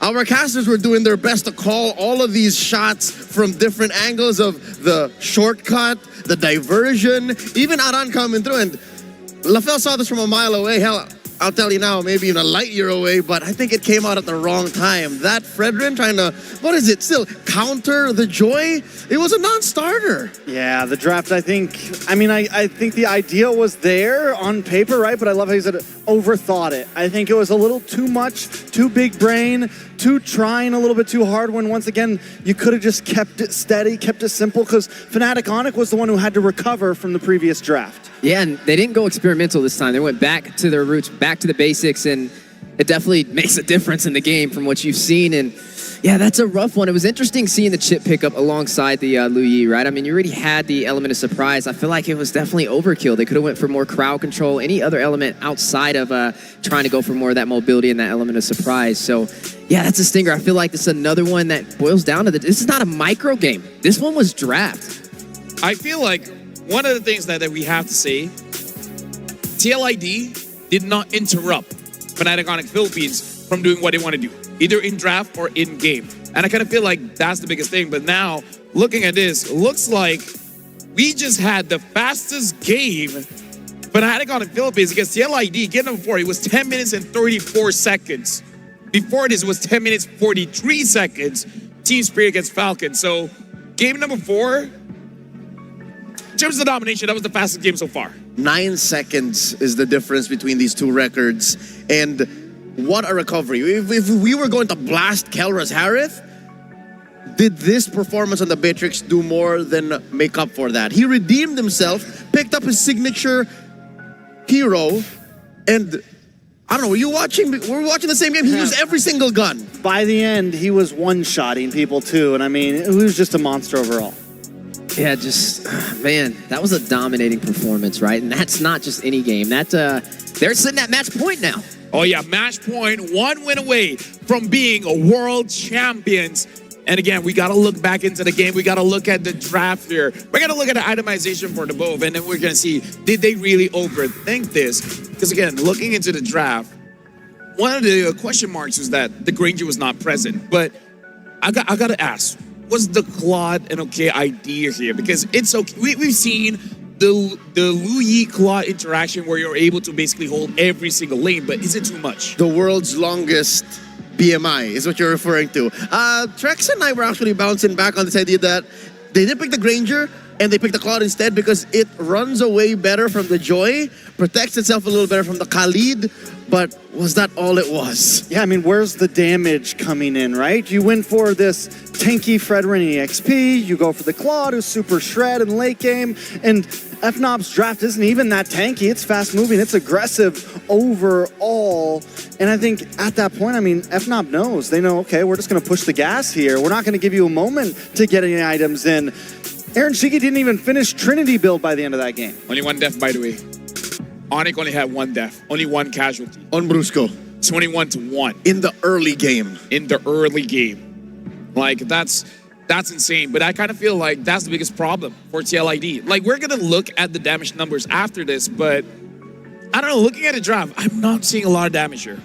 Yeah, not a lot of damage, and it's interesting. When I see a Lu Yi pick up, when I see a Chip pick up, there's two ways you can play this, right? You can be proactive, you can go in and try and get these initial setups, you can be the first one to get there, or you can be reactive and wait for the other team. And right now, Fnatic Onyx, their foot's the one on the gas. You're seeing the diversion plays from Super Friends come out way faster than Yehezkiel. So TLID were lost in their own portal, you could say so. They were going through the same portal and looping back like Ouroboros over and over and over again. And I think the word we're looking for is the damage profile. There is shred on Claude. Yes, if you make it to like the 16, 17 minute mark, there is burst on the Lu Yi if you're able to get those duality stacks on. But that aside, Fabian needs some good setup to be able to finish dudes off with the Sever. So there's nothing that they're doing in FNOP. It makes sense why they only got one kill. From your points, I'm hearing one thing. A, B, C needs to happen, and then the damage comes in. That's where the D comes from. But is that really what you want? Do you want a draft where you have to set everything up just to have that one big moment? Not against a team like Fnatic Onyx. They are a team known to play lightning rounds. Hell, they set another record here. Yeah. Lightning struck 3 times, bro. It was just a little spaced out, but still FNOP back in gear. You know, Team Liquid ID, they tried to hit the gas. They tried to hit those shortcuts. They tried to find moments where they could catch FNOP off guard, but every time it just kind of fell short. Looking at the damage numbers makes me feel a bit uncomfortable. Yeah, you're seeing a lot of damage over there. Kelra spearheading the way on this Beatrix, a signature pickup for him as well. And I mean, this is what happens when you have somebody, Witty on the other side, running this chip, not really able to get the setups they were looking for. You know, you're putting a lot of the crowd control into the hands of Yehezkiel, and he can't really initiate, especially when there's nobody there to frontline the damage. Party never started. Kelra was too busy keeping them in his scopes. He was lining them up. I mean, look at this. Aaron Shiki didn't deal 20,000. Yehezkiel 22. Fabian 23. These are not the damage like, here's the thing. You even said it, Leo. Onyx Lamb is not even that tanky. You don't need to do that much damage, and it's still not enough. Yeah, not enough indeed. And 21-1, another hard pill to swallow, and a good leap forward for Fnatic Onyx Philippines. TLID, they've got to win 3 in a row to turn this back around. And now we have our MVP, the monster mid laner, Super Friends, on that Valentina, even making that crazy play. I am you, using the Fredrin's ult, the energy eruption, catching 3. Even before that, early game, picks up the diversion, gets to the mid tower behind Yehezkiel, and gets the solo kill on him. I mean, overall, you said it, Leo, we're like, okay, yeah, he gets the lead, but now he has the diversion as well. We literally see it in full force within the first few minutes of the game. Mans is straight up taskmaster. He sees what his opponents can do and says, I can do it better, and does it. I'll be honest with y'all, that Fredrin taunt play was good, but I think it was just extra layers of flair. Because I'll tell you now, with the draft that Team Liquid came in with, as overly creative as it was, they also kind of put themselves in weird positions for Friends to do that. Yeah, and that's when you see a proactive mage, right? When you're running on this Valentina, you take the diversion from the Lu Yi and you punish. You look for the opportunity, you teleport across the map, and you find the setups. Not only that, but the damage as well. Super Friends was everywhere on this map, rotating around with Fnatic Onyx, just all over every objective. What is that KDA? 2-0 and 14, 16 out of 21.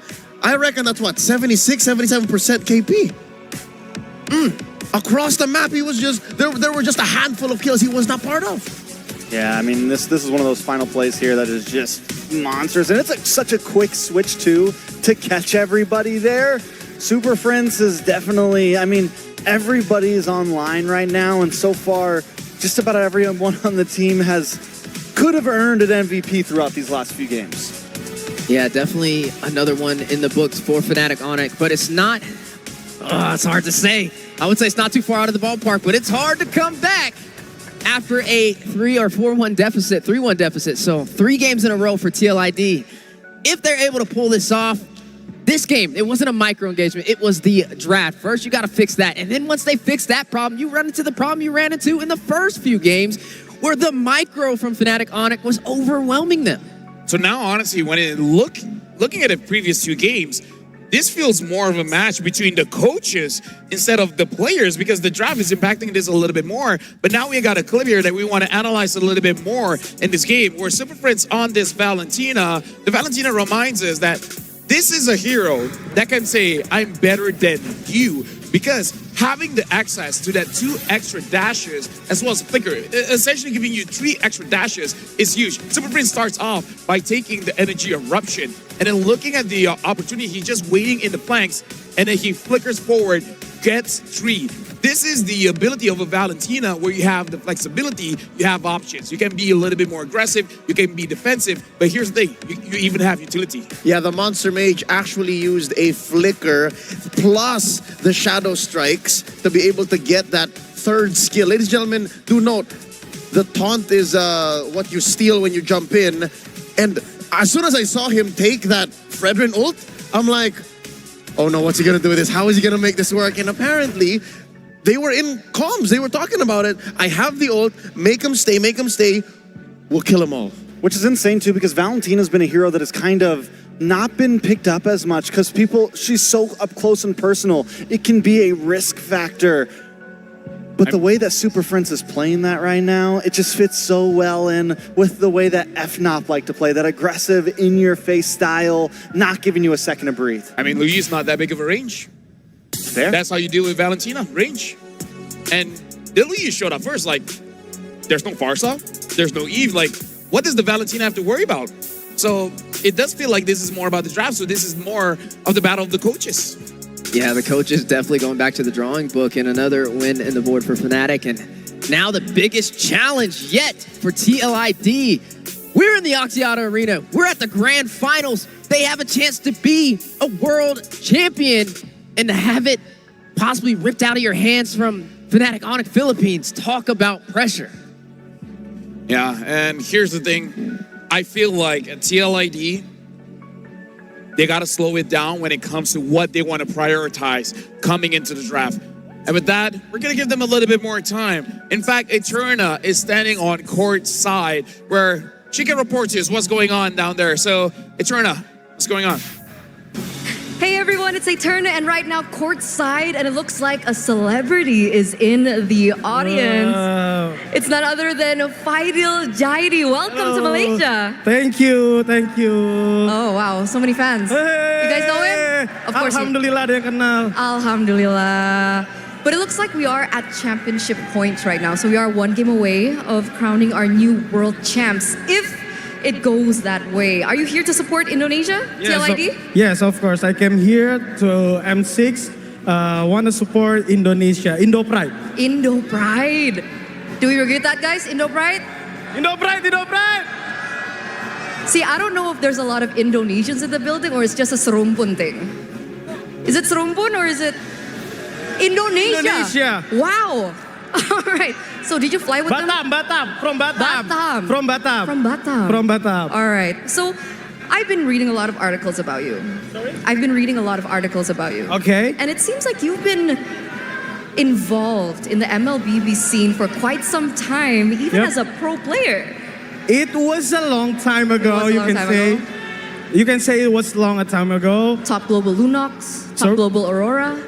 What else? Yes, I was Global Aurora, Global Lunox, Carry, and Gushian, but that was a very long time ago. Is that why you cosplayed Akai? Were you Top Global Akai too? Sorry? Did you cosplay Akai because you were top global Akai as well? No. My father was cosplay with Gatot Kaca. Gatot Kaca. Gatot Kaca. Where is he? Pamu. At home. At home? You didn't At bring home, him? yes. Did he let you come? Yes. Oh, he let you come. It's okay. Yeah. Okay. So, Pamu, thank you so much for letting Fidel come. It's been a blast. It's been I love an you, honor. Pa. Love you too. Okay. Next question. So, what do you think? I mean, you've had experience as a pro player. You know the game well. Yep. What do you think TLID can do to come back from this?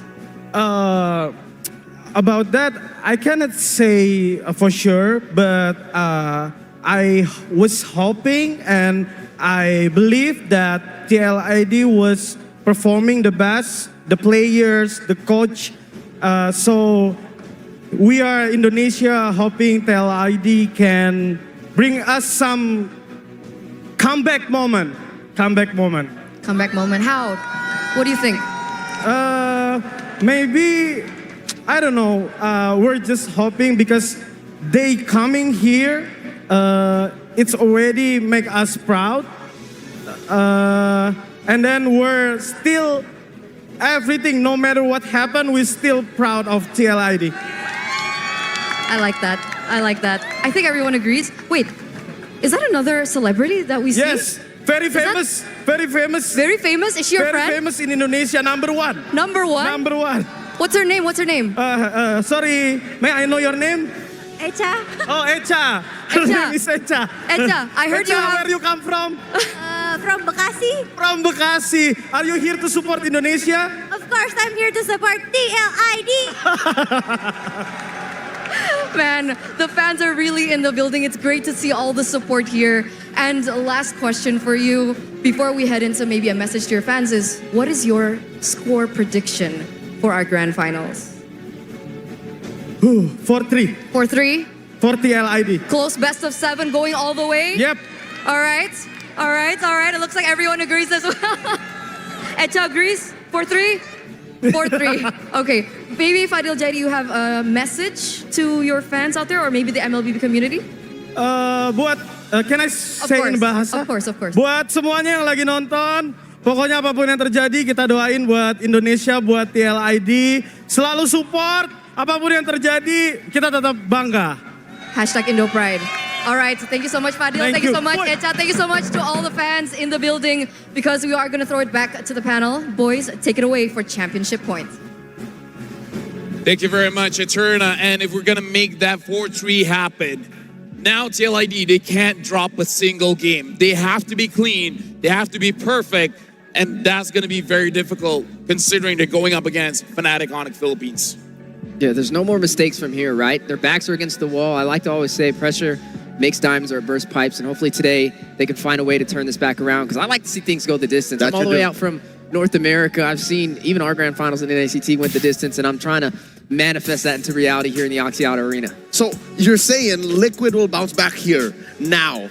It's the only choice. It's the only thing that they can do is tighten up that draft, don't overthink it, get good damage profiles, win lane to lane, and play the best MLBB they played their whole career. Or Fnatic Onyx just drafts like they did in the game they lost. Which, what we already said, we can't count on that, right? TLID's got to go full Ultra Instinct mode right now. Which it looks like they have. Game 4, they did. I don't know, TLID's, it's a rough game. That last game, draft was off. I think there was a couple plays that were off. I think at this point they got to play perfectly, like LaFell said, and that is tough against Fnatic Onyx Philippines, who seem like they are playing perfectly nonstop. Yeah, and now yesterday what happened was after both best of fives, we had an MCGG All-Star match. So we're going to give you guys a little bit of sneak peek about what happened yesterday, just in case if you guys missed that matchup. A lot of chaos entered, so let's see who won that one. Magic Chess fans, good evening, good morning, and good afternoon. Our voices have finally been heard.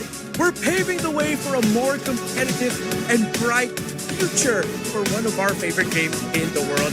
Welcome to Magic Chess Go Go.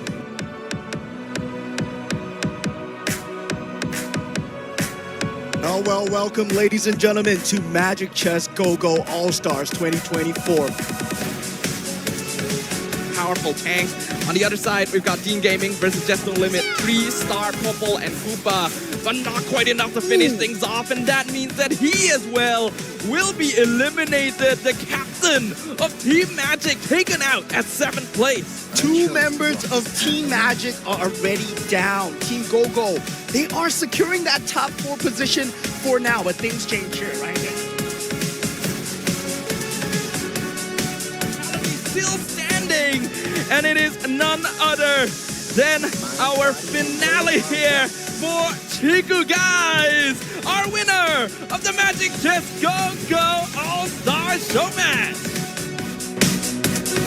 The new era of Magic Chess battle is about to begin. Maybe one day you'll join us in a stage like this as a pro player in MCGG. Thank you for watching and staying with us. My name is Reptar. Good night, everyone. See you next time.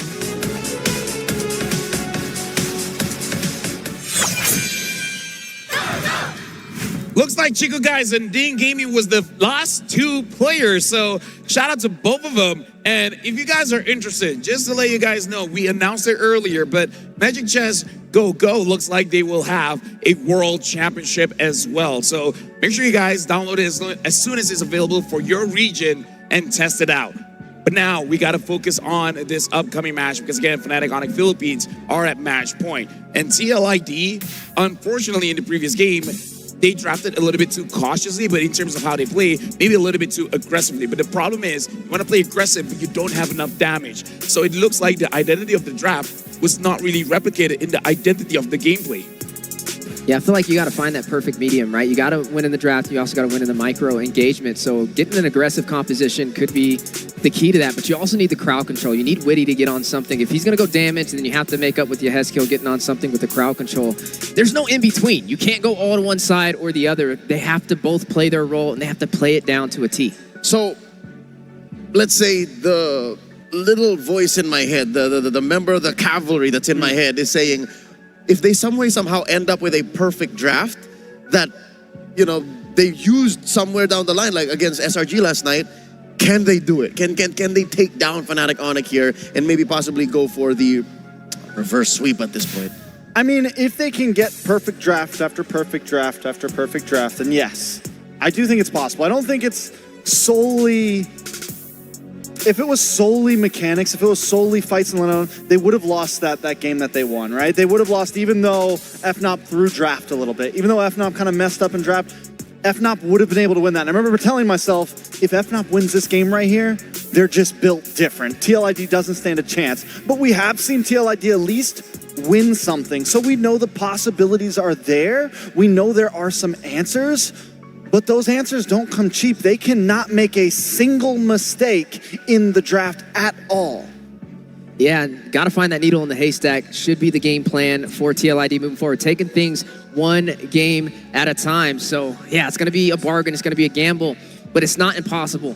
Speaking of impossible, speaking of gambles, on the next chapter of greatness, a quote coming out from Coach Why Not from Fnatic Onyx Philippines. Watching them overcome past hardships and come together from different teams made winning MPL Philippines incredibly heartfelt. Winning M6 would mean even more, not just for us as a team, but for Onyx Philippines as an organization, as it's a title that has long eluded them. Let me tell y'all real quick before we continue with the code. This is 5 years in the making. They were here in M1, did not even qualify for knockouts. They were here for M3 in Singapore, got swept in the grand finals. And now in M6, they're one game away from taking home that trophy. And looking ahead, these players are still young, full of energy, and have bright futures.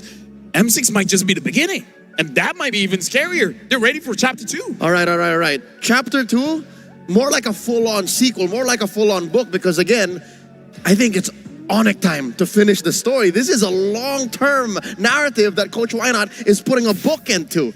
Some old players are actually watching in the crowd right now, if you know what I'm talking about. We're here competing, and now it's the same organization, just a set of different players fulfilling that dream.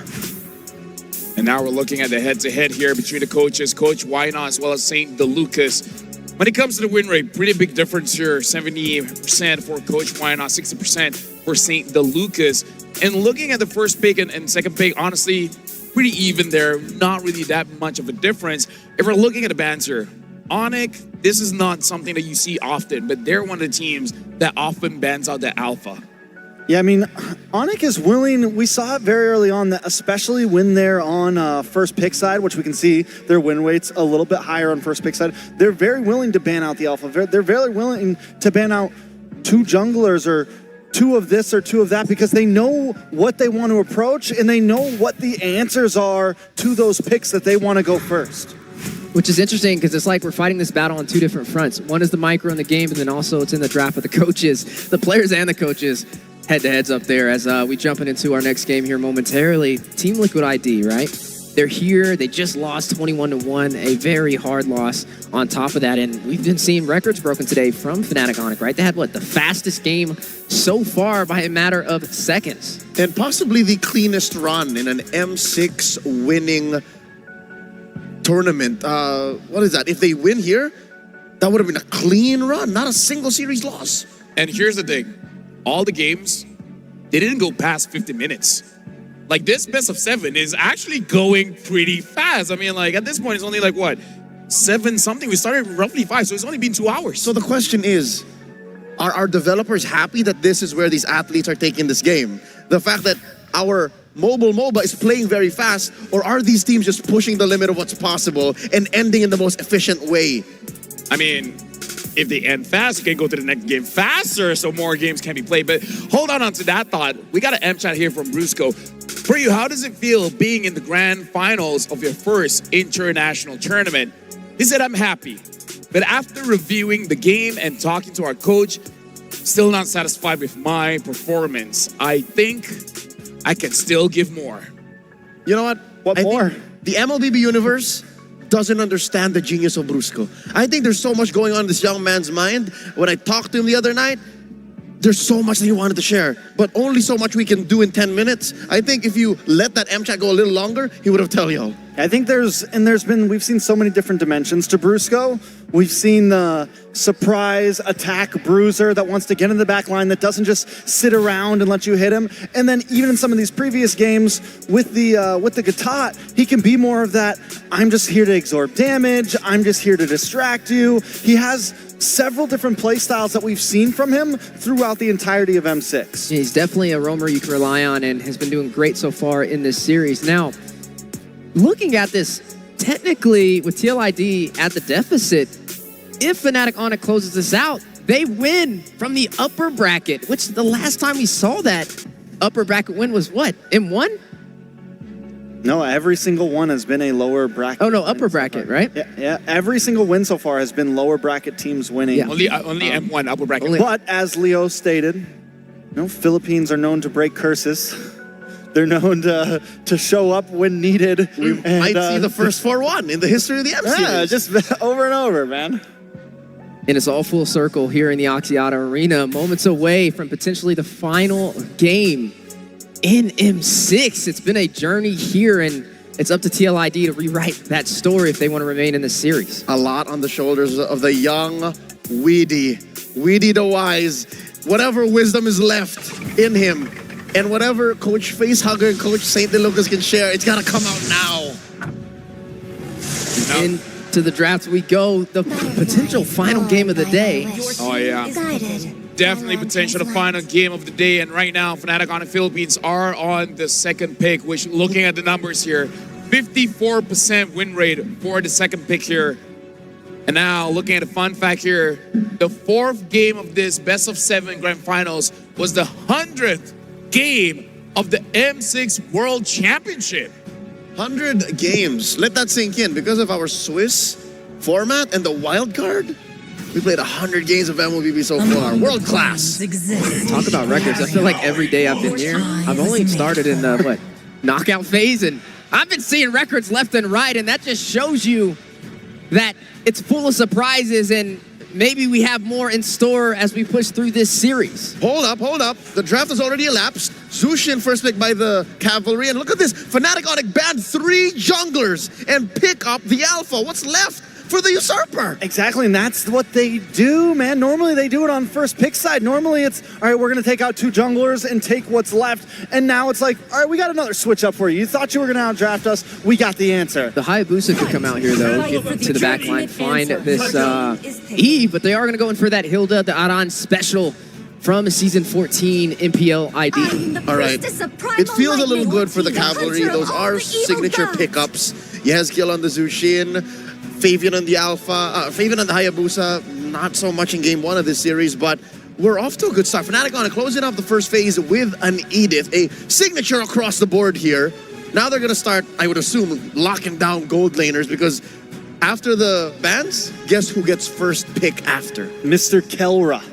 The gold standard. If they even want to. The god in the gold lane. They have options still, right? There's possibilities. Now, the alpha pick, King Kong has done, I mean, probably his best performance out of any other jungler on the alpha. He's won several games on it, some of them being against TLID.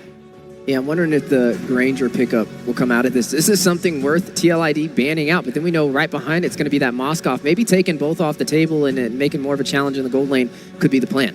Good keyword, challenge. Because of that Harith ban, a specialty pick for Aaron Shiki. Will TLID entertain this jab from Coach Ryan out of Coach Hayes? Like, so are we taking out gold laners? And it looks like, nah, because there's nothing going to be left for Aaron. TLID taking out Brusco picks. There goes the TIG. All right, so where do we go from here, right? I think TLID knows that they get first pick on the gold, so they don't want to ban into gold, right? They want to leave something open for themselves here.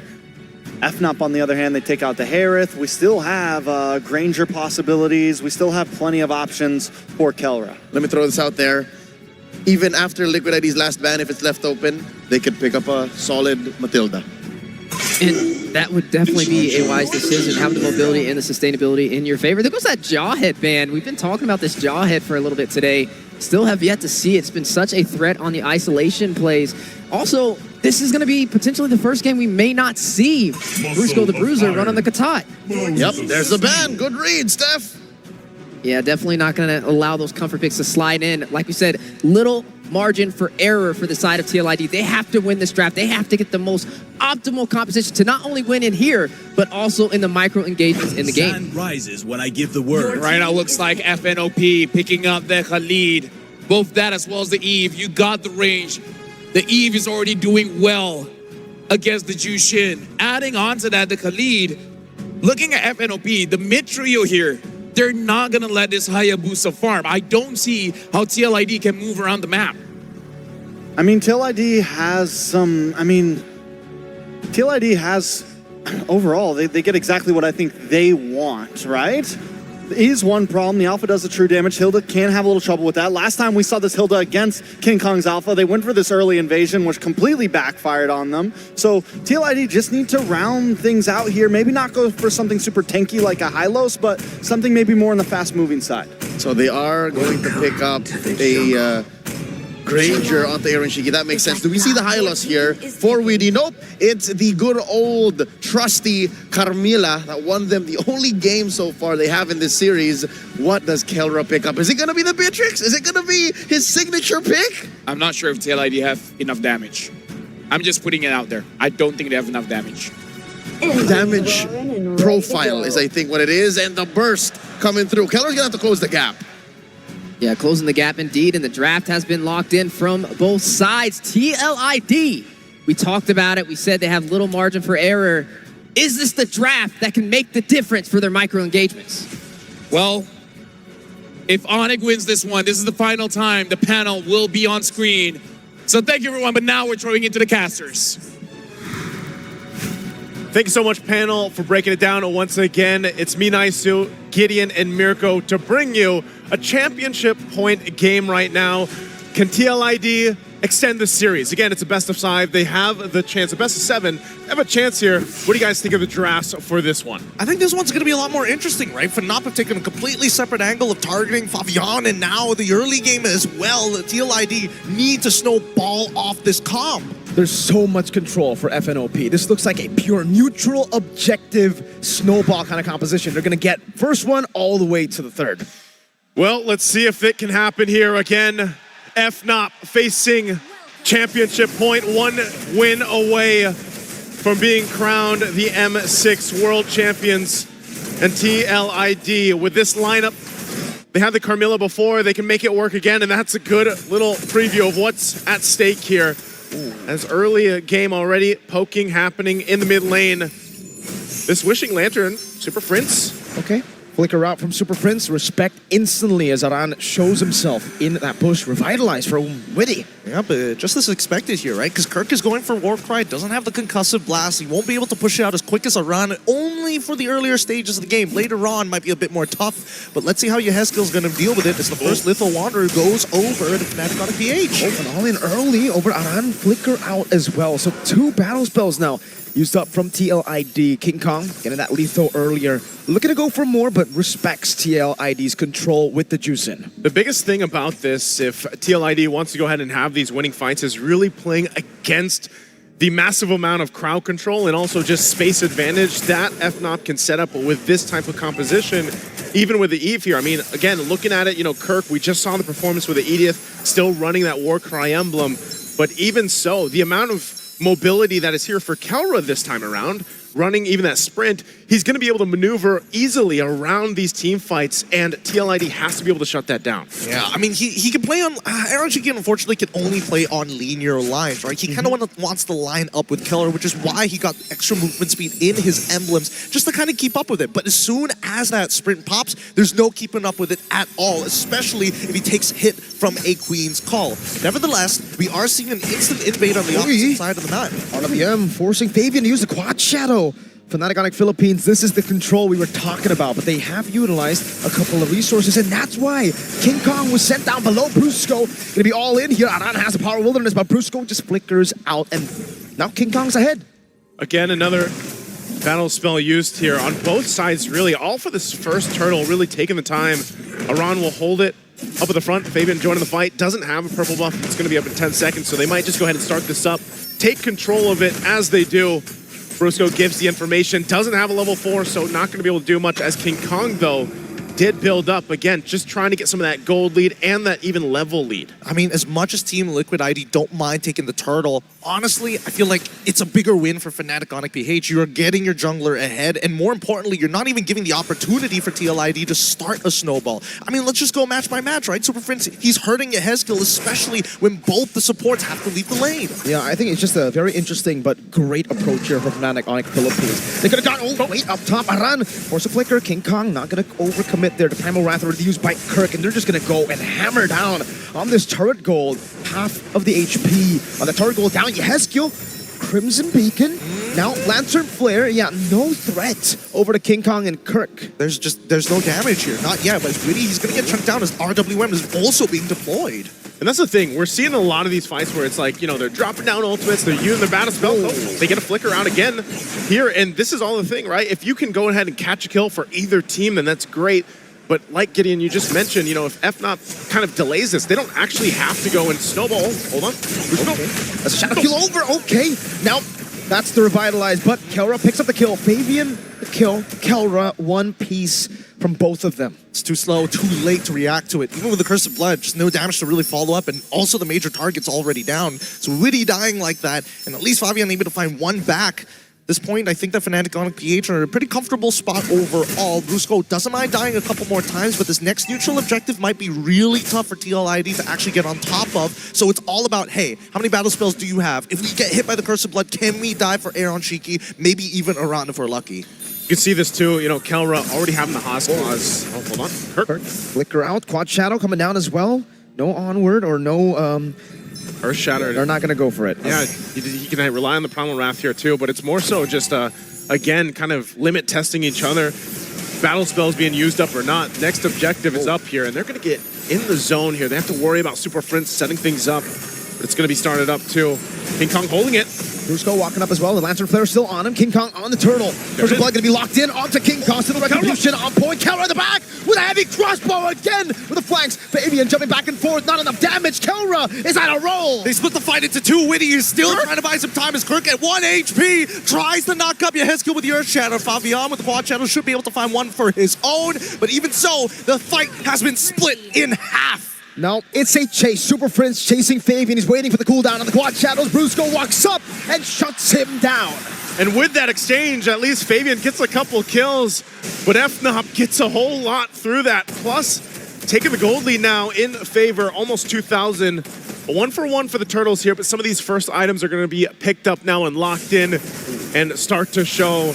Even for Super Prince, you know, already doing a great job at just setting up the RWM and gets the glowing wand too. A lot of this utility that comes from this Eve pick is the advantage when it comes to those turtle fights. And even for Kelra to show up on that back line, pop the sprint and maneuver around, again, that's what TLID has to be weary of. Exactly, about looking for these flank angles and not to necessarily be caught specifically by that cursed blood. It can get a little tough, especially when TLID start opening up that map, but Aaron Shiki getting shoved and dove underneath turret. A Berserker's Fury for Kelra's just, again, dominating run. That's what you said about it previously. The hydraulic press raging sandstorm defensively from Brusco, and they get out of harm's way. You can see King Kong dominating this jungle matchup. Fabian still is able to secure the purple buff, but King Kong's a level ahead on the alpha.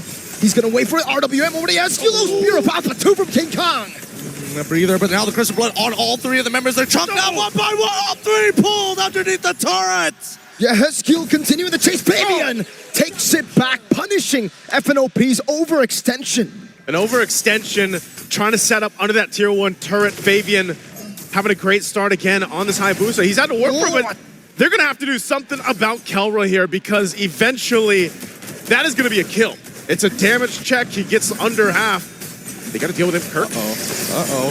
They've already got the Primal Wrath out. He's going to get dove under pretty quick. Brusco's there. Flicker out, Lantern Flare coming out as well. Now Kirk going to be taken out as well. It will be as Heskiel who picks up the kill and the turtle to TLID. So some way they're actually able to equalize that gold lead. No longer the big, scary gold lead for FNOP. All right, so where is the majority of the gold lead actually coming from? And I mean, looking at the gold lead, it's got to be Kelra, right? I think he's got like, what, 2,000 ahead currently on to Aaron Shiki. Hold on, the Quad Shadow's not going to do much there just yet, but even so, that's a majority of the damage from Fnatic Onyx PH. They got to play around him and let Kelra kind of do the work, because look at that damage check, 50% off of that one auto, well, plus the passive. And he's just doing that to delay him on taking the buff. Around chase. Conceal already from... Oh my lord! Wilderness Aran bursting through! Now the Rhapsody together with a Lantern Flare. Brusco is down. Out of nowhere, becomes a 2-for-1 for Liquid ID. Oh no. Okay, Team Liquid ID are actually pulling this back now with the lead of their own. At the very least, Heskiel has a very stable pick. Let's look at the items and really start to compare, because wow, shocking lead for Kelra, but then there is compensation when it comes down to the jungle, compensation when it does also come down to the mid lane too. And interestingly enough, as you know, as many kills as Fabian has on this Hayabusa, the fact that King Kong is not too far behind in essence against the economy here, that's fine for him, because that's what King Kong does on the alpha pick. It isn't to go and fight and fight and fight. It's really just go ahead and lock down some of the farm, and then later on, you know, you have some more of that tankiness on this alpha. You play around your setup potential, and you just let Kelra shine. And there it is. Skypiercer is actually going to be picked up already from Aaron Shiki. He's going for a third item. I think he recognizes that Heskiel is giving him a lot of peel anyway. Same goes to Iran. They need those big finishers, which means I would assume that Fabian, he's going into these fights just to chunk. And to be fair, the Juicing will go Skypiercer too, right? Like, that's the normal build we're seeing. And for Heskiel, it does look like he's on the way for a second item, Skypiercer. So they'll have two. Now, is that a bit too greedy, or is that good, you know? I think it's part of the answer is just get rid of Kelra. Whether it's either or, as long as you take Kelra out of the picture, then they lose a lot of that damage potential. And we'll see if that gamble is going to be worth it, because Team Liquid ID will start things up. Crimson Beacon out. Escape, what happened? Fabian claims a kill in the back. The assassination Aaron Shiki. So able to cut away with Detonata. Kelra chasing it on down in the bush. Kelra walking with a heavy crossbar. Power of wildness. Aaron Shiki claims the kill. Brusco running back with a raging sandstorm. Fabian with a chase again. And it will be a Lord traded in for a fight. Oh my goodness, and a fight well deserved by TLID. I mean, it might not be over just yet here. Let's give it a moment because Aaron Cheeky, it's great. The target acquisition in tandem with Fabian, making sure that Super Prince does not get that much value out of his RWM. Happens so fast. Yeah. And honestly, I gotta give it to Witty. He's been finding like 2-man, 3-man Cursed Bloods at some critical moments. Again, this Carmilla pick for Witty has worked for them in the past, even their whole journey up to this point in the grand final. And they're set up mid. Spear of Alpha into the Earth Shadow. Witty still surviving. Shadow kill. It's going to be neutralized by the Primal Rat. Real manipulation! Let's go! Kelra, he's running forward. He takes out one. Needs the backup. Dive underneath the turret. Nobody is safe. 3 flickers for 3 kills. And Brusco will pay that price. It doesn't matter if they're behind in that form. They'll make a play either way. And they still have the Lord knocking on the base turrets now. FNOP sets things up. They might look for more. They're hungry. They're so hungry. They want this inhibitor early on. They want to create that 13K lead they did in their previous series. Because Team Liquid ID, if they find that momentum back against Fnatic on PH, they might be able to turn things around. Holy moly. Just when you think Liquid have neutralized the lead, when you think they're ahead, someone else becomes the X Factor. Game 1, 2, 3, I think it was Kelra all around. Now, Brusco from out of nowhere. It's always one of them, and that's again why they have been called the Super Fam. Every single player, every single role in lane filled and just perform at a peak here throughout the tournament and now through the grand final. It's TLID on the back foot now, trying to just defend even the buffs. King Kong put enough pressure, nearly level 15. Again, with this, Team Liquid ID still in fighting form, not a massive deficit to work against, but it gets increasingly more difficult when they approach these Lord fights because of that setup potential from FNOP. Oh, but even so, at the end of the day, it really comes down just to hard execution, right? As much as Fnatic on PH are able to kind of control this tempo, the execution for these are... Wait, hold on. Oh my Kelra. God. Oh, right. RWM has also been thrown out here, but I don't think they should be able to find anything. With the isolated, you know, the cancel! Spear of Alpha, he gets out! Kelra with a fade away! What a cancel! Never mind, I take it back. They do find one. Sometimes you wonder, Kelra's jumping forward. Well, that's exactly why. So aggressive and making moves just now at this point. How does he get a Renner's apathy on an Irithel? I have no clue. I have no clue. But at this point, this Lord should be free, right? They're going to start it up. Lord for the taking here. It's already taken. Kirk gets it. Raging Sandstorm, Brusco. Gonna be taken down. Yehezki with the Sky Piercer stack. Crucible Blood into the back line. Super Prince not able to pop in the RWM just yet as Kelra jumps with the heavy crossbow. Power Wildness onto Kelra, but Aran gets deleted. The peel is perfect. Kelra has the space, and Witty, as well as Aran, will not be able to create the opening that they were looking for. And look at that, just as you think, he's so aggressive on this Irithel, able to jump in. Now he also gets some defense with a Wind of Nature pickup. Able to deal with some of that pressure, physical damage that might be set up from even Fabian here. They work with this Lord at push now, taking the goal lead a little bit further. FNOP will get ready to march towards the base. They already got some work done on these turrets. And so Team Liquid Indonesia in a precarious situation on this defense. They have to be able to clear things out and keep things contained and together. They're going to rely on the setup potential and maybe even this Cursed Blood. Spear of Alpha won't land from King Kong. It's a short cooldown, totally fine here, and I think the Team Liquid ID need to play this defensively. Sacrifice an inhibitor, sure, but this game needs to drag on because they're so close to their next item power spike. 39-43. The siege continues. That's a quad shadow to the back. King Kong with the Spear of Alpha baited out. The primal wrap from Kirk as well, though. 2 base turrets taken down. Now 1 more up top. Kelra sent to deal with it. A few more shots into the turret. It will survive for a bit. Kelra wants to go for it. Walks up a few more times. 1 more time. That Sonata keeps him at bay. Team Liquid ID wants to hold on to that one. Fabian jumps in. Shadow kill, Spear of Alpha, bringing him back again. The quad shadow back from Fabian and the damage. RWM locking them down inside. It has deal with the Crimson Beacon, locking Super Prince up. Now it's an all-in into the back line. Aaron Shiki getting it, raging sense from a boost. Kelra in the base, looking for the end moment. TLID have cleared out the wave, and Kelra will be able to escape, but King Kong have dealt with him. Oh no, the minions are starting to push it. They're running out. It's one. Thunder heralds their unstoppable reign. Unscathed, unrivaled, their legends proclaimed. Bow down to the empire of Fnatic Onyx Philippines! Axiata Arena, make some noise for your Heralds of Thunder! Let me hear you scream! Their dominant run in the Philippines and now their dominant run here in the M6 World Championship. We're all part of the fam now. Let's throw it on stage with our winners. Ladies and gentlemen, give it up for Fnatic Onyx Philippines! What an epic battle for the final, the real grand final. They're staying at the top and finish to the top. Gentlemen, Fnatic Onyx Philippines, come and join us here at the front. The emotions is overwhelming, and guys, I gotta say, Axiata Arena, you guys are amazing.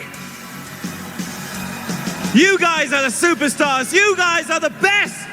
This is the best M series I've ever witnessed in my lifetime. But once again, ladies and gentlemen, your champions. The fight is over. This is the new record for Fnatic Onyx. All right, gentlemen. You may now claim what is rightfully yours. In 3, 2, 1. Ito ang lakas ng Pinas. Fnatic Onyx Philippines!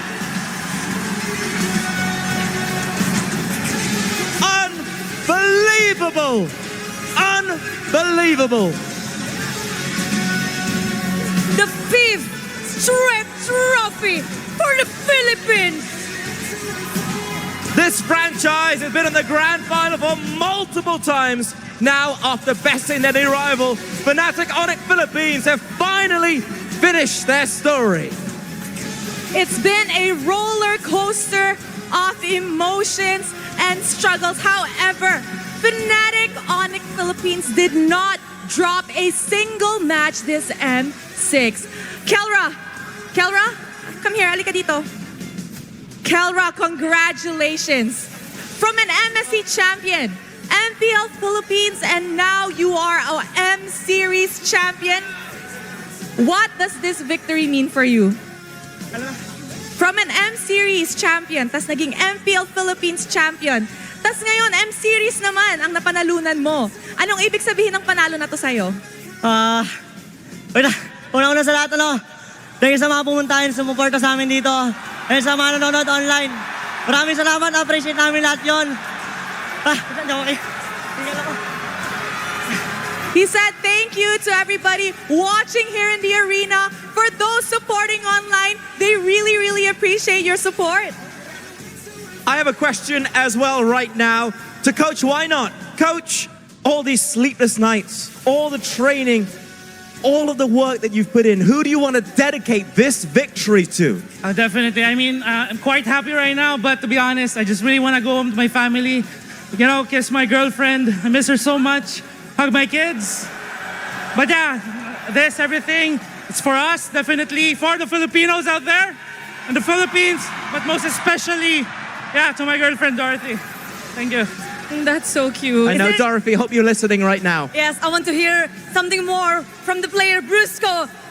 Can you tell us about your win? This is your first.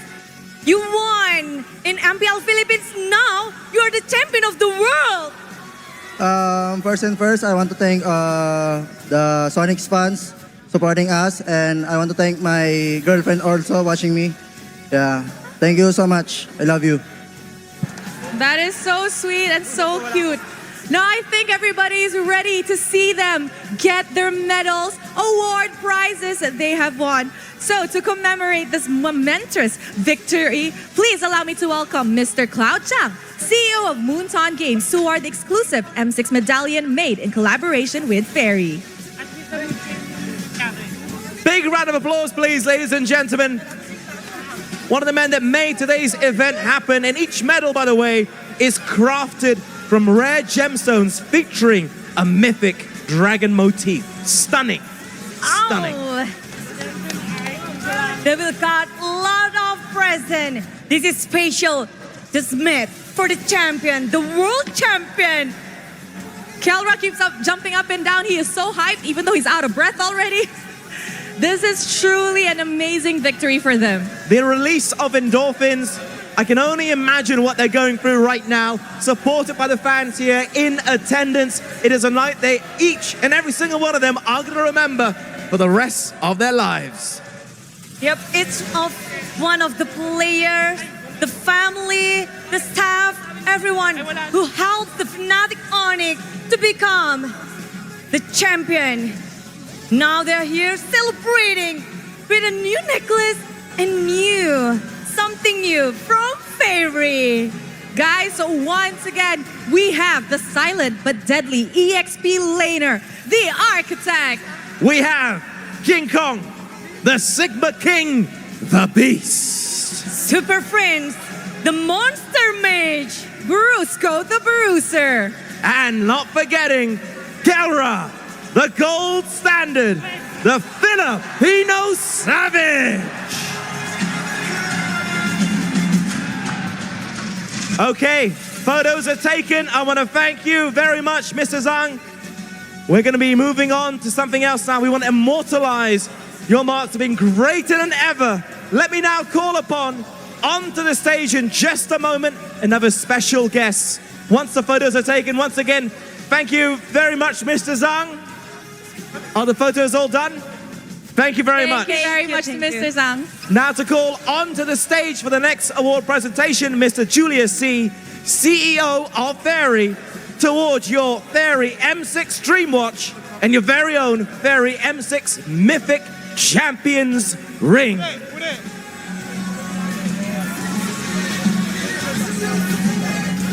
Show us. After the medals, now it's time. The gate, the Fairy Watch, the Dream Watch, Spatial M6 Dream Watch, the M6 Mythic players, main players.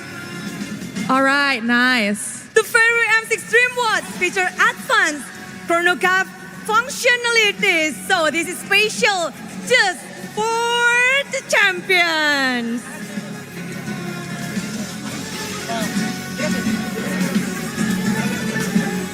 Can we get the starting lineup to come in front first, please? And don't forget, we have our very own Fairy M6 Mythic Champions rings as well. Smart Omega. Meanwhile, the M6 Mythic Champion ring boasts an innovative design with a removable crown that reveals a hidden Land of Dawn map with 20 and blue and red animals that represents the MLBB turrets. Champions only will have this. Things they will cherish for the rest of their lives. Reminders of this night, a historic night in Axiata Arena here in Bukit Jalil. M6 in Malaysia. Something we will never forget, and certainly the players, the entire team will never forget. I'm wondering what the party will be like in the Philippines right now as they're watching this. I am pretty sure the Filipinos are ecstatic to win their 5th World Championship title. And of course, people from all over the world, the Fnatic Onyx fans, I'm pretty sure they're super duper stoked right now. Rightfully so. Rightfully so. Rising to be the best as only they can. Yes, now their finger, the winning finger, they got all of it. The ring, a new ring that show how shiny and how great is their finger, because this is the finger that make them won. I know. I'm hoping it comes up on camera. I'm hoping everyone who's watching right now can see how beautiful and magnificent these devices are, going onto the fingers, going onto the wrists, and wearing it with pride, uniting these brothers for life. And there you go. Coach Yap is completing his Show it. Show your rings to the camera. Oh. Complete 5 stack, ladies and gentlemen. That's his strategy. Okay, now the stones are complete for Coach Yap. Indeed. He looks like Thanos. I love it. He does.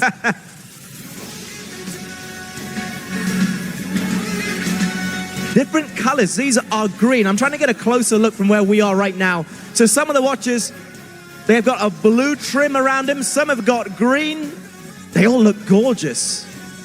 They do, and they all look really amazing on our players. Definitely greater than ever this time around. Neck, arm, finger, everything is catching, bubbling. That looks heavy as well, I have to say. I mean, better watch your luggage when you fly back. Don't want to be overweight with all the bling on your arms. They got a lot of things. This is super special. And of course, all of the family. Now they're celebrating together. And now I think we can say together because they got new watch. What time is it? Show your watch, show your everything. You can say it now. Thank you very much. Let's take a picture together with Mr. C. I think we should have a big Mr. Stung. Let's have a big picture together. Group picture with everybody here. Okay, if everyone here can look at me. Okay, we're gonna take a picture with our VIP down here. Lovely, thank you. Let me get out the way. Smile for the camera, everybody. Show off your new rings. Coach Yeb, show off your complete stack. Ring, watch, medals, and this is the moment for the champion. What time is that? Woohoo! Thank you very much to Mr. C. And finally, to complete the champion's gear, ladies and gentlemen, please welcome Miss Ellie Chin, Smartphone Country Product Manager of Asus Malaysia, to award your ROG Phone 9. The winner takes everything. They deserve it. Now, they will be more and more powerful with the new smartphone. Yes, they are all walking home with an ROG 9. And I'm sure everybody in the arena right now knows how good ROG smartphones is. They are a mobile masterpiece that blends high-octane gaming with a sleek, modern aesthetic. These are the perfect phones for our world champions. I agree, and look at them, so happy with their new phones to play Mobile Legends on. I want a phone as well. We want a phone. Miss Chen, I hope that you can have a spare phone for us as well, please. It'd be much appreciated. They all look so happy. Yes, let's take a picture together. Okay, one more picture together, please. Miss Ellie, could we have a photo? Yes, you may sit in the middle with them. Yes. Guys, let's get around. Show your phone. Show your new phones, guys. Show your new phone to the camera. Champion phone with ROG Phone 9. Thank you, Miss Ellie. And of course, for the giant check, we would like to invite Mr. Lucas Mao as Managing Director of Monon Games to present the awards for the players, for the winners, for Fnatic Onyx Philippines. Give round of applause, everyone. This is the giant check for Fnatic Onyx Philippines. Kelright's so happy he is embodying everything right now. It's amazing. Champion! From up-and-comers to the brightest stars, Fnatic Onyx Philippines extends the Philippines era with another World Championship trophy. The 5th trophies for Philippines. They fought really well for their country. Thank you so much, Mr. Lucas Mao. And wow, present to present, to smile and smile. All right, ladies and gentlemen, we have seen an amazing game, an amazing M6. But let me ask you, Axiata Arena, Who is your finals MVP? Whoa, whoa, whoa, whoa, whoa, whoa, whoa. One more time. Who are your finals MVP? Is it? Is it? We're going to find out in just a moment. We have to invite somebody else up. To present this award, we have Miss Ellie Chen back on stage to present the M6 Finals MVP Award. Yes, she's here. Now that everyone's ready. The M6 World Champions Finals MVP is... Kelra!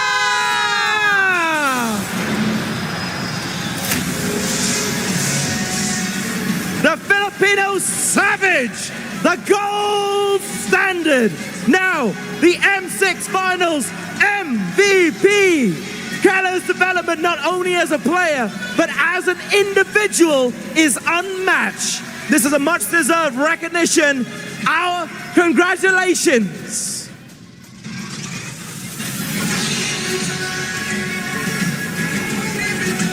The Superwoman. Kelra is kissing. Thank you very much, like Miss Ellie Chen. Thank you. Kelra, come here. You know what, Kelra? Come, I'll go to you. You're now the finals MVP. Kelra, you're the only player in the world with an MSC Finals MVP, MPL Finals MVP, and now M6 Finals MVP. What do you have to say about your victory? Masasabi ko lang nag-finals MVP ako dahil sa kampi ko, hindi dahil sa sarili ko. He said that he just want to say to everyone, he became a finals MVP not because of himself, but because of his teammates. Do you have anything to say to them? Do you have anything to say to your teammates? Sa teammate ko, mahal na mahal ko kayo, yun lang. To his teammates, I love you all so much. That's it. Thank you, Kelra. Wow. This guy, he's called the gold standard, but I think he is now the greatest standard. The GOAT conversation right now, is he in that conversation? Is he in the bracket of GOAT? I think he is slowly getting there. I think he's getting there. And we're witnessing history being made. Okay, looking all these gentlemen, how do you think they're feeling? Honestly. I'm feeling so happy. Just now, they were asking for more nasi lemak from me. Oh, they love nasi lemak? You know what? More nasi lemak? Okay, I'll get you nasi lemak tomorrow. Okay? More nasi lemak for Fnatic Onyx Philippines. Do you guys agree? Yes! Okay. All right. We're going to have one more trophy lift, I think. I want everyone to get by their trophy one more time. Around. Gather around the trophy. We're going to lift it one more time together. The Champions Lift. You've received your prizes. You've received the accolades of all the fans here and those streaming it online. The millions upon millions of fans and players around the globe who have gathered here today to witness history being made. You guys may now lift your trophy. Once again, this is Fnatic Onyx Philippines. The M6 World Championship champion. The dawn of a new legacy. Fnatic Onyx Philippines. Fnatic Onyx Philippines have finally become greater than ever. Fnatic Onyx Philippines has left their mark in the MLBB esports scene. And now they are going back to the Philippines with a brand new trophy. Ladies and gentlemen, one more time for our champions here, Axiata Arena. Malaysians, do me proud and make some noise!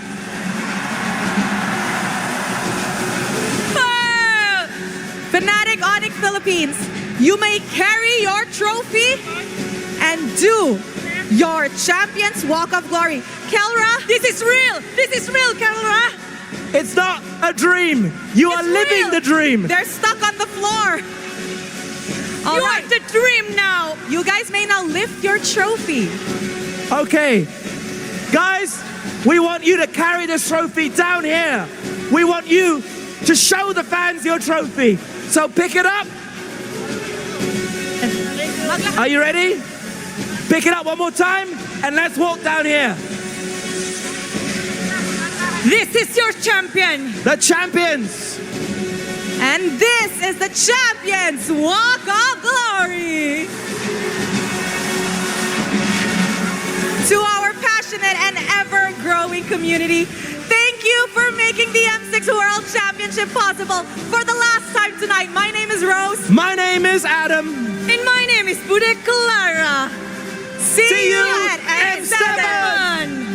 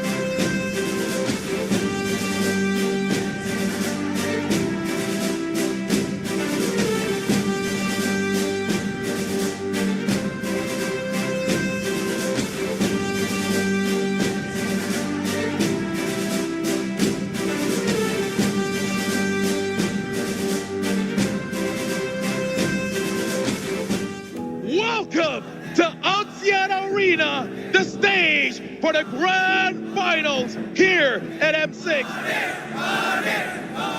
This M6 kind of gave me more of a perspective of how competition is globally. And I think there's so many things that you have to take account for. Broadcasting Pinas, Fnatic, Onyx, Philippines! But definitely apart from that, you need to put the work in.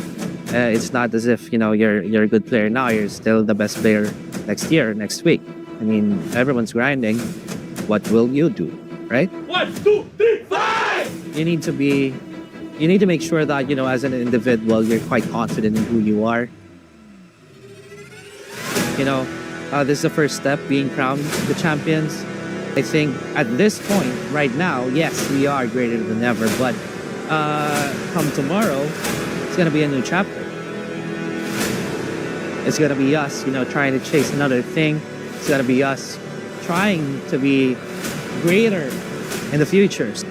It's been, a great privilege, having your respect each and every day. I'm quite happy with how you guys have grown since, the day that we met. M6, we are greater than ever.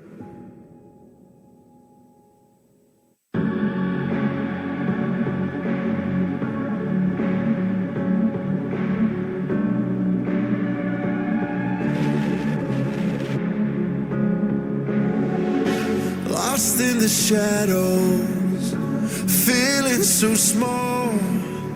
But I've got a fire, won't let myself fall. Every hit taken, every scar earned, lessons in pain from which I've learned. When the world says I'm done, I'm just starting my run. Through the darkest of nights, I will find. You won't get me down. You won't get me down. I get back on track with a peaceful attack. I'll always come back around. I'll never back down. No, I'll never back down. A force to behold and it waits to unfold. I'll always come back around. When worlds converge and dreams ignite, there are millions to witness the champion arise. With every challenge, we push with all our might, for we have only one goal, the ultimate prize. When hope seems so far, I'll reach for the stars. In the heart of the storm, I am reborn. I am reborn. You won't get me down. You won't get me down. I get back on track with a peaceful attack. I'll always come back around. I'll never back down. No, I'll never back down.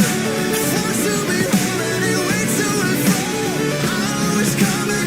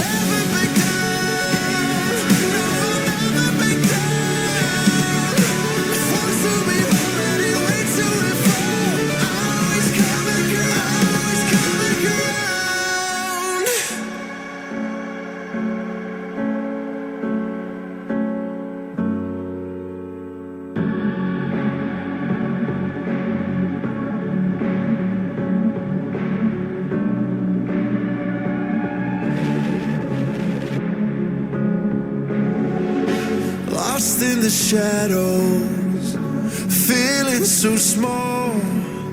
But I've got a fire, won't let myself fall. Every hit taken, every scar earned, lessons in pain from which I've learned when the world